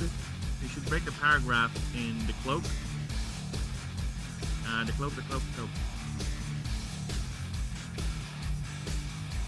cloak. Broken. Yeah, don't worry, we'll get to proofreading these eventually. Like I said, I am just doing all of them first, then I'll do the proofreading, just like what I did with the Pantheon talk. But yes, it is also very, very helpful that we do some advanced proofreading as well. So I appreciate that very much. So yeah, look at that smile. So this is the male, this is the female. Just to reiterate. Because this will be the last time the species will have sexual dimorphism. Obstrodon does not have any. Obstrodon just looks like that. All of them do. No sexual dimorphisms anymore.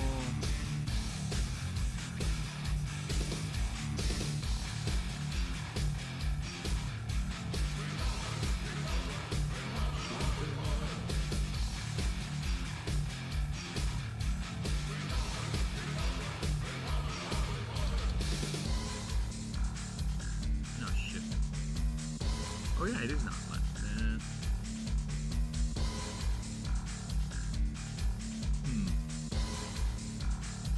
Nah. I don't want to do that.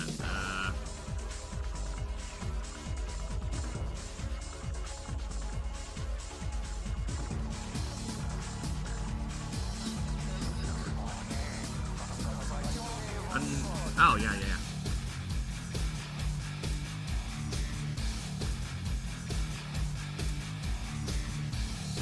Sentinel. Malicious. Other words for malicious. Maliciously delicious.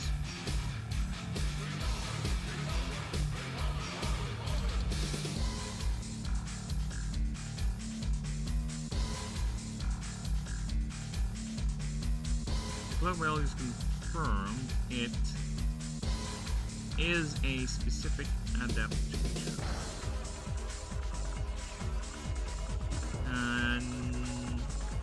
Adaptation, yeah, you're right. It should be adaptation. Thank you. Okay.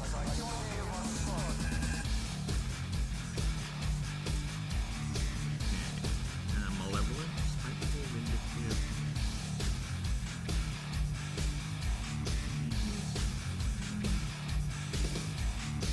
The malevolent sentinel, yeah.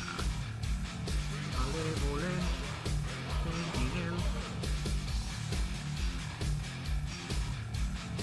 Gotta go. Loves you, Burb. Give ladies hand a smooch for me. No problem.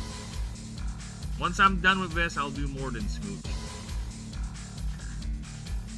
I'll say nothing more. Thanks, Snakes. Thanks for stopping by, brother. You have funsies.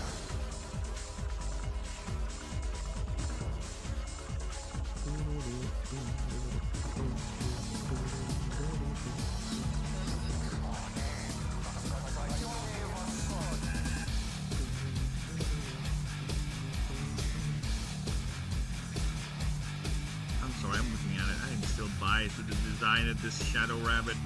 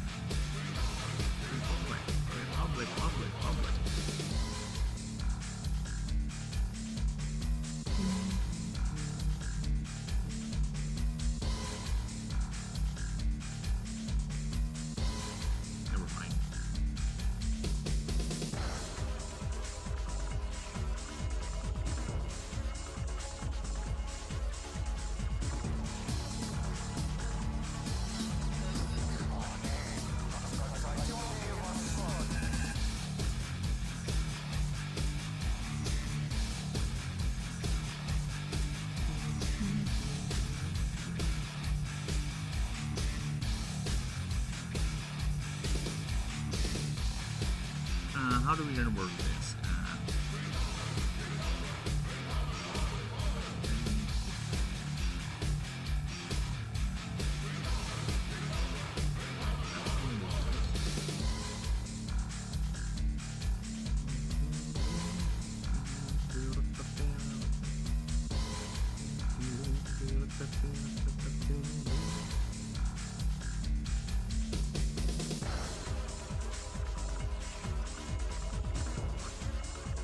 I hate rat.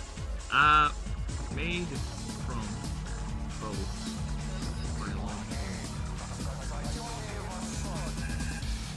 biology matter and pure mixing.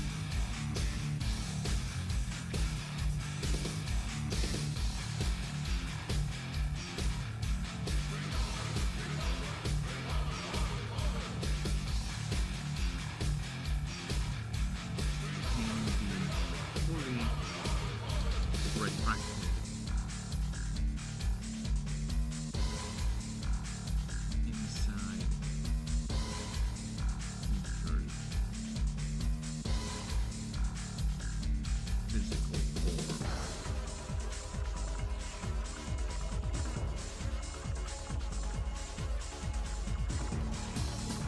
Yep. Oh, fuck.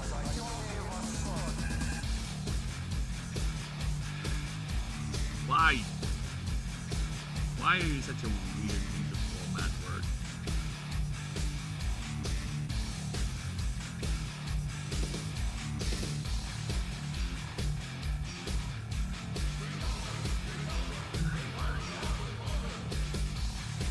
There's no tact, no finesse with you. It's either I get annoyed and you do weird things. That's how Word works.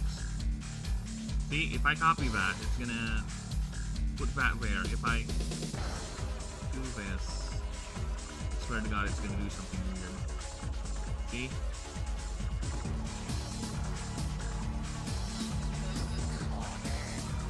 I can't. The format, it's so hard to format it. All I needed to do is just move it here without this changing. But Word is gonna take these and bring it down as well, like that, because it's an idiot. Okay, if I can, what I can do is move it like so, right? And copy paste that and put it here, right? That's one way you can do it. And we'll insist this thing should be matter, because it's an idiot.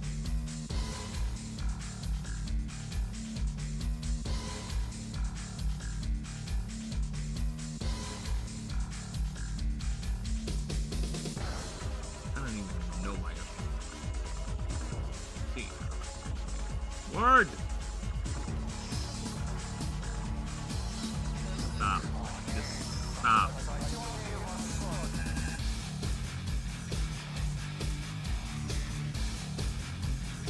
Now it's not even deep.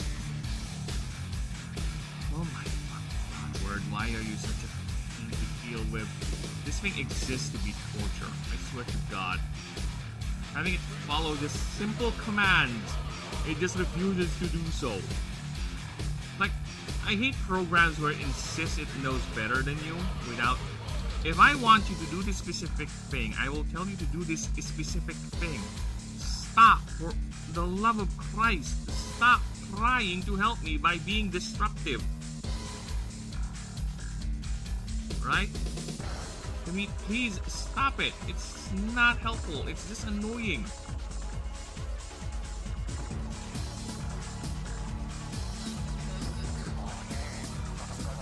Cringe.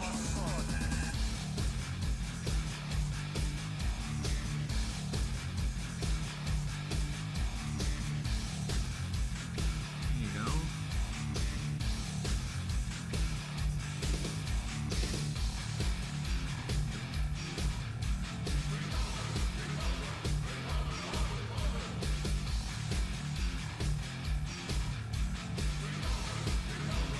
It's like a darkness rabbit.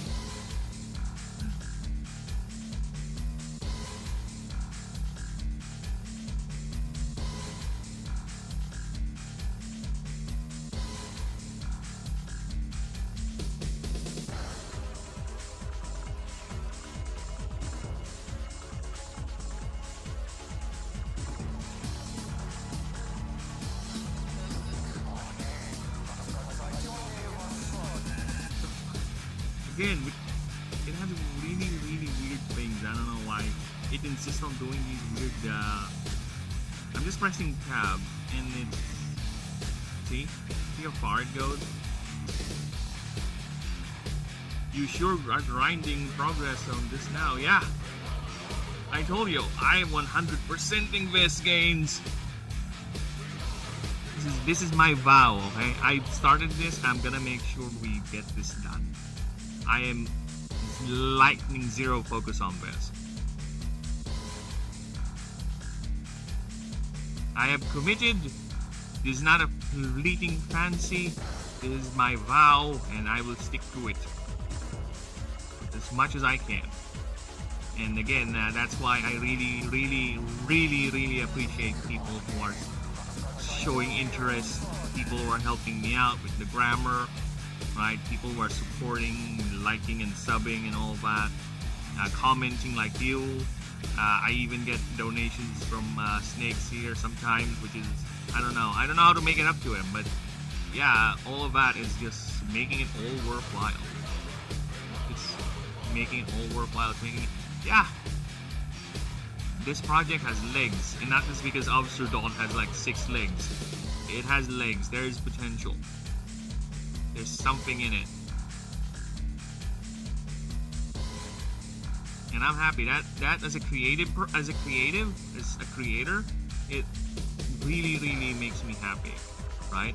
Because part of creating is sharing, right? It's, for me, if you're gonna create something and you share it with someone and you get a reaction from people, especially if it's a positive reaction, there's a sort of feeling of fulfillment, right? It's sort of, wow, I was able to affect people in that way. Wow. That's something. Because especially for me, I am my biggest critic. Okay, when I look at some of my drawings, like, they're not good enough. But I get comments from people who are like, nah, your drawings are fine. They're actually good. It's like, really? Thank you. So yeah, I don't know what else to say, but other than thank you, right? And it just makes me want to go further and further and just keep on pushing. Because there are people actually am genuinely, again, curious about it. And appreciate the idea. So I really can't wait to get to the point where I'm making lore videos. Because that is very, very interesting. I really want to see the comments of people when I actually get nitty-gritty to the lore. Because with the creature designs, you're seeing bits of it, right? Bits. But once I get to the actual nitty-gritty of it, which is the lore-heavy stuff, will be explaining the setting, the types. That's where I went a bit overboard with some of the lore, and the gods. The gods is where there's a lot of lore in them. We're gonna go with the Pantheon here. Just one god has how many pages devoted to them. So let's go to Horadses, right? Of course, you have your typical stat sheets and everything, but just look at that wall right there. So yeah.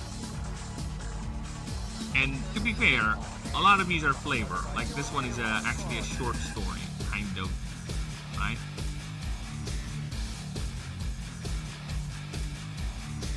And yeah, look at, oh, by the way, speaking of Horadses, he is the god of matter, industry, and the tangible. He is the master artificer, the golden prodigy, the patron dwarven kind. Do you guys, any in chat, anyone who lurking out there, do you see some sort of design print that he looks somewhat familiar? Yeah, I know, right? If you know, you know. If you don't, I'll tell you, because I already told people about my main inspiration for Horadses. But if you're into the Cthulhu mythos, you would see the profile already. You would see it already. But either way, I'll leave it there. And I'll continue with Obsterdon. I really need to get used to saying their names out loud, like Cat Slice, Erytalix, Lilith Felix. See, They all sound good in my head, but once I actually say them out loud, my mouth muscles are having trouble saying them out loud. Gilyefelix. Yeah, there you go.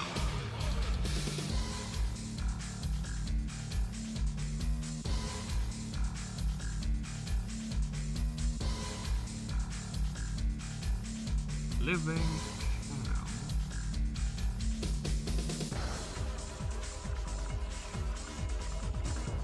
Boost.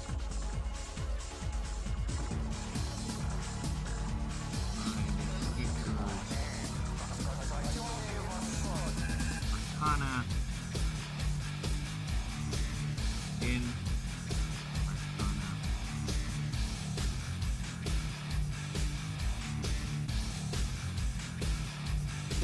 Yeah, I have to do this, otherwise I'm just gonna get angry with that word. Serves. And the teacher. Ah, fuck. Serves as the teacher's main focal point of power.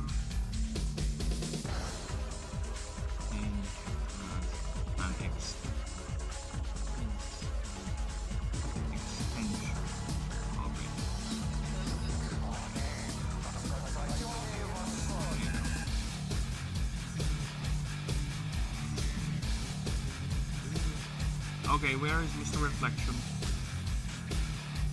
Mr. Reflection myself. I need you. Over there. So a Billy Jack is that big, and guess how big an Ostrodon is? It's really not that big. Yeah, for being a living shadow, it's more like a little puppy dog. Or, yeah, it's a medium-sized...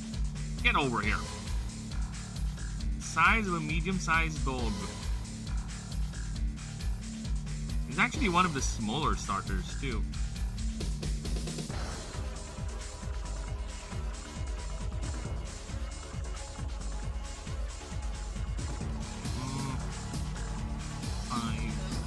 Hold that, please. Stop pressing shift, you massive. Okay, so next is the typing. There we go. Let's grab that.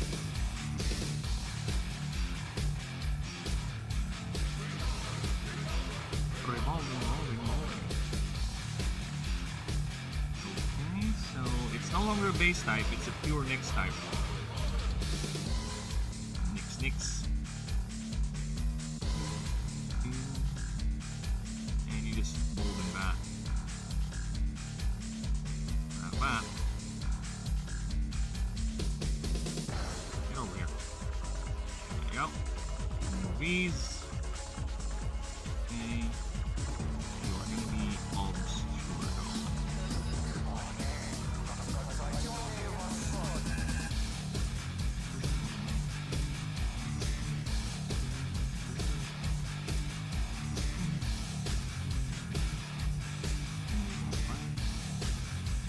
Its primary scaling is its power, but it has very high speed at the beginning. But its primary scaling is power to the people. The wall. The machine.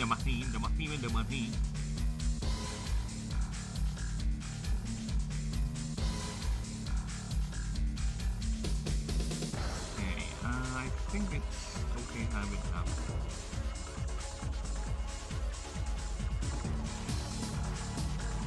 Okay, now, how do we make passives? What are the passives of a creature that's basically...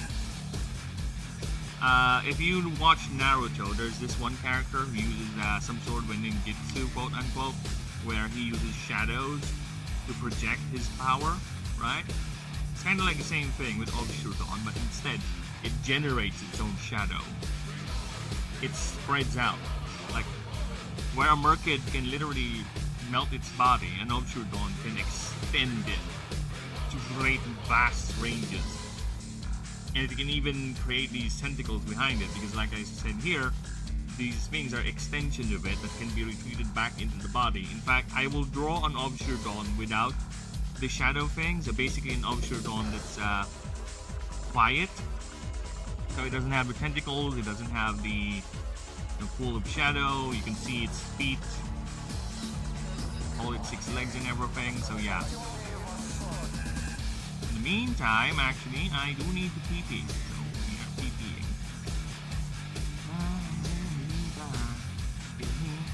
Give me but a moment.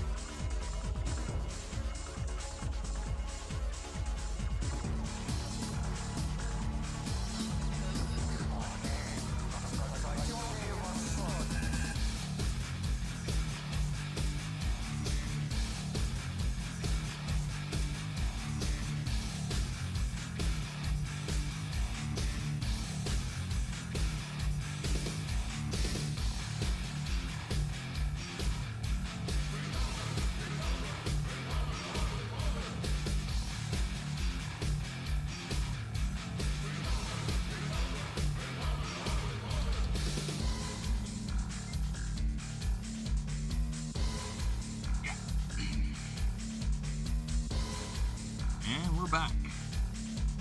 Yeah, we're thinking about a passive here. What do I do again? Ah, yeah. There you go. Okay.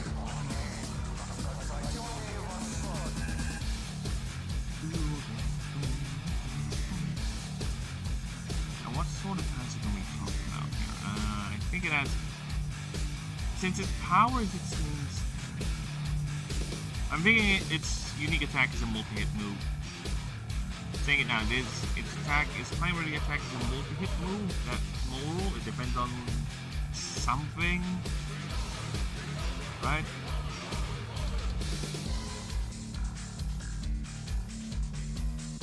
Okay, I'm thinking about the passive. Oh, a bit tired now. You know what happens when you spend your time thinking for, fuck, close to my cap. 10 more minutes for 5 hours.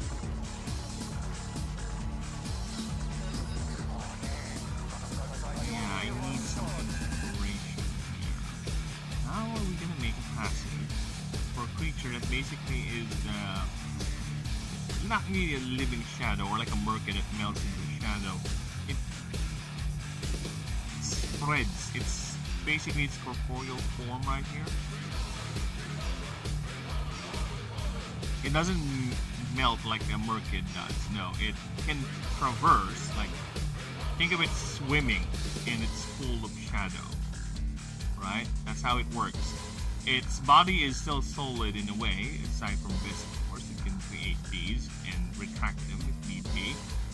But the idea is it can swim to the pool of its shadows. That's how it strikes. That's how it moves. Okay? So the idea is to expand this. So I'm thinking he could have passives where the idea is the building of the spreading of the shadow pool. So if that's the case, I have to design two distinct passives that will revolve around that idea. Because otherwise, what I could do is have that idea, instead of it being the passive, it will be its unique move. It actually has a domain effect. Right? That could work too, where the creature's ability to spread out is its unique move.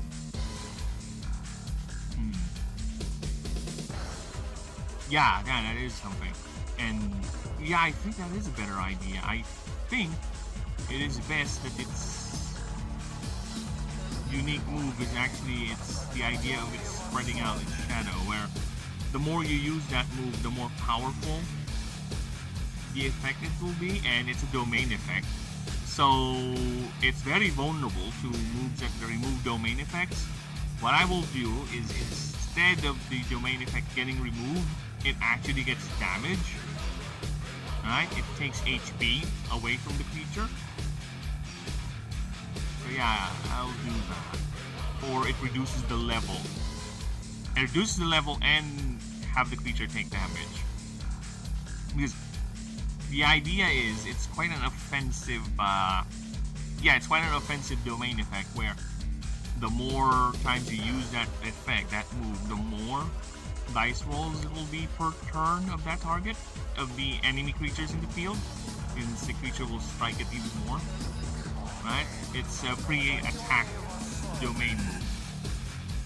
Yeah, I think that's what I'm going to do.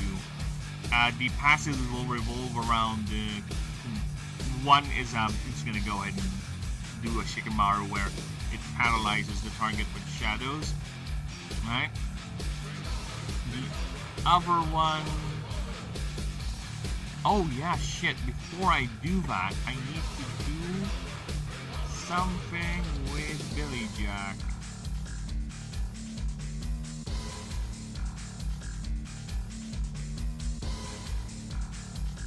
I need to give it a new move called Pilfer. Where is the move list?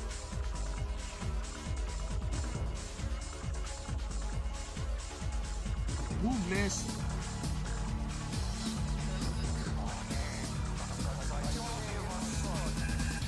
Yeah, I just remembered. Shit, this is a move I thought of. I was doing my things IRL yesterday.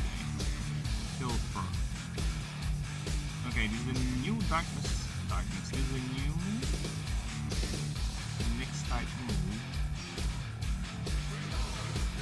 Deal no damage, but it is an attack type. It's not a defense.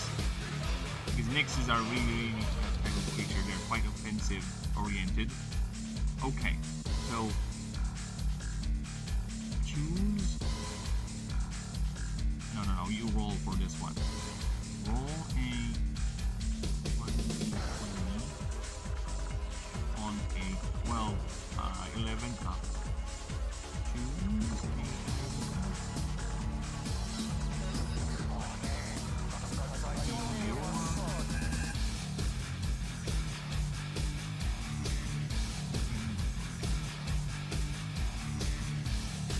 Oh, no.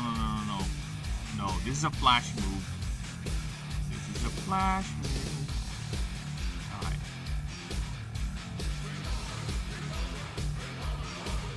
Weapon up.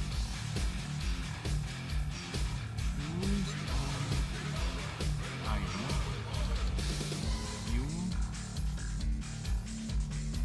Alright, choose an item.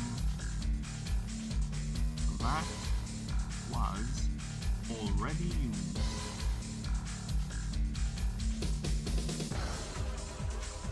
Or is about to be used.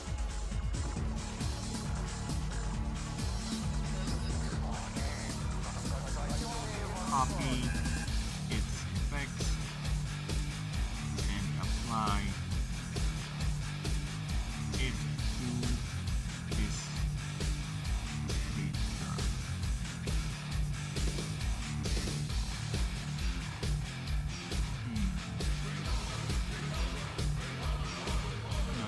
apply it to target. Target creature. There we go.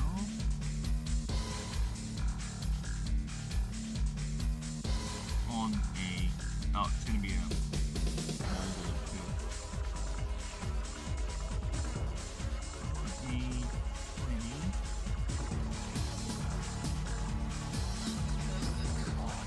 Should I do it? Should I do it? Should I put in a deny? You know what? Since it's a 20, it's like 1 in 20 chance it will happen. It's very low. I'll do it. On the 20, back.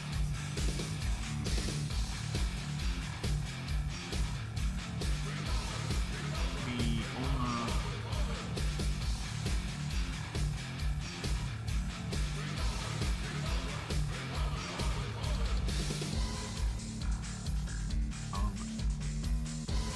Target item. No. How can I word this? On 20. Just straight up say steal. No.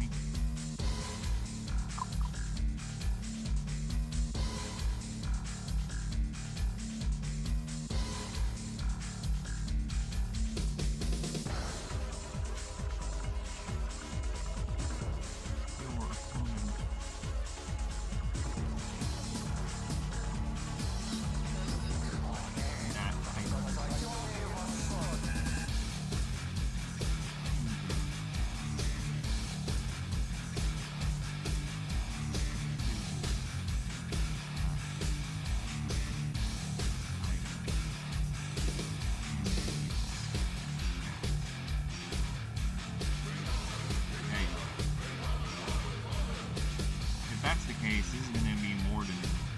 It's gonna be a 7. It's a powerful move. What can I say?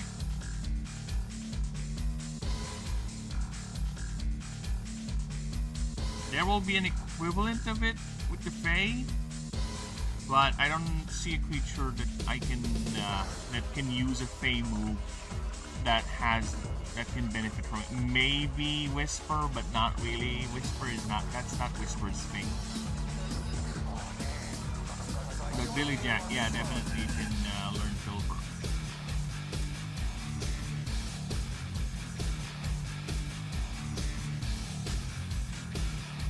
Actually, with that in mind, I think I'll add Sulfur instead of Umbral form being here. I'll do that, and I'll move the Whistle Shield over here, and then I'll put Umbral form here.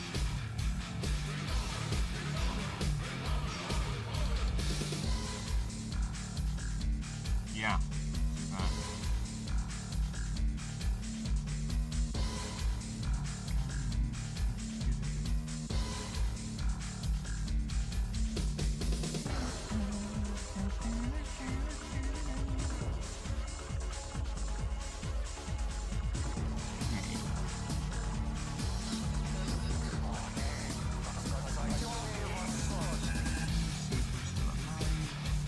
How are we doing, stream? We good? So if we can...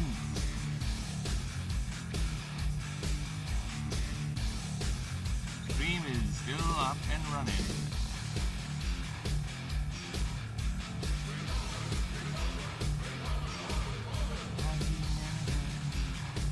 Why am I? For some reason I love seeing that No Satisfied song. I don't know.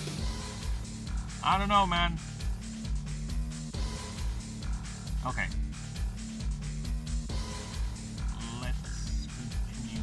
Okay. So, I'm gonna make one passive, then after that I'm gonna call it a day because things. It's already 9:21 my time, so almost lunch. Lunch is almost upon us, and I still haven't taken breakfast. So I'll just do one passive, then I'll call it a day. And after I'm done with other things, I'll continue working on this offline. Then, yeah, we'll see what we got next time we start. So, let's see.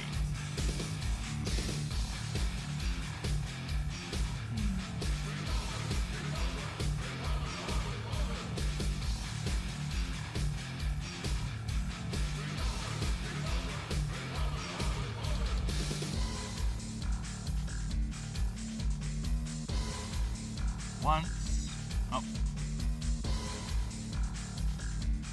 at the beginning of the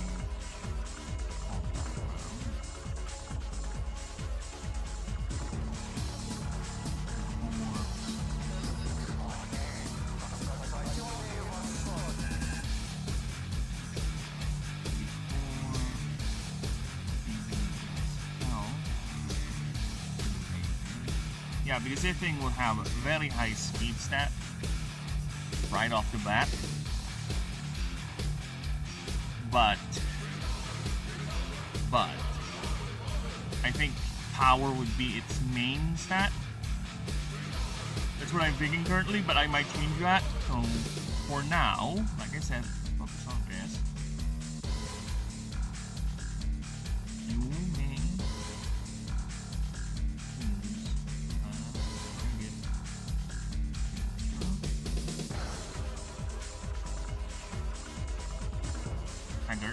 no, target. Sure. Okay.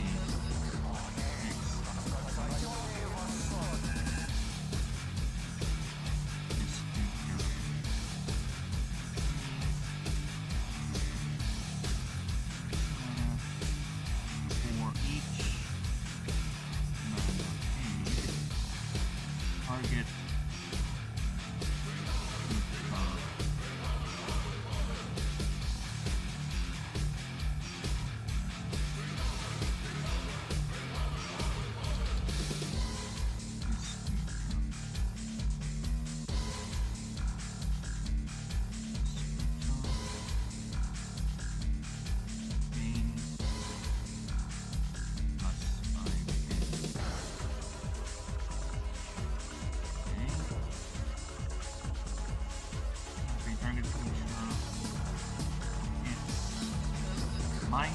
So are we gonna go for percentages or flat amounts? If we're gonna go percentages, so for you to get a minus 50% speed reduction on your target, you need to dump 10 mana. If we're gonna go for 5%. 10 mana is a big deal, considering, right?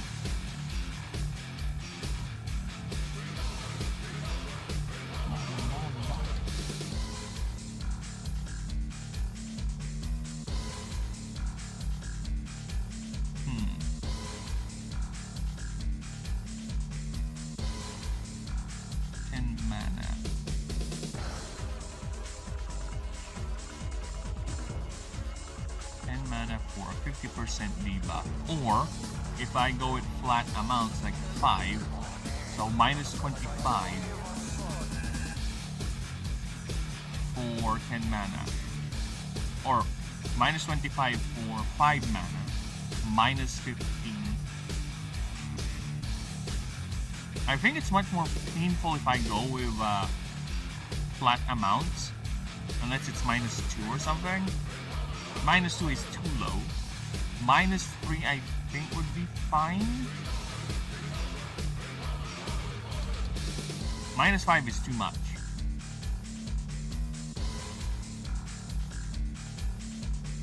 Minus 5 is too much.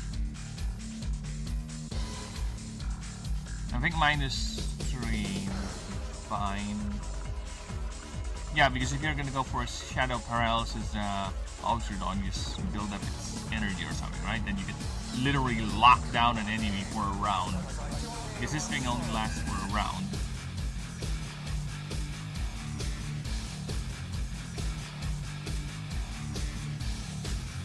Unless...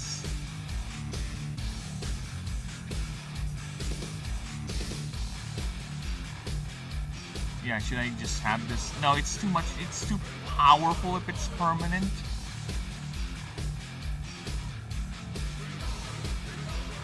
I kind of wanted to make it per round. That's why I gave it plus energy at the beginning, so at least it will regenerate energy faster.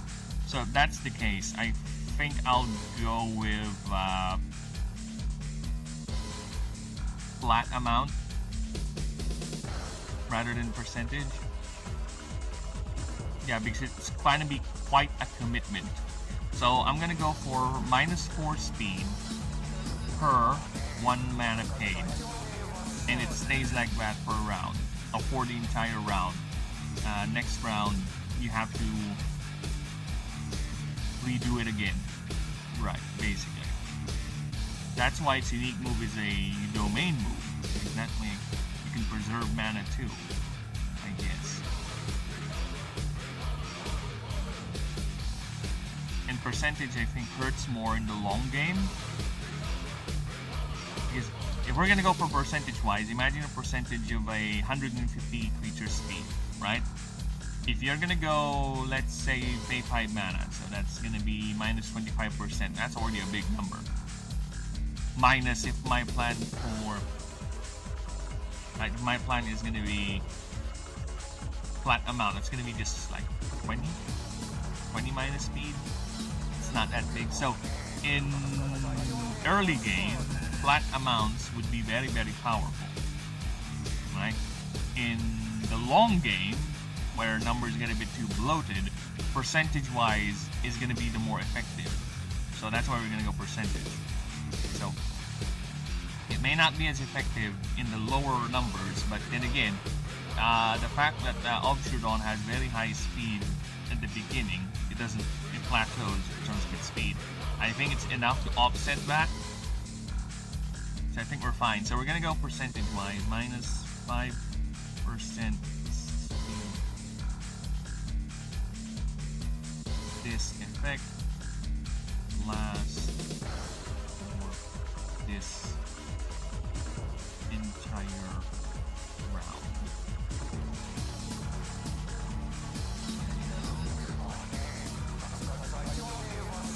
Now I'm also thinking, should it also affect VR? I don't think so. That's already too much. Yeah, the fact that you're denying enemy action economy, that's already too much. It's just gonna line up Obsurdon or your team to do more attack moves to it. So yeah, I think that's fine. That's good enough, so to speak.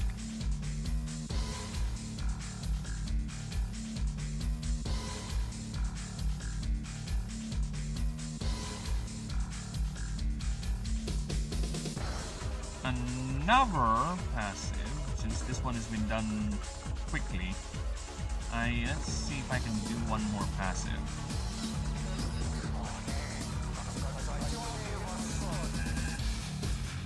Passive we can come up here. So one is a Shadow Paralysis, the Shadow Jutsu.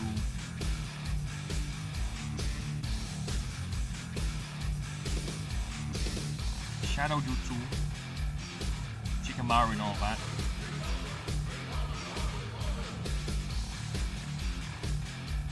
The other one I think would be a Alpha Striking sort of thing, right? Where it uses its Shadow Pool to project itself forward, like a speed boost. Alright, something like that effect.